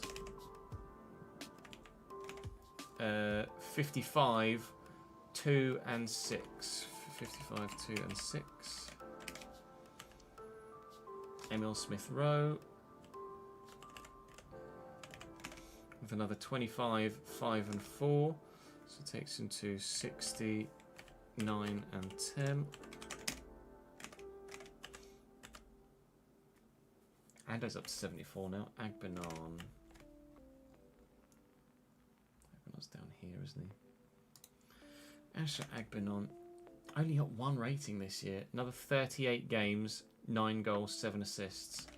38 games takes him to 69. 9 goals, 7 assists, so 18 and 12. Morgan Rogers. Where's you? Where are you, Morgs? He's gone down as a left mid then, won't he? No, where's Morgan Rogers.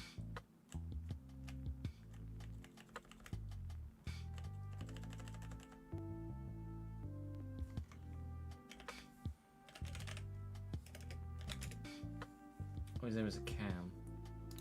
A herder. Morgan Rogers, 41-10. 10 assists isn't bad. He's not spectacular though, is he?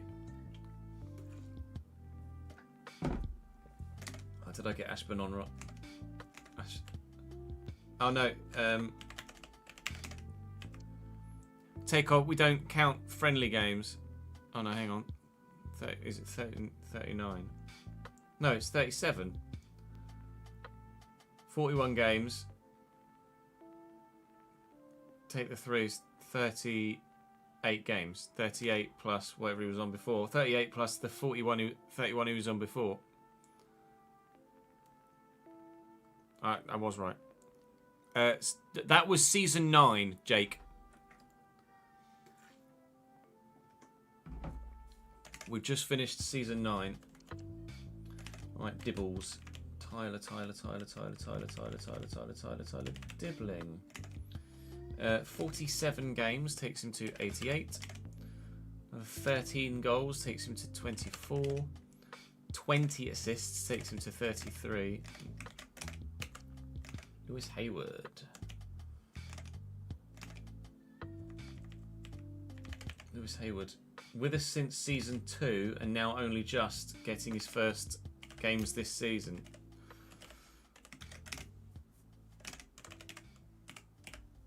$19 games, 5 goals, 8 assists. Not bad. Lancashire. Another 43 games. 175. Another 35 goals. 117. He's now the club's top goal scorer. Another 7 assists as well. He's now officially the club's top goal scorer. Ribeiro. Rodrigo Ribeiro. 31, 18, 7. That's not bad. 25 contributions in 31 games. How good has Rodrigo Ribeiro been? Right, that's the squad tracker updated. So, as a result, the stats dashboard is now updated. Lucas Bergstrom there with 264 games. Lancashire is now the 4th top appearance maker of the club's history and can go 2nd next year, provided we hold on to him. He is now the club's top goal scorer. He's now the club's 2nd most creative player, dibbling up to 4th on that list. Grabara goes into 3rd on the clean sheet list. Longhorse now into the top 5 on yellow cards, and we didn't get any red cards that season, I don't think. Right, I think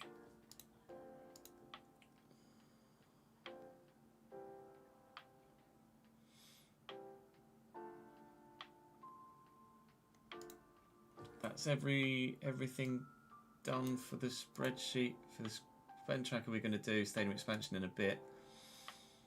That's all up to date. So finances here are up to date. Here's playoff spots because it was European football. And then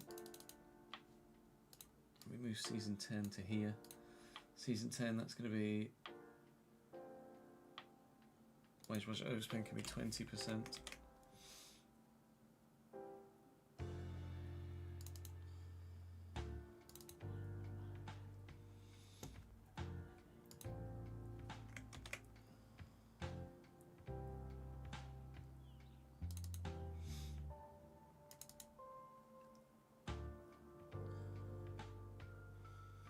No, we've not done anything else yet, Ben. We're about to record the actual season finale bit of it, and then we can update transfers with players that are outgoing on the squad tracker.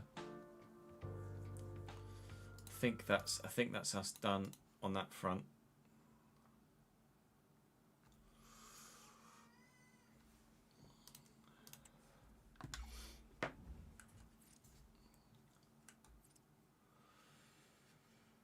So then a full season roundup at the end of season 9 of this realistic road to glory. You obviously know how the league table ended. Unfortunately, I still can't believe 68 points was enough to win the league. This league right now is so competitive, it's actually silly. The FA Cup was won by us yesterday. Hooray, well done me. The Carabao Cup was won by Chelsea earlier in the season. Well done them. The pre-season was pre-season. UEFA Super Cup was won by Leverkusen by 2-1. Congratulations to them. Champions League was won by Wolfsburg on penalties over Manchester City. Congratulations, Wolfsburg. That's huge. They do have some very, very good players at Wolfsburg. The Europa League was won by Sevilla. They will be playing Champions League football next season. And we know what happened in the Conference League. So Udinese will be playing Europa League football next season. We will be playing Europa League football next season, but not because of that, because we won the FA Cup and we finished 6th. And 6th this year, I think, is enough for Europa League football via a league finish, whereas last year it wasn't, but this year it is. Oh, devastated though. Absolutely frigging gutted. Will Lancashire gets the golden boot for the second year in a row in the Premier League with 26 in 34. I think last year he had 25. So very consistent goal scoring for Will in this save. Our next top goal scorer in the Premier League doesn't even make the list. Creatively, Tyler Dibbling with 13 is the most creative player by a margin over Patreon player Arch Dillon. And then Morgan Rogers, who I didn't really enjoy using, but apparently got a few assists. Clean sheet wise though, 6 in 32 for Lucas Bergström. We will be replacing Bergström in the starting lineup next season. It's happening. I'm sorry. It's happening. If we want to win the league, we can't do it with Bergström. I'm pretty sure of that now. So, with regards to the other leagues that we pay attention to in the save, coming up from the Championship will be Ipswich and Nottingham Forest. In fact, I would be very keen to see, actually, just out of personal curiosity at the minute, how did Ipswich do in the Europa League? Of course, they won the FA Cup last year and went into the league phase. And Ipswich... They lost 6 of their 8 and only got 2 draws. They didn't win a single game in Europe. So, sorry, Ipswich fans. You are coming back to the Premier League, but you didn't really enjoy your European journey. It didn't go that well at all. Certainly not as well as the last time Ipswich were in Europe. No Inter Milan wonders here. Ipswich win the Championship though. Nottingham Forest second. Southampton, Norwich, Sunderland and Bristol City will fight it out for a place in the Premier League next season via the playoffs. Relegated are Oxford, Millwall and Bolton. Bolton definitely not.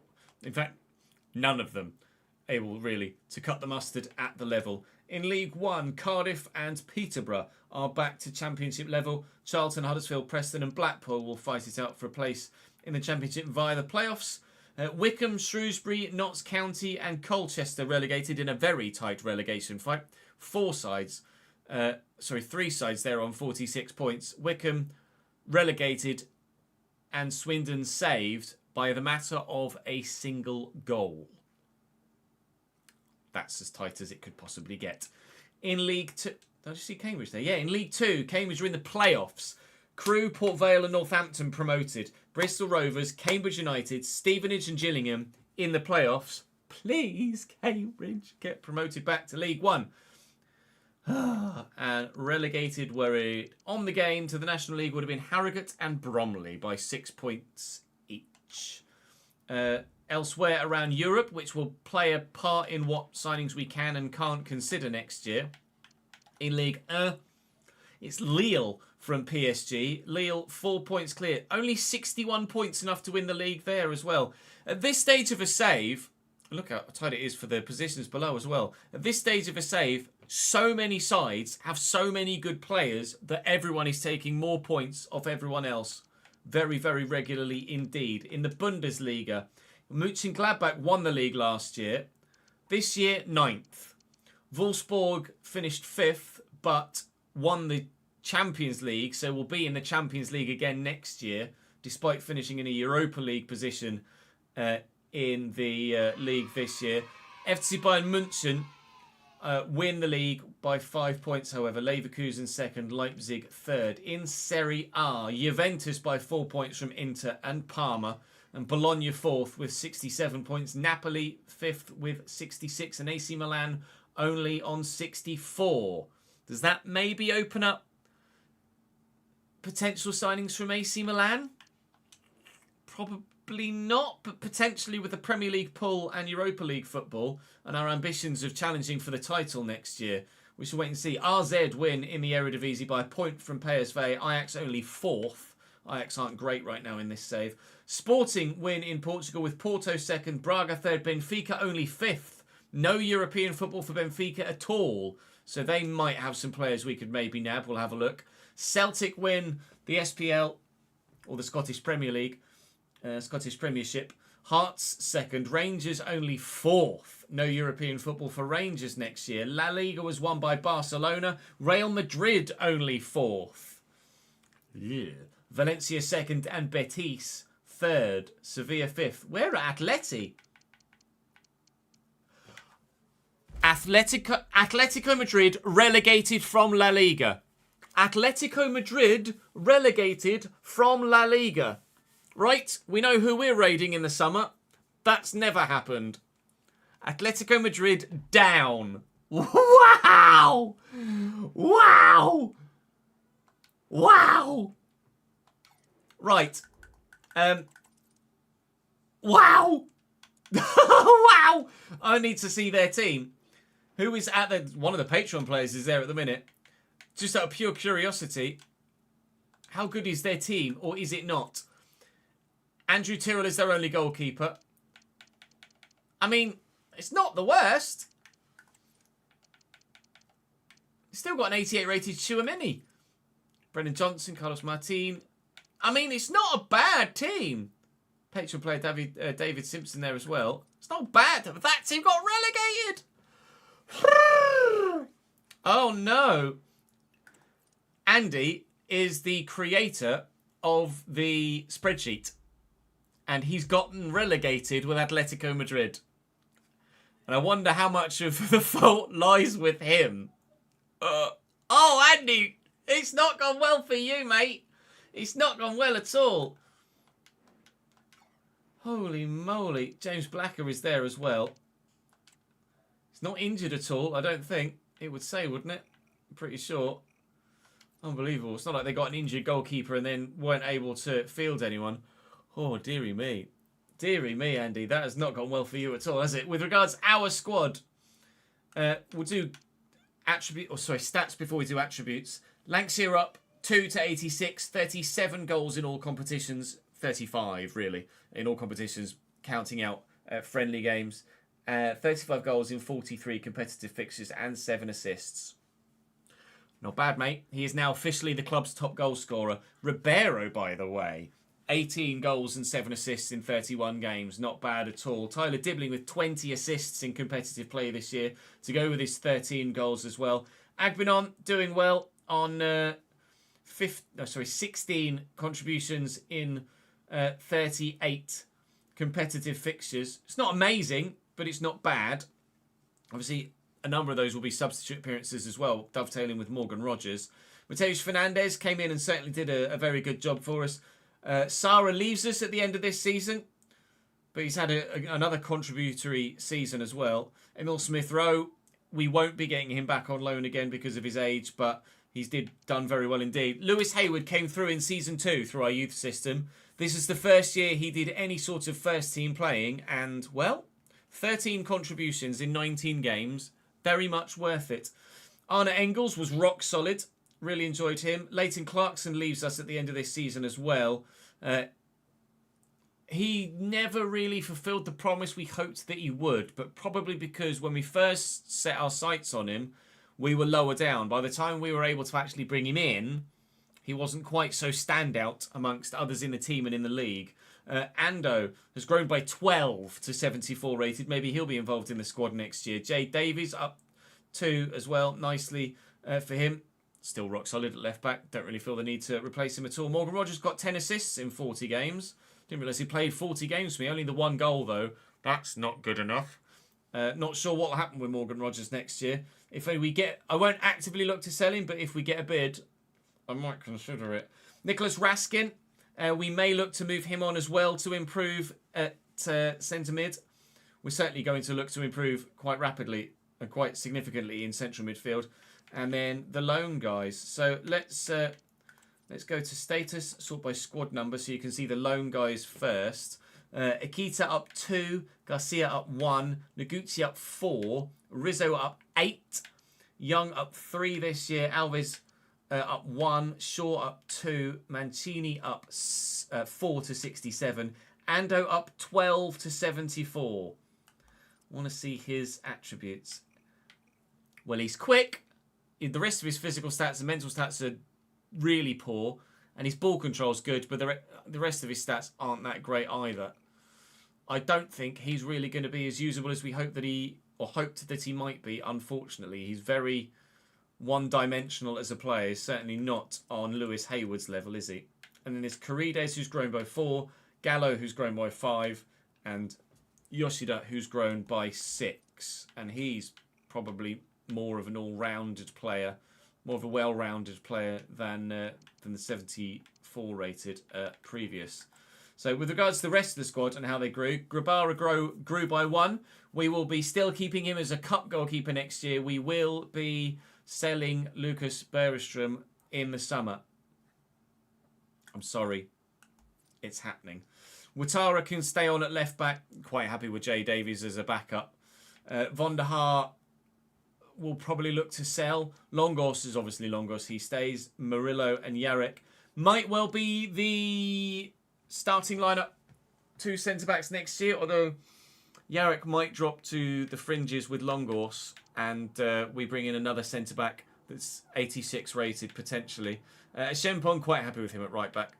Correa, we will not be signing permanently. It was an option clause if we got Champions League football, which we didn't. So we will need another rotational right-back for next season.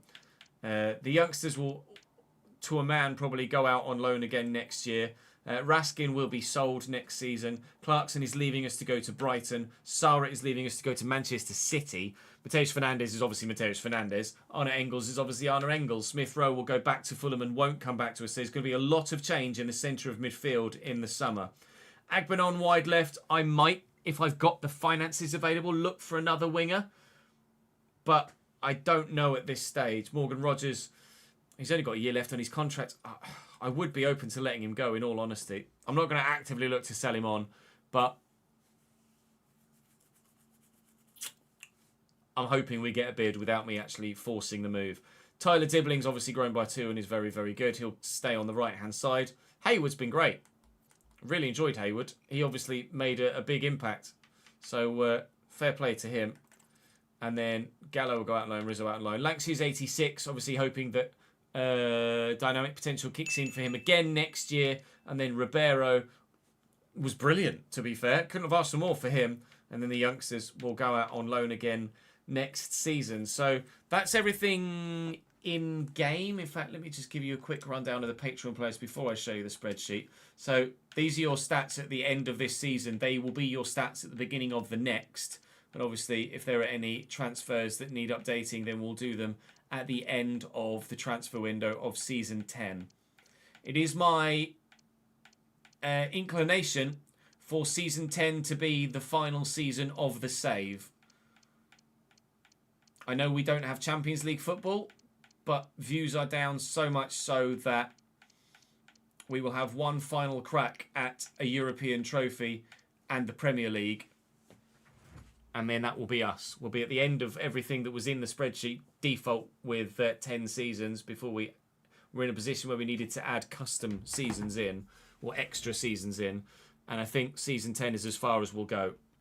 Mainly because views. At the end of the day, it's a results business. It needs to pay my bills, and at the minute, the views are dwindling so much so that I need to change things. So, with regards to the finances, we haven't done the corporation tax yet because I've given myself the TV money. We are going to have a massive stadium expansion for next season.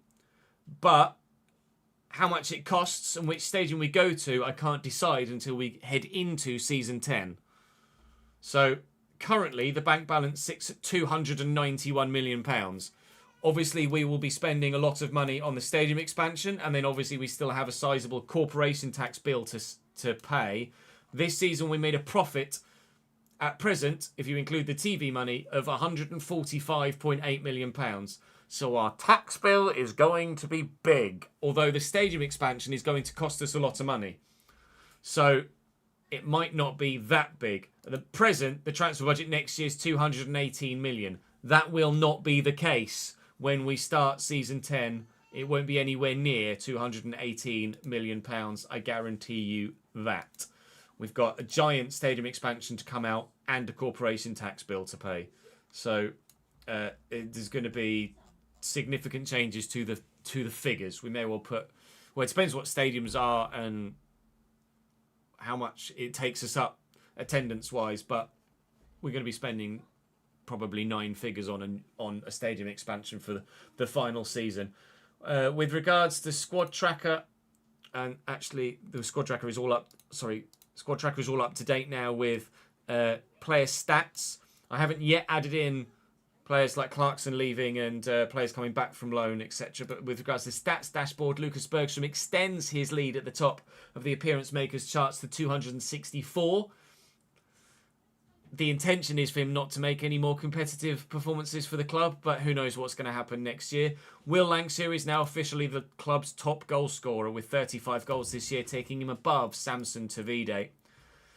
Tyler Dibbling is now into the top 5 for creative players. Will Langsir is now second in the most creative player list as well and could well overtake Bobby Poynton by the end of the season. It's remarkable that Bobby Poynton is still our most creative player in the club's history after only being with us for like 4 seasons. It's pretty remarkable. Bergstrom, still leading the clean sheets. Kamil Grabara overtakes Sam Tickle after 1 season at the club. Sander Longors is now up into the yellow card list as well with 4. And that, I believe, rounds out that for everything financially and rounds out that for everything everywhere at this moment in time. So that is going to be all for Season 9. Join me tomorrow for the start of Season 10. We have never, I don't believe ever, in any save in the history of the channel, reached a Season 10. That changes in the next 24 hours. Join me tomorrow.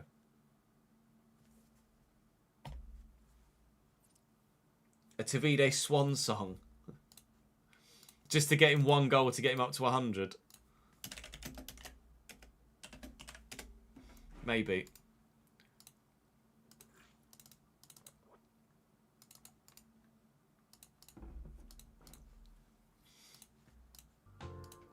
Reese, thank you for the 60th month in a row. 5 years straight. I really appreciate that, mate. You've been a fantastic supporter of the channel. As have you, Ben, with your 100 bits. Thank you, my friend. We can have a look and see where Udinese finished. Gekilo, thank you for the follow as well, mate. I appreciate it. Obviously, I was in season roundup spiel for the end of that, so wasn't able to take in the follow when it first came in. No, Jade, we will be setting up for season 10. We'll be heading into season 10 now. I'll be live till 4. We're going to be setting up for season 10. And then having a look at potential transfer options. Another 145 bits for Ben as well. Davidenki will want me to check the Romanian league. Yeah, that's not a problem. Thank you, Ben.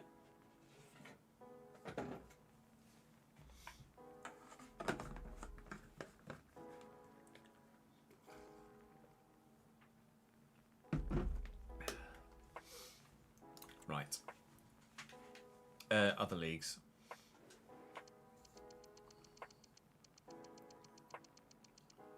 Romani.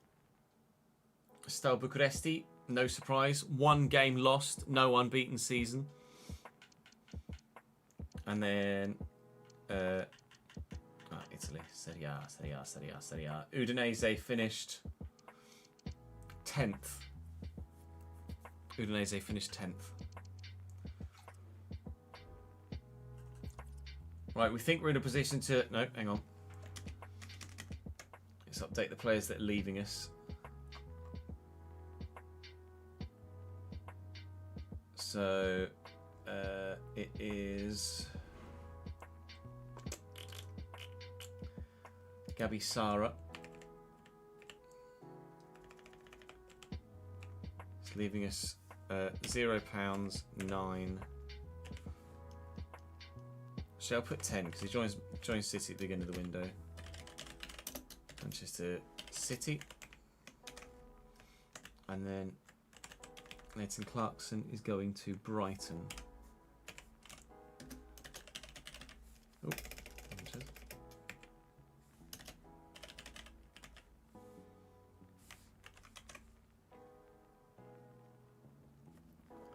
they're the only two that are leaving us at the end of the season. Nobody's contract is expiring other than those, I don't believe. I'm pretty sure. And we need to do Correa, returning to his parent club. 0, 9, end of loan.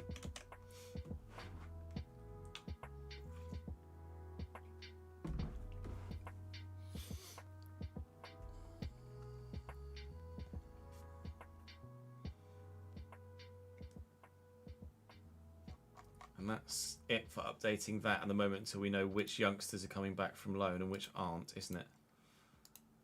Pretty sure. Oh, it's Emil Smith Rowe, end of loan as well.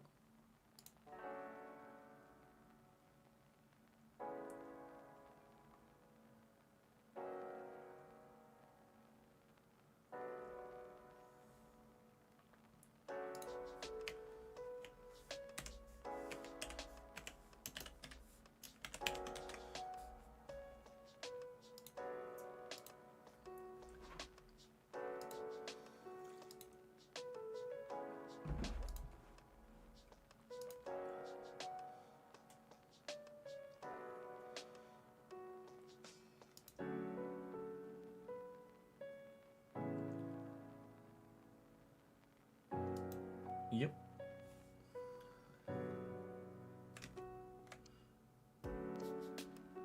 Now I think we're in a position to advance to the next season.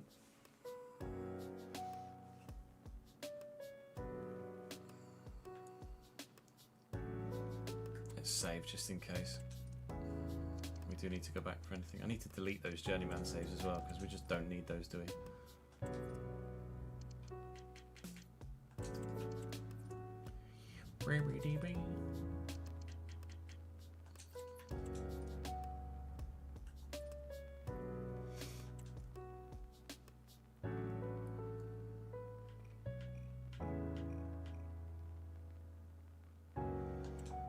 Gemma, thank you for the follow on Twitch. Appreciate it.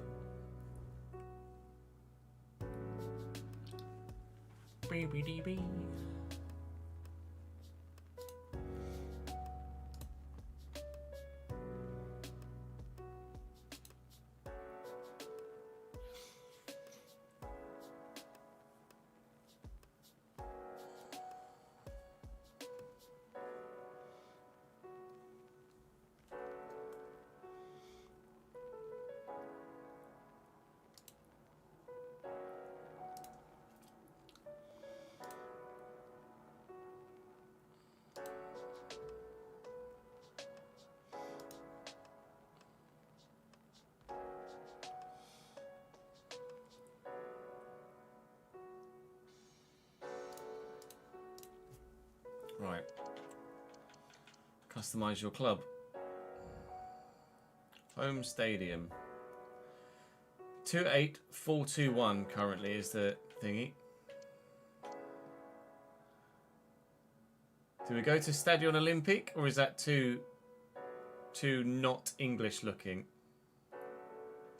I'd rather not do the East Point Arena because it just looks like Stamford Bridge.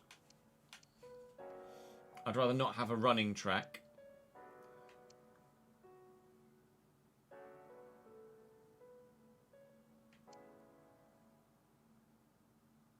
Sanderson Park. It's not much of a jump though, is it? Waldstadion. I think we have to go to Stadion Olympic, you know?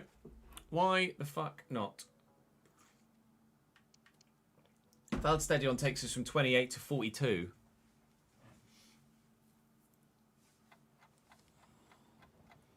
Is 43,000 really enough?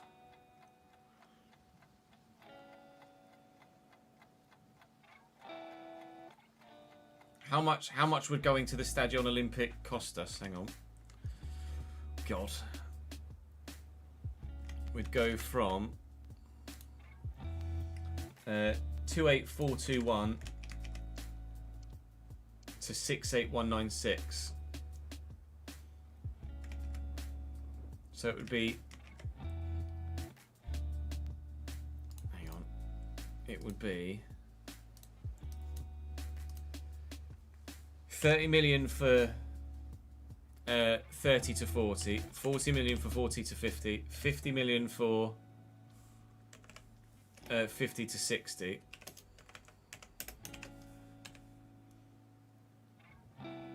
And then what's 8 times 6?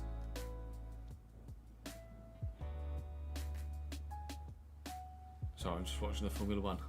48. Another 48 million. Plus the 4 million to take us from 28 to 172 million it would cost us to move to the Stadion Olympic. That's too much. That's too much.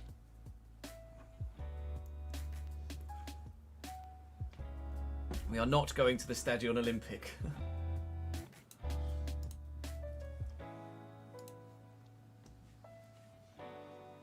That's all my money.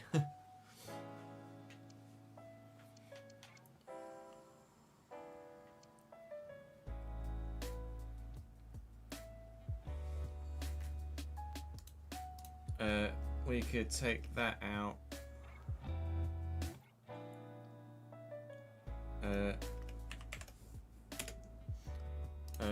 Plus the 4. So it would cost us 99 million. It would cost us 99 million to go to Stadion Hanguk. I think that makes sense. I don't want to go to East Point because it looks like it's literally just an unbranded Stamford Bridge. And I've played at East Point Arena so many fucking times in other saves as well.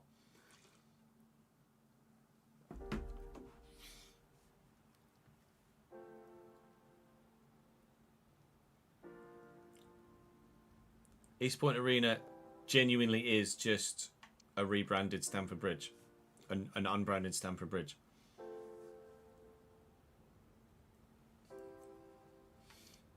El Libertador. Oh, move your mouse, just. El Libertador just isn't. That's not realistic enough. Waldstadion isn't enough of a jump.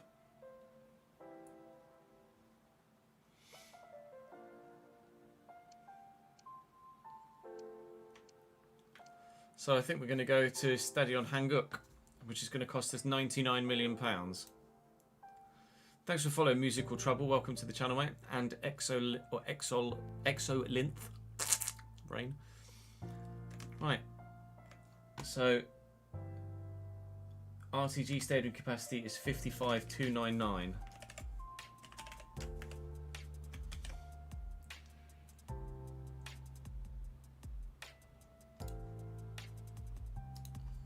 $55,299.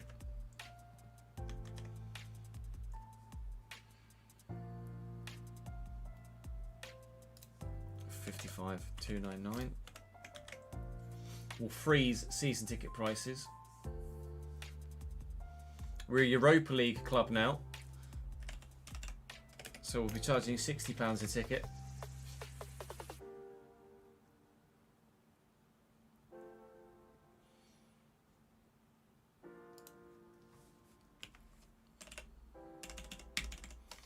99. Oh, wrong one. 99 million in the stadium expansion. Meaning our corporation tax, we have to pay tax on 46,844,827. 46,844,827. 46,844,827. Means we're paying a corporation tax bill of 11,711,206. 11,711,206. 11,711,206. 11,711,206. God.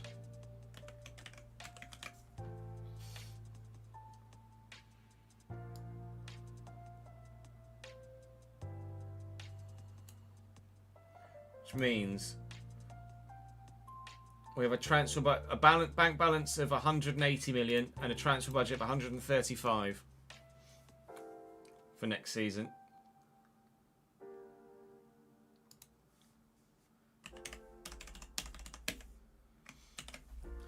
But once we've reallocated to account for the wages, £100 million budget, 250 grand in the wages.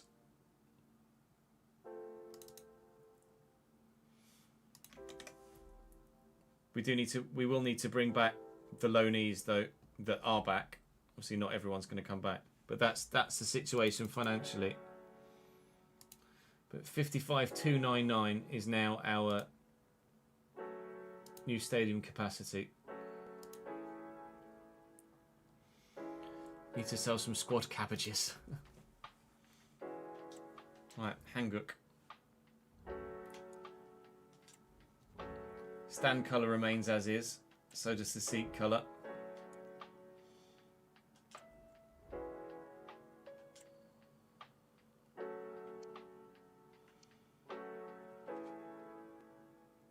It's the same ground, so it's not the same ground though, is it? It is, but it isn't.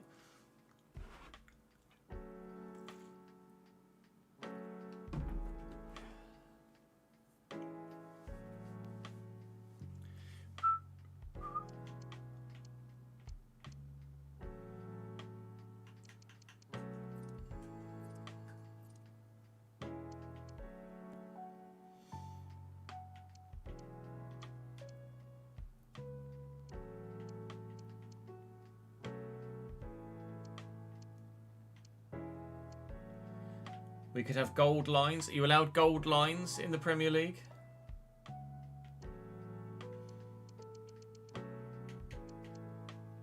White lines obviously stand out more.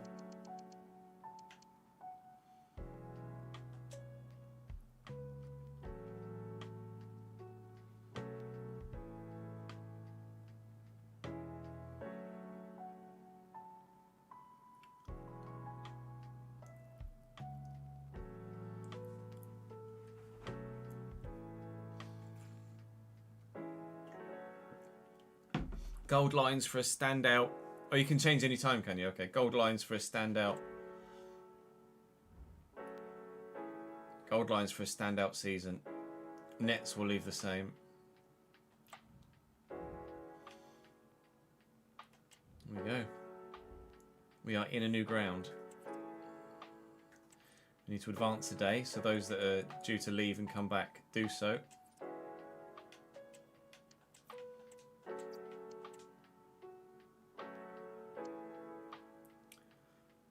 Of course, we'll be playing the Community Shield this year as well, which is against Liverpool.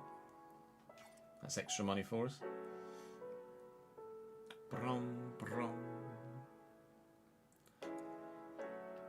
Let me save.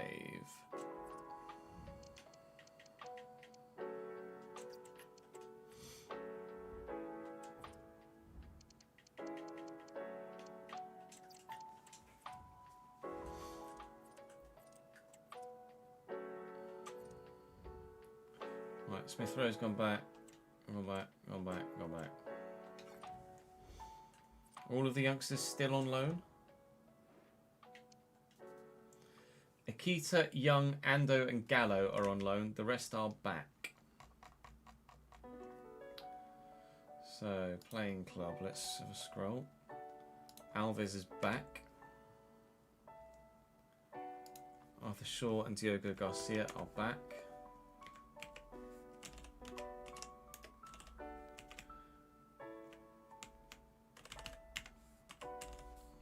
Paying 100% of their wages. Akita is still on loan at Lausanne, but Yoshida is back.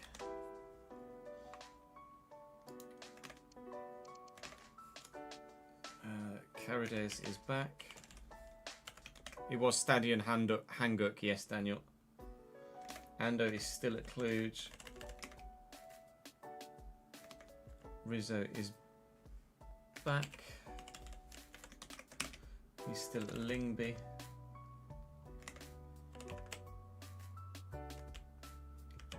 Trevor is back.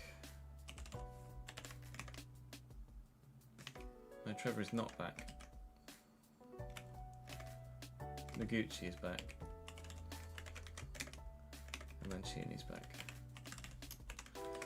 So, Ando, Gallo, Young, and Akita are the only loanees.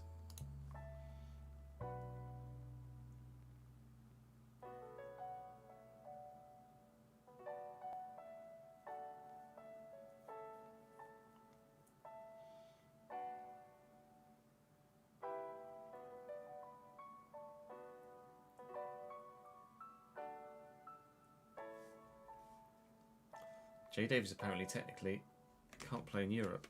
So let's register him.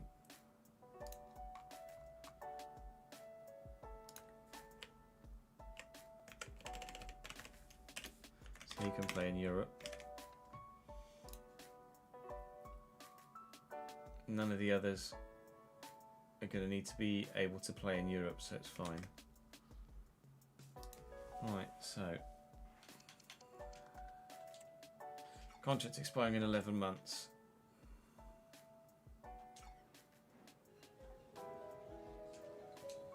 This is going to be annoying now, isn't it? Because they're going to want loads of bloody money.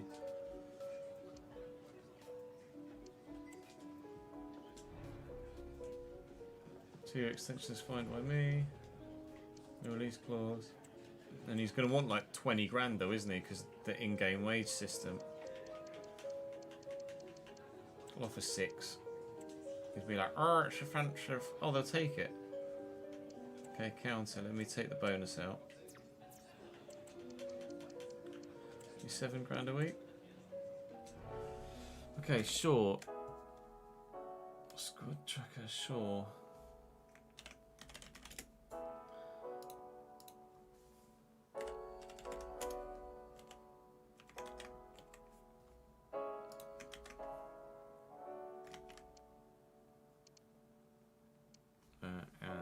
To loan list. Alves. Alves isn't growing very well at all. I might be open to selling Alves actually. Transfer list. Garcia. He didn't grow by much last year either, did he? And he's 20 now. Sell. Mancini we will loan. Carides we will loan. Yoshida we will loan. Noguchi. Sell. Rizzo, loan. Von der Haar, we were selling. Bergstrom, selling. Raskin, selling.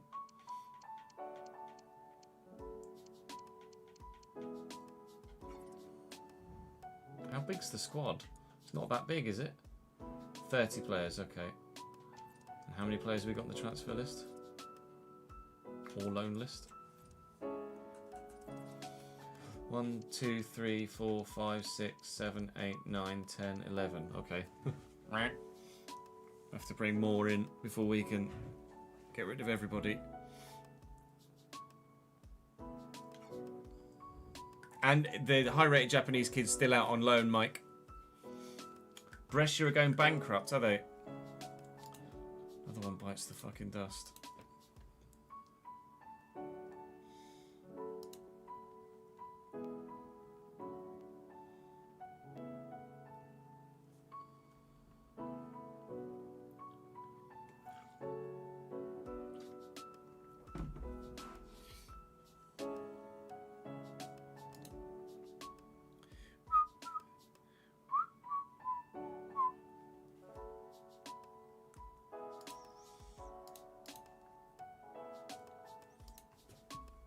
So let's save again.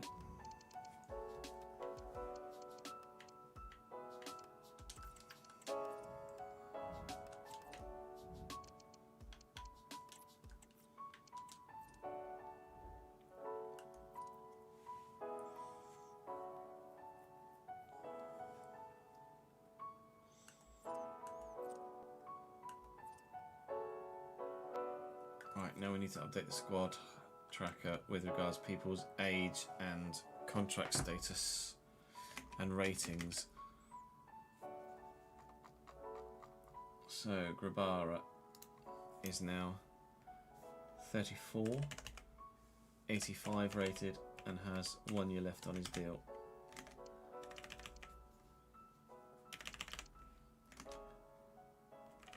Bergstrom is still 80 rated, 30 years, but he's 1 year left on his deal. Ouattara, 28, still 83, 84, 1 year left on his deal. Jay Davies is 20, 200. Jay Davies is 200. He's 73 rated, and he's still got 2 years left on his deal. Oh no, he's only got 1 year left on his deal. Van der Haar. Van der Haar came in as a left back. 1 year left on his deal, 29 years of age. 78 rated. Longos. Oh yes, Sonder. 32. 1 year left on his deal. Still 81 rated. Murillo. 2 years left on his deal. 31 now, still 30. Still 85. Yarek still 83. Now 28. 3 years left on his deal. Alves. Fabio Alves. 19. 68 rated. 2 years left on his deal. Champong. Josh Champong. 3 years left on his deal. 27. He's still 83 actually, isn't he? Yeah. Shaw. 67. 20. 3 years. Garcia. 67.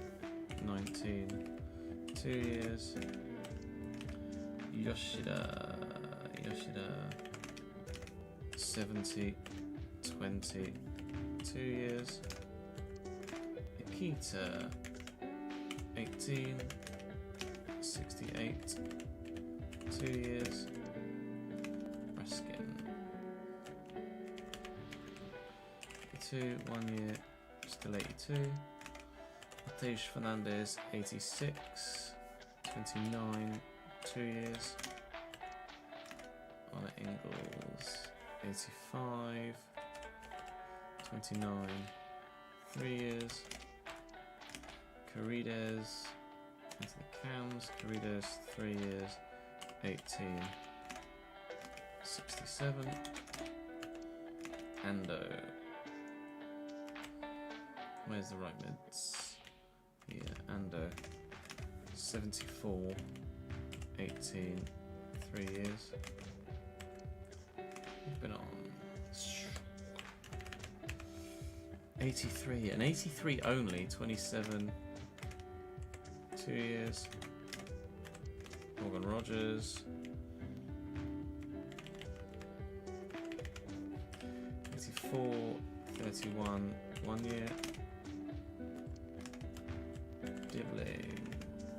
85, 27, 2 years.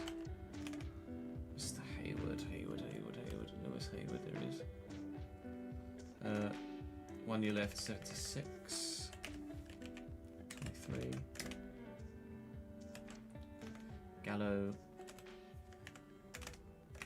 69, 19, 199, lol. 3 years. Rizzo, young man, where are you, sir? Oh, literally right there, hold on. 73, Christ. 18, 3 years. Lancashire. 86, 27, 2 years. Be intrigued to see what Lancashire is valued at. 71.5 million. Contract length 1 year. It's not. It's 1 year, 11 months. So screw you, game. Ribeiro. 2 years. 28. 83. Trev. 72. 19. 2 years. Noguchi. 72. 19. 2 years. Mancini. Mancini? Mancini. There he is. 3 years. 18. 67. Right. I think that's everything up to date. Figured Dreams, thank you very much for the... Or 7 Figured Dreams, thank you very much for the follow, mate. Sampdoria's relegation to Serie C will be reversed. Oh, shit. Palace potentially being kicked out of Europe? What for, Ben?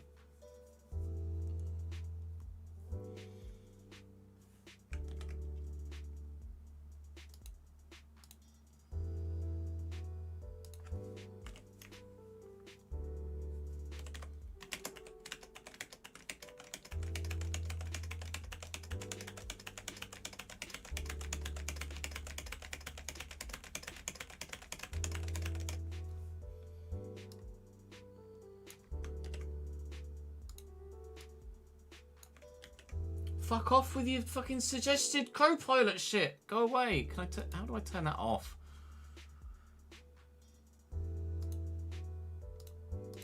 Fuck off. No, go away. I don't want this. No, fuck off. How do I turn you off? Like, I press control and it just fucking... Fuck off.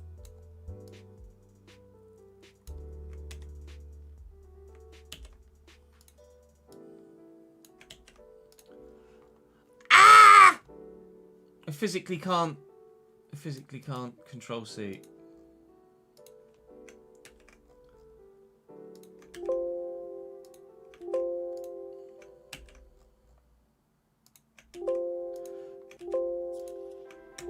Fuck off! Oh my god, this fucking thing.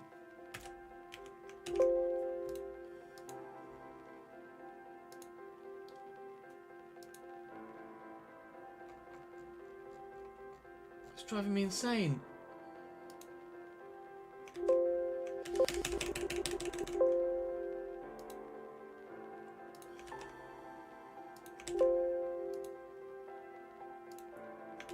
I'm literally not able to fucking go any further.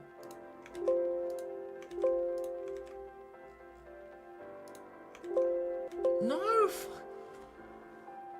I'm just trying to fucking paste and it keeps coming up with that little this or the co-pilot shit. I don't want paste options. I just want to fucking... I just want to be able to control V without it coming up with a fucking drop down.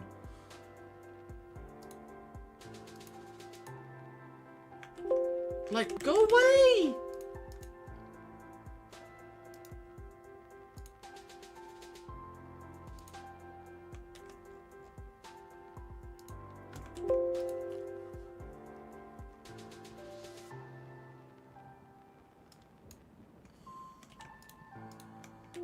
Yep.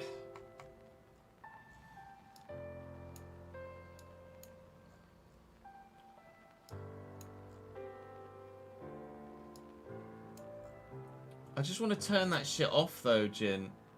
So fucking annoying.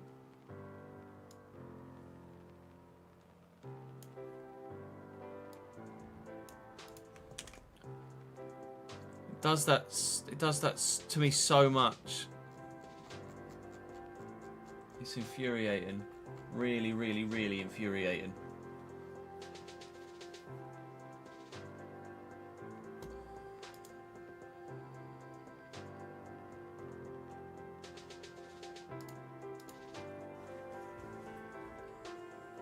Thank you, Jen. It's very kind of you. Just walk through the door and shout in the lobby, Ches said you're morons. I don't want... Let me turn Copilot off.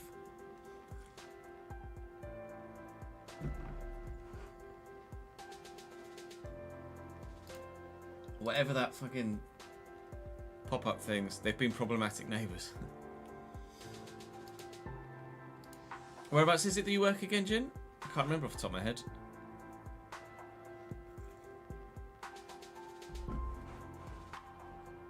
Redmond.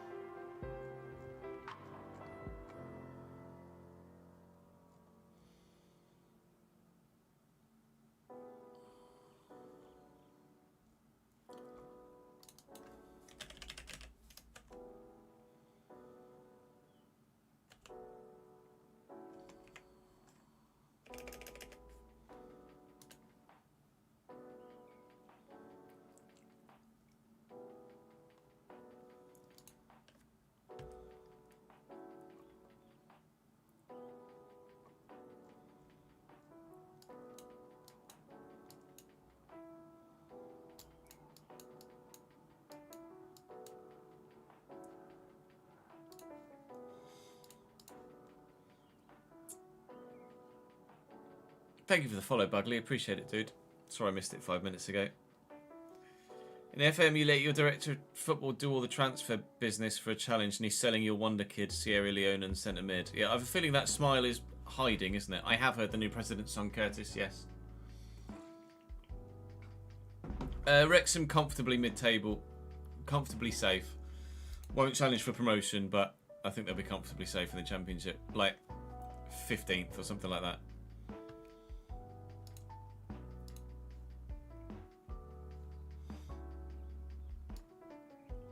Right, is there anything we need to do at the beginning of Season 9? No.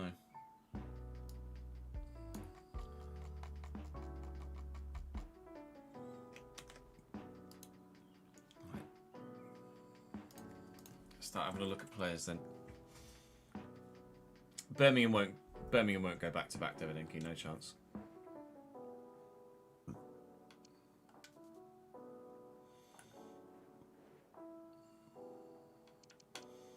Firstly, is there anyone from Atleti we want to sign?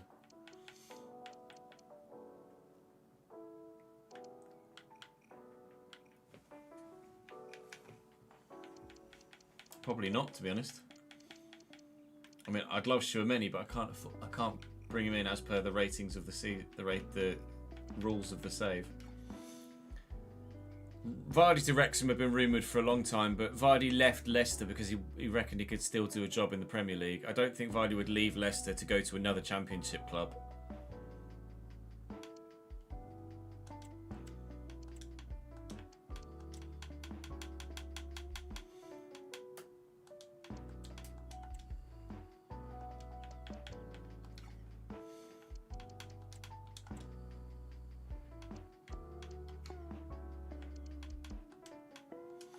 Yeah, Juan Garcia will go on the list.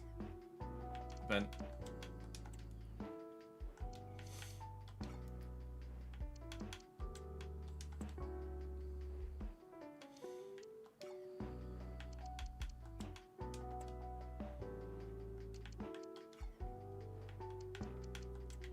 Could we do Kuhn from Palace? I put him on the list.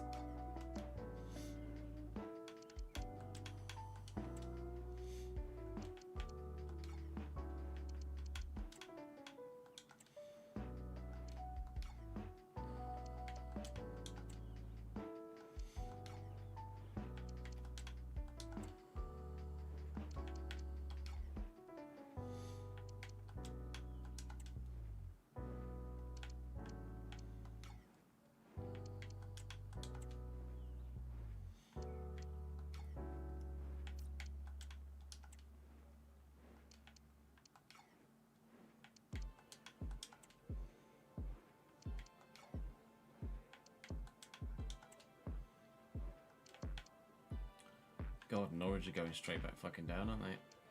Norwich won the playoffs. A Norwich and Ipswich Premier League derby.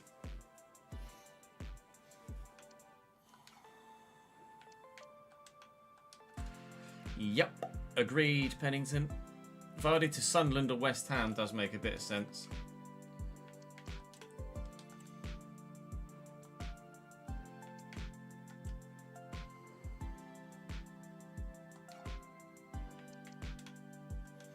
Don't think there's any, other than Kuhn, I don't think there's any Premier League goalkeepers we go for, to be honest. Capril's alright, but he wasn't amazing for Marseille. Can't get Donnarumma in because he's too good.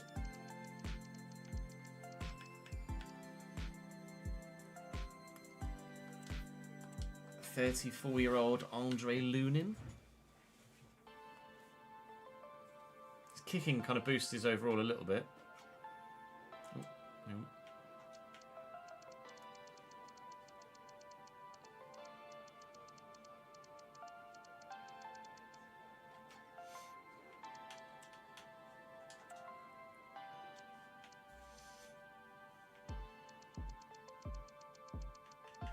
90, Kubo. Fucking hell.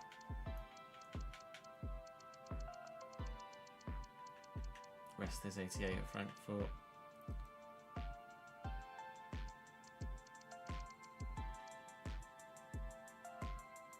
Didn't see where Leipzig finished last year. Martin van der Voort.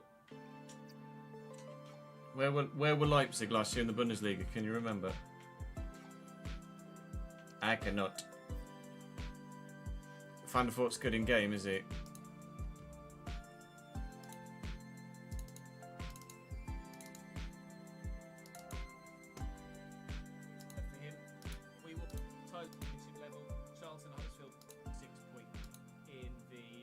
Leipzig third, Champions League football. Can I really justify Champions League to Europa League, but Premier League? Would you say that's realistic?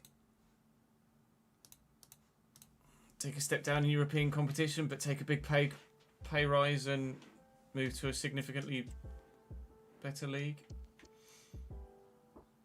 Aguirre-Zabala from AC Milan could be justified if AC Milan have no European football. Maybe. I mean, they're still AC Milan.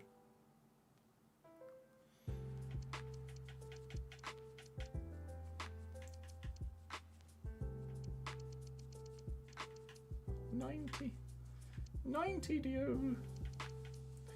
Garcia. Bean. Franco Israel. Pull on your Champions League as well, but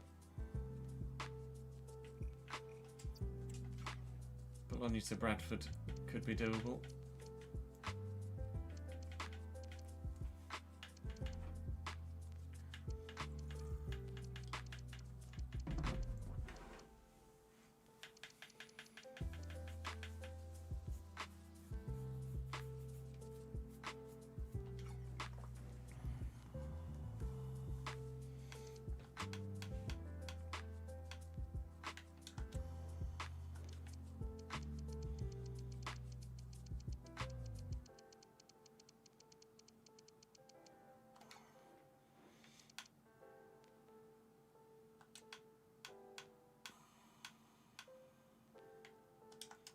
Probably not going to be anyone, but no.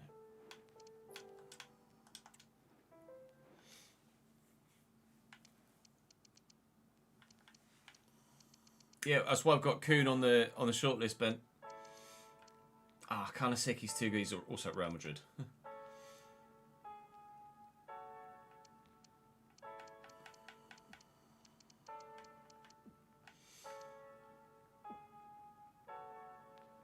How is he 85 rated? 77 diving. 9. Shunagawa, 91 handling. Wow. His diving and reflexes aren't great, but 91 handling's pretty punchy. Trubin. Anatoly Trubin. Diving's not great, but he's 6'6". 92 positioning could be monstrous.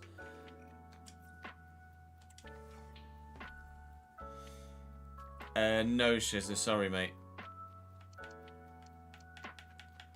We have released a few in the Patreon, but if I release you now, because we're only doing one more season, you're probably not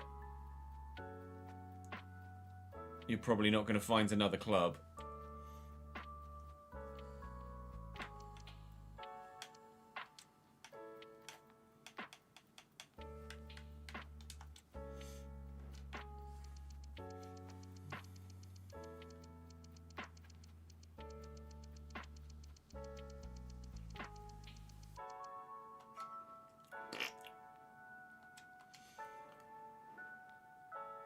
We need to have a look through free agents as well, don't we?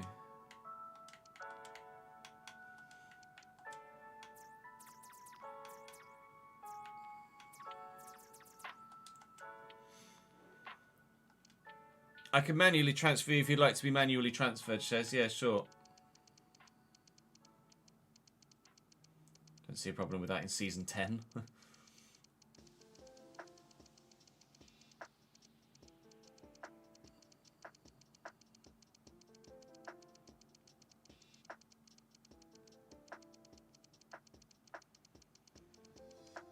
That's a no for free agent goalkeeper. No, it's not too much work at all.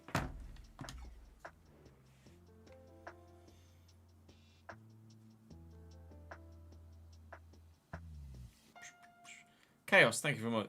Thank you for the follow, mate. Chaos Agent. Appreciate it, pal.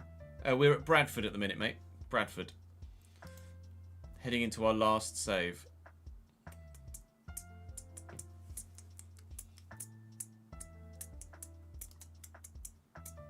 Last save, last season.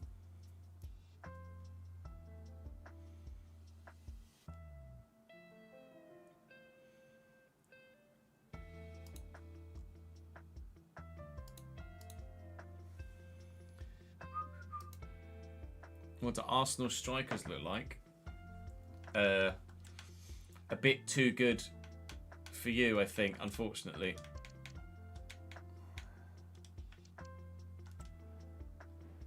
Oh, hang on, I'll search for free agent Arsenal strikers. Julian Alvarez and Kengshi Zhu. Not last season before FC26, brother, but last season of this save, and then we'll start a new one. And we'll do a vote on it. On the YouTube channel. Put Shezza at Spurs. Where are you currently?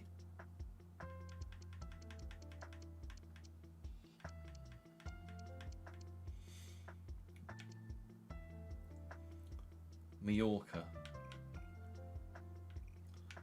I'm not sure you're fast enough, to be honest. No worries, brother. You reckon Trubin's a must?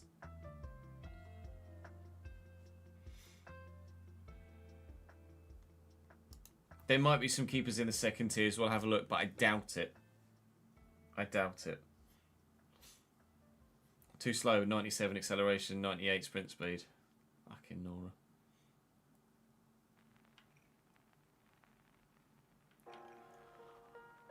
Fucking brutal.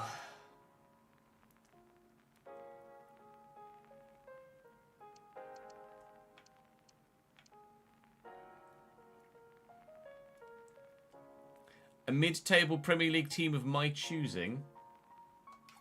Alright, let's see who needs a striker.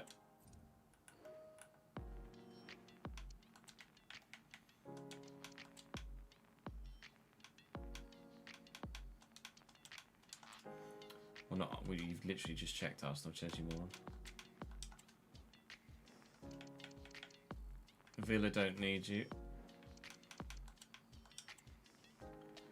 Brighton could do with you, to be fair. You could partner Shane at Brighton, because they've only got Enzo Sternal. How about Brighton? That's an option. They play a two striker formation as well.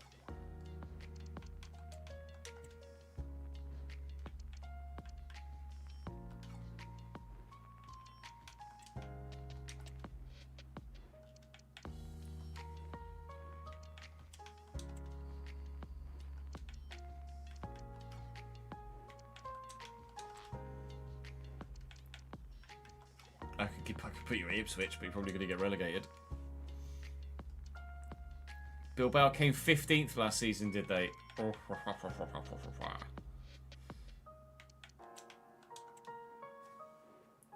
Would start, yeah, but Everton have Xerxes. He's too highly rated to replace, I think. At Brighton, he'd be replacing a 79 rated guy, so.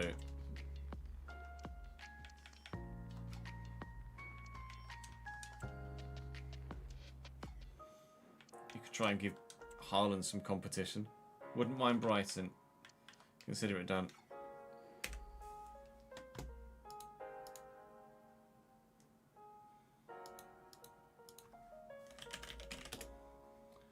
Braden. Player. Transfer player.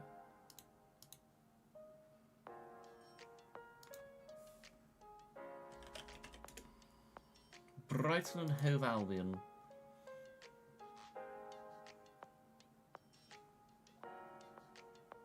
For one. You can have 90 grand a week.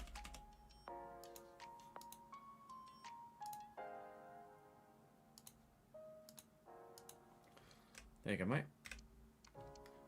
Done, mate. Absolutely done.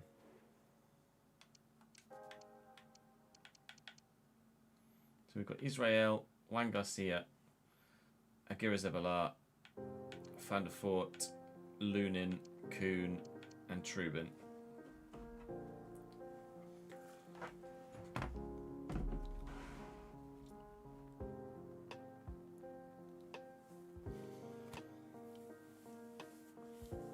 Sorry. Sorry. I didn't. Sorry, I bottled it. I lost to Tottenham. Yes, I got Champions League football and Bournemouth didn't get relegated. Sorry. Sorry. Snappy, thank you for the follow, mate.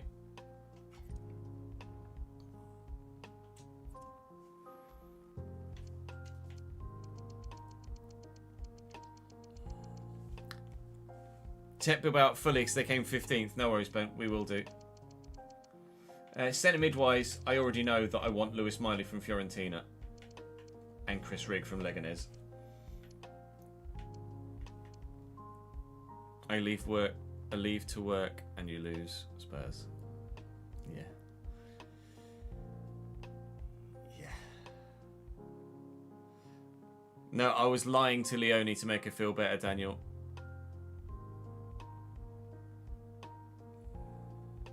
Leonie said even if you have to lie to me, so I lied to her. To make us both feel better.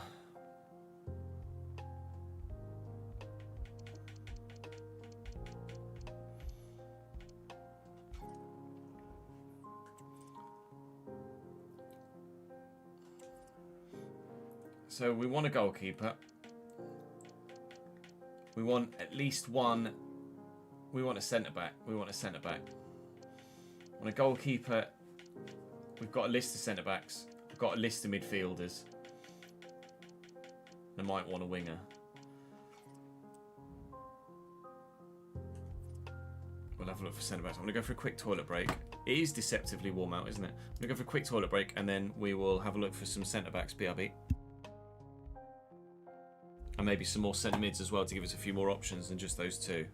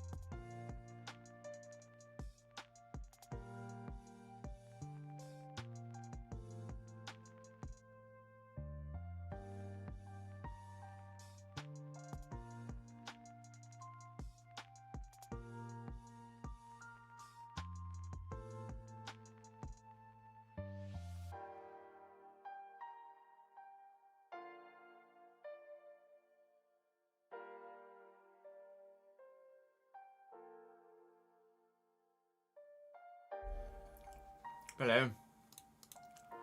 What were we saying? Yeah, oh yeah, back up, right back. Thank you, Toby.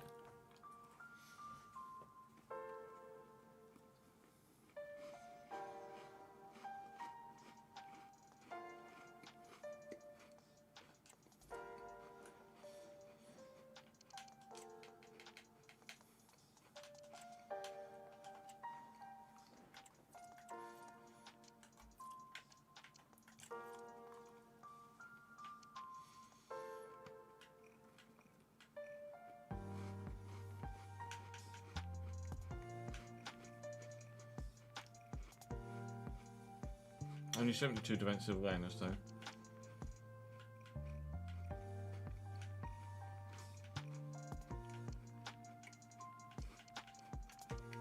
A 10 million towel? A Bilbao? Well.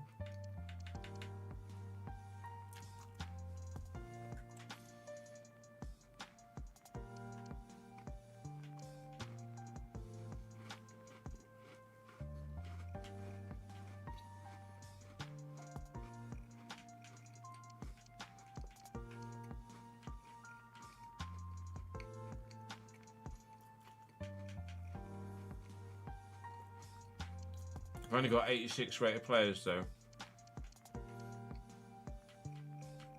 Jonathan Rowe, 84 rated. Hello, Connor. Oh. I just saw it, says yeah. Linked with Rodrigo, really? Ori Oskarsson. Don't know anything about him. Oh, I'll tell you who we're going to look at. What's his name? Dordov or something.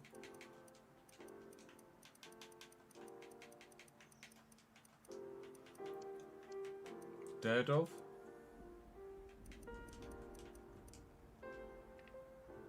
The guy from Udinese. Was he Udinese? Was he Burnley? Might have been Burnley.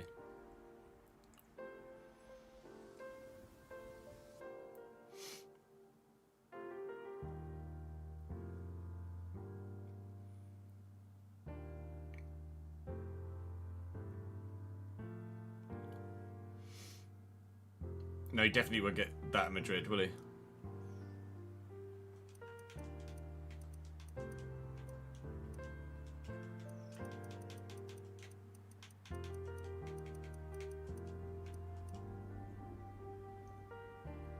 Was it Wolves? Might have been Wolves. Yeah, he might have been Wolves actually. Have a look.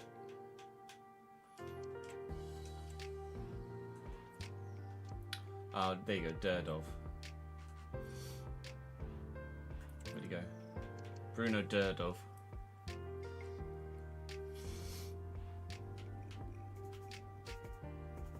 He was insane.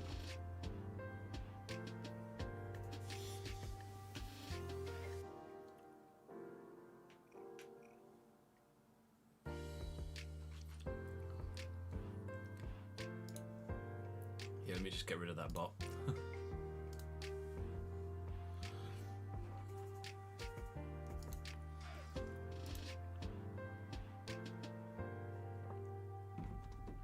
Gone.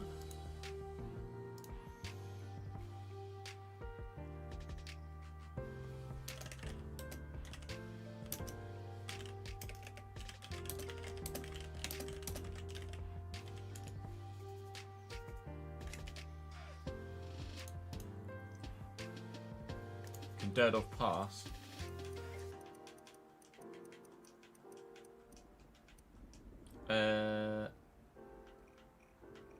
Short passing of 81. Long passing of 70. No. But he doesn't need to pass when he can just dribble around everybody.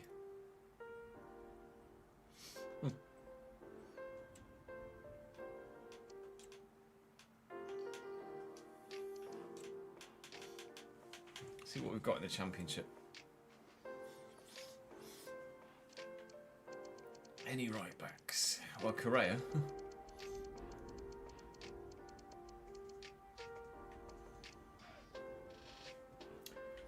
Playanidis. Amazing.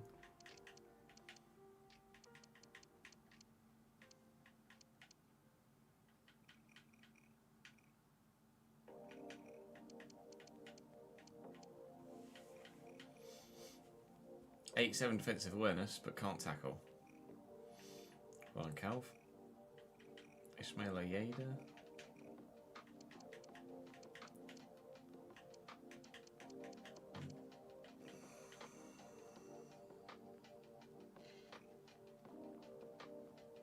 Maybe?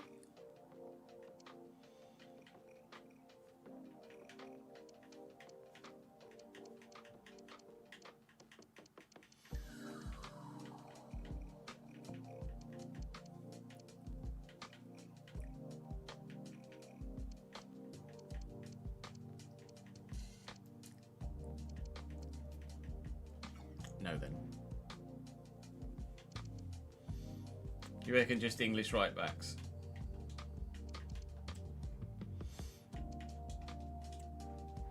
It's probably going to be quite a few though, isn't it? Actually, not that many. Trent is 85 rated at Stuttgart.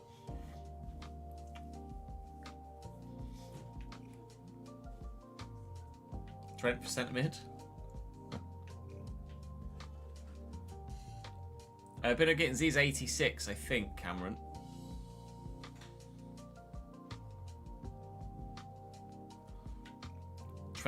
Trent would be a great Leighton Clarkson replacement, wouldn't he?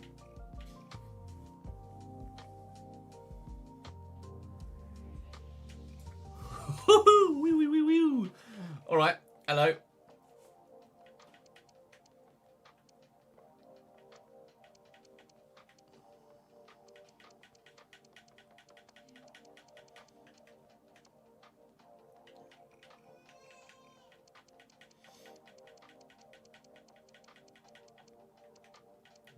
Drama, didn't we?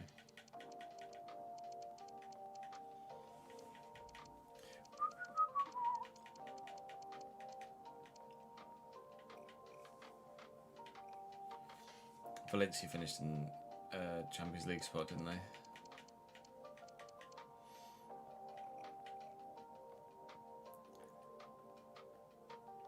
Jadel Katongo.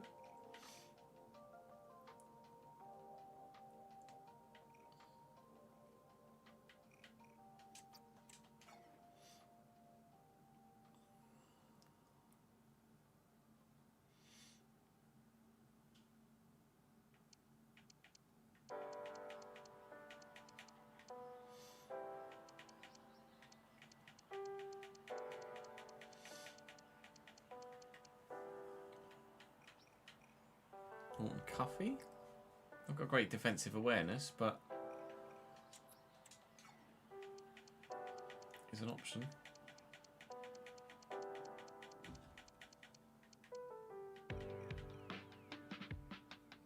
Not sure about Jet Spence. Could get Lucas Stevenson back.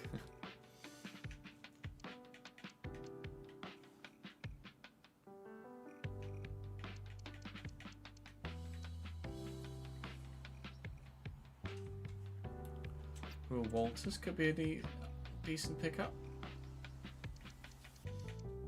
Wan-Bissaka. Wan-Bissaka at... I recognise the bat. Is that Bromby?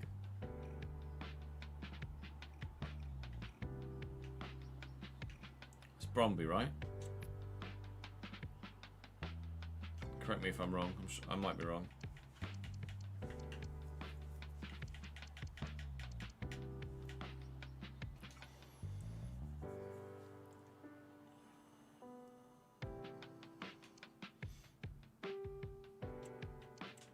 Let's have a look at centre backs. We were going to put like Lenny Yoro on the list, weren't we? It was Bromby, was it? I thought so.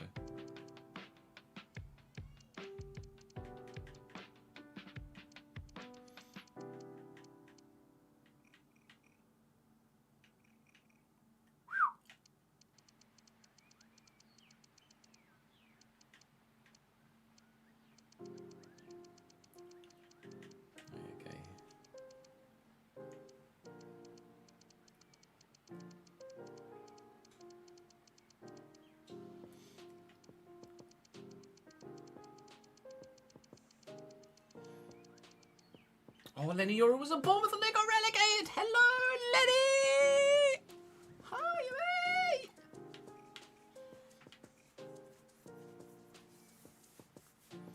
"99 ball control." Okay. The fuck? Ugh. 99 ball control.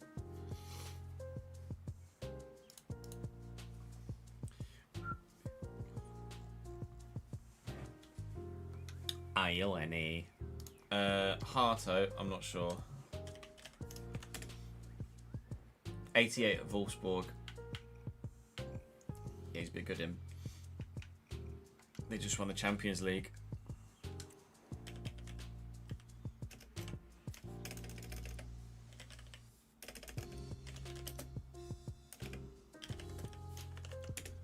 Oh, put BI, not BY. Bino Gittins is available from Brighton. 93 finishing. Hot diggity down, sir. Yeah, Euro from the Championship is an absolute no-brainer, isn't it?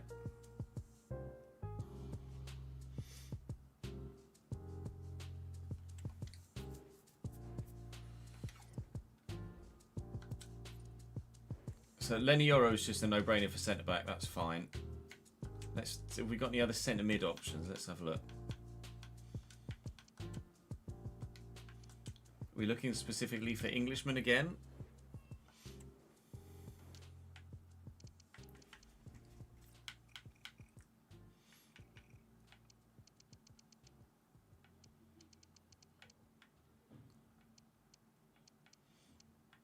Job's at Napoli. We got Joe Bellingham in the Premier League in the RCG last year, didn't we? That was Bailey. Sorry, I didn't mean to dismiss you quite so readily.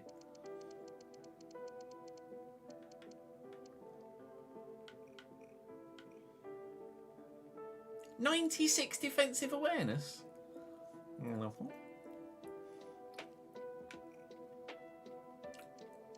Yeah, I want Miley. Hello, Jude Regen. Luke Faulkner, centre mid, Cam right mid, 94 rated. Oh shit. We were looking at Rig as well, you're right.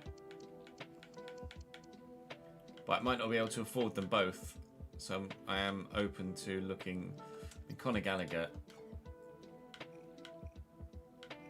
Did I have Conor Gallagher anywhere? Did I have Conor Gallagher at Everton? I did, didn't I? I'm having flashbacks. Or was that the Chelsea save last year? Conor Gallagher to replace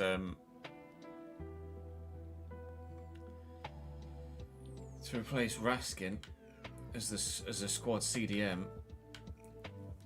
Pretty strong.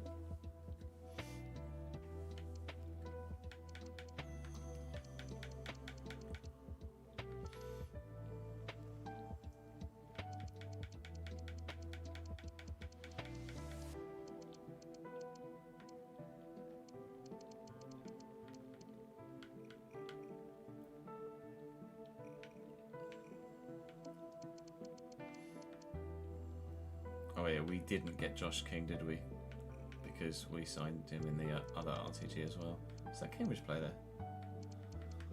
Theodore Knowles, 21 years of age, absolute fucking wank. We could have a look through the free agents for centre mid as well, yeah. We did it for goalkeeper and there wasn't anything. There's Lewis Miley.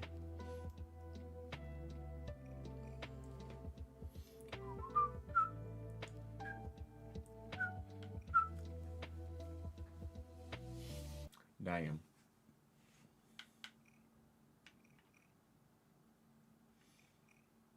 $61 mil though. 61 mil though.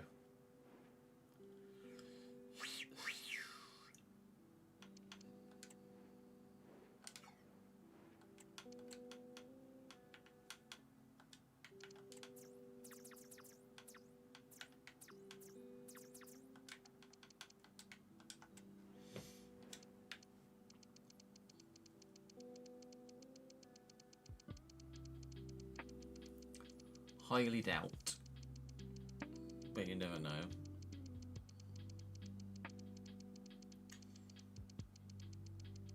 Although you might know that there's nothing there. It's my Scottish cousin, Doogie.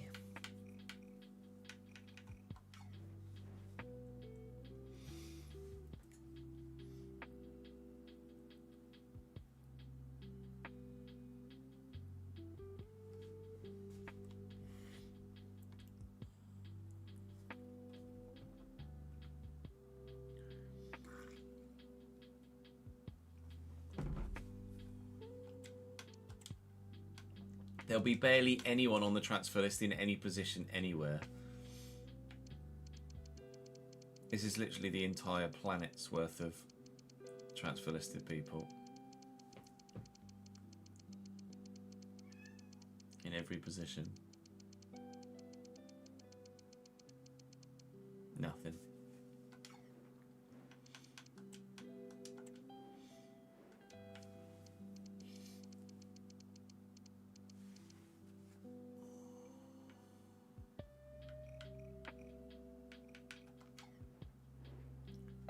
You don't need to apologise, Toby. Not your fault. Of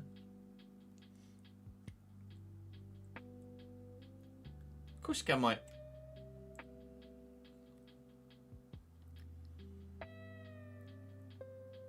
You're still a free agent, right?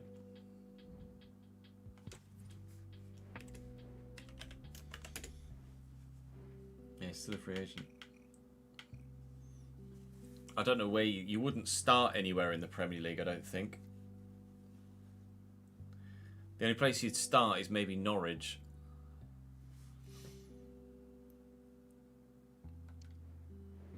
It's just as well you love that, Leonie, because otherwise that could be quite not a nice thing. English.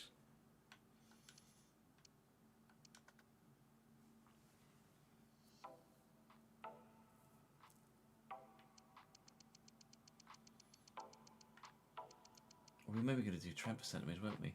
Trent and Miley.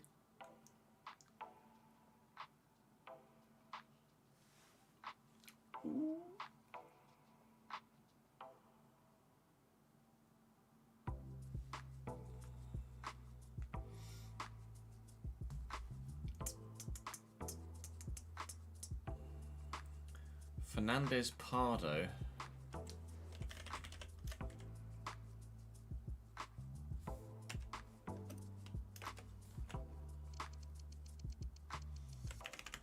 Matias Fernandez Pardo, 83 of Vallecano. Presumably starts at Genk or Gent with a blue kit in Belgium, but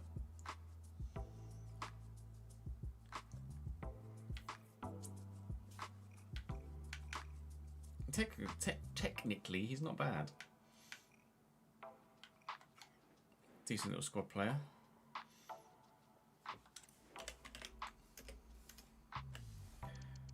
One is Taibi.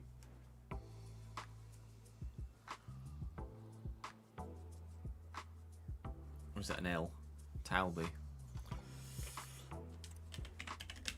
That. 83 at Leicester. Kemsdean Talby.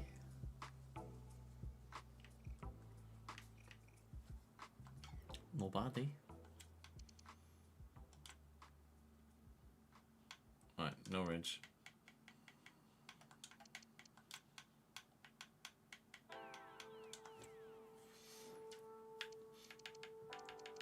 Oh, you'd be rival with Thiago Laurent, but Finn Yelch will start for Norwich. 88 finishing, you know what? He plays for Lille. That wasn't a Lille kit on his picture, though, was it?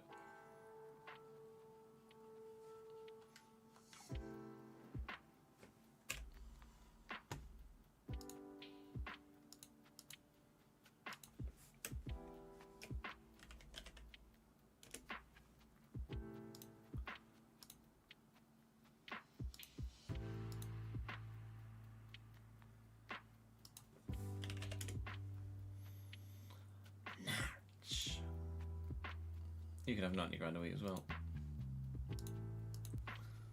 You're a Norwich player, sir. Hey, look. Like a FIFA.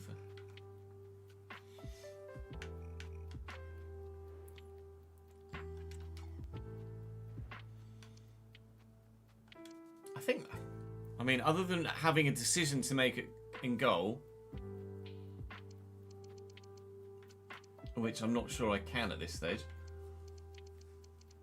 I think we're set. Norton Cuffey or Walters or Katongo for right back, backup right back.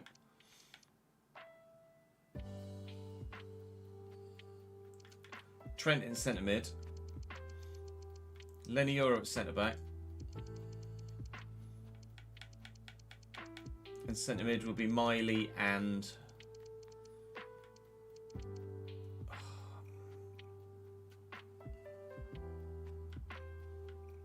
Did I have Conor Gallagher at Everton? I can't remember.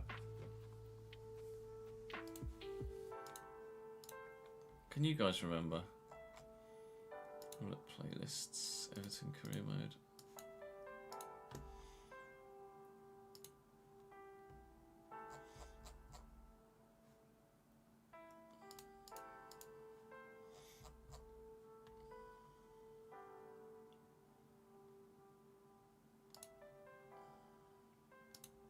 Welcome to the season finale of the FC25.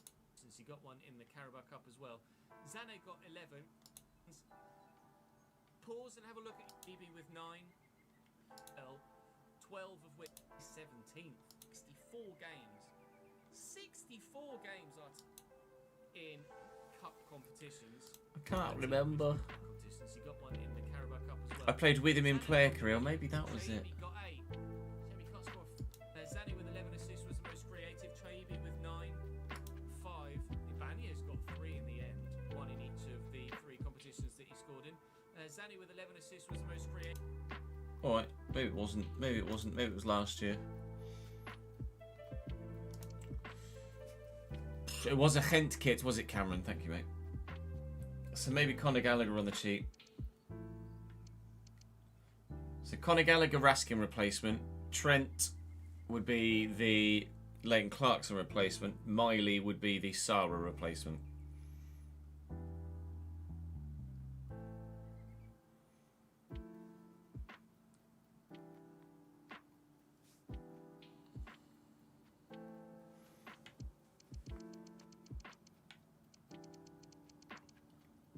I think we're set.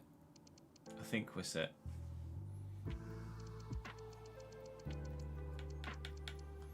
I mean, whether I can afford all that, I don't know.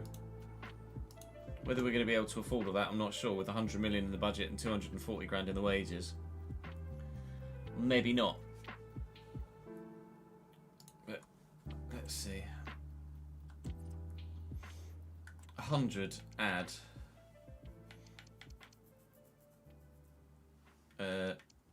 10, 110, 122, 132, 122, 123, 124, 126,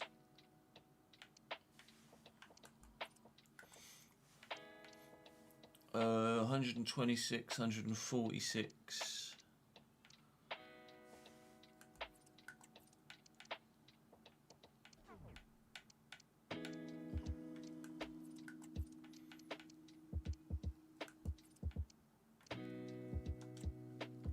146, 150 mil, maybe. Tuesday, probably, Daniel. Sunday will be F1 only. Monday will be iRacing. Tuesday will be the return of FC. I think is the current plan in my head, anyway.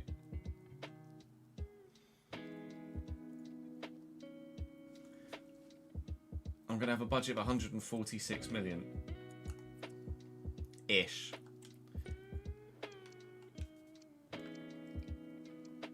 So I'm going to need probably 80 of that plus for Miley.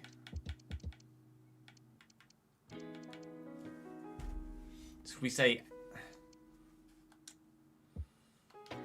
75 for Miley. 75 for Miley. 25 for Gallagher. That's 100 mil. Which would leave us about 50 mil to do Trent and a goalkeeper. Oh no, Lenny Yoro as well. Oh, I'm not going to be able to afford everybody.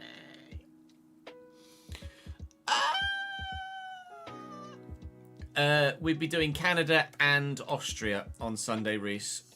Would be the plan. Canada and Austria.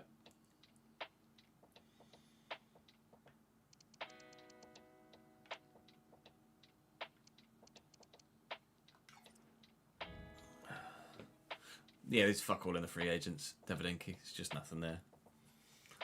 There's just nothing there.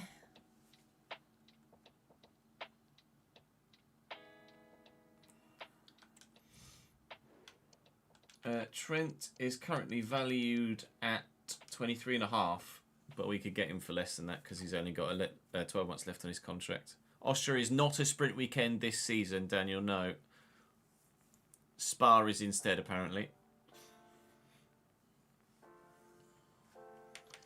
And I think it was Trubin who was on whose contract was expiring. Although Lunin is only valued at 10 mil, and we could get him for less than that.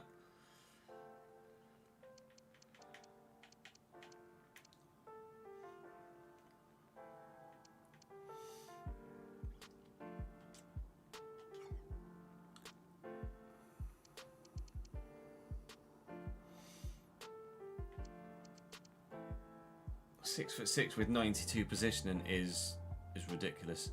Trent, Trubin, Yoro, Miley. Yeah, I think so.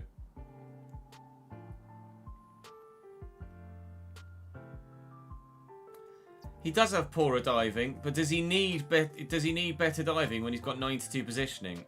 He's 6'6" with 92 positioning. Is he going to need to dive much? What's Bergstrom's diving? That's what I'd be curious to know, because obviously his 6'9"ness.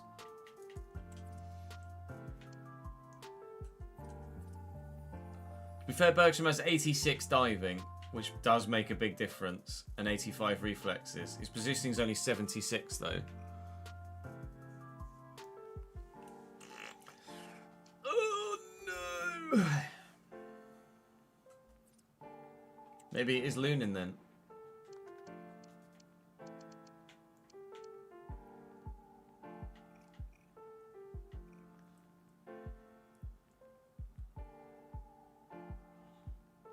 Same diving as Bergstrom. Couple better reflexes. Significantly better positioning.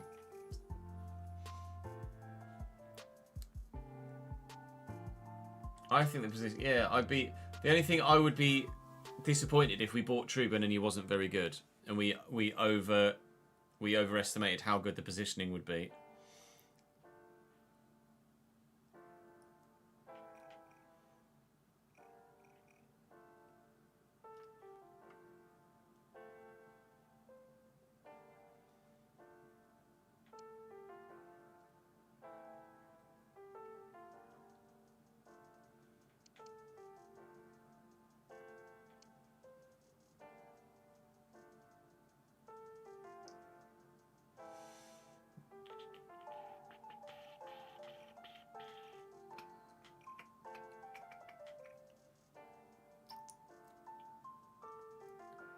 Trubin can be trouble.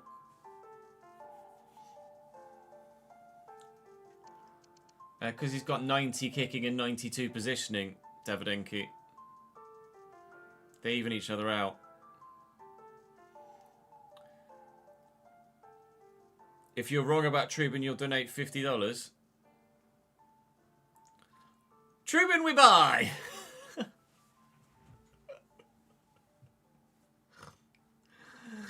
That's funny, that.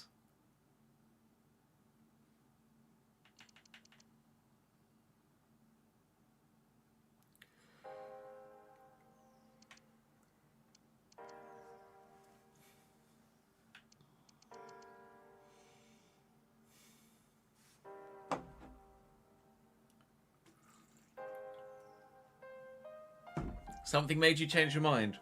You can't pinpoint what. Maybe I should get Trubin. Niall, thank you for the follow, mate. You had Trubin at United and he was insane. Niall reckons Trubin as well, you know. Trubin's 3 times more expensive, though. Oh, money's going to dictate a lot, isn't it?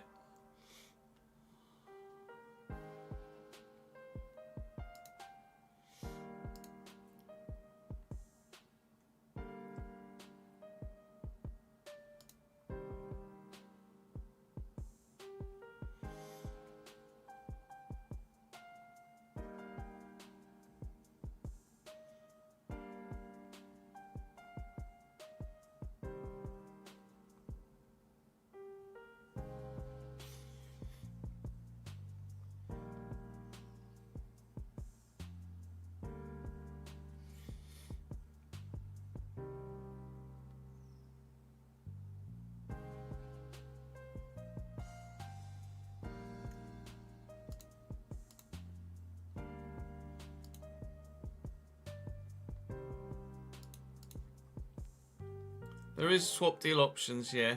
Yeah, Miley and Yoro are kind of the non-negotiables, aren't they? We'll start with Miley and Yoro. We'll start with the higher rated players. So we can always put Grabara in goal if we need to.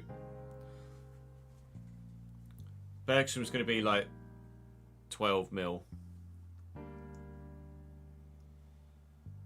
We totaled up the sales, Leonie, from the people I got on the transfer list.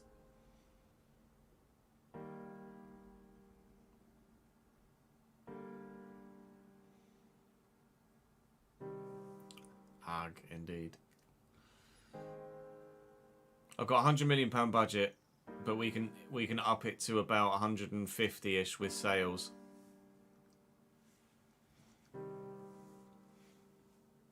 We'll just have to wait and see. But we will be recording that on Tuesday. The current plan is F1 all day Sunday, in the rig Monday. EA catalogue, financial takeover, or request funds from board. Yeah. Unfortunately, I am the board. And I can't request funds from myself. We could maybe go further over wage budget and move some of the allocation back. But we're probably not going to get the luxury in doing that because everybody that's going to come in is going to be on a lot of money a week. I could maybe sell Morgan Rogers to help facilitate it, but this is where you get a dodgy Saudi sponsorship deal. Yeah, tell me about it. Much as I'd love to do that, I can't really justify it for myself, unfortunately.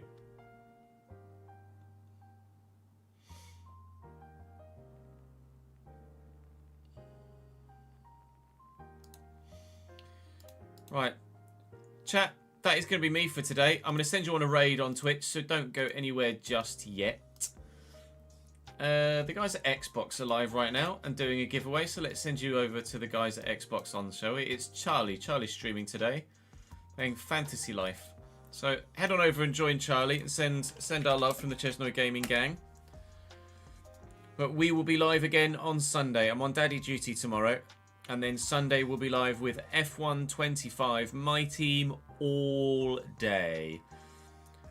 Enjoy the beginning of your weekend and the rest of your Friday, lads. Go and give Charlie our love. And we will see you on Sunday.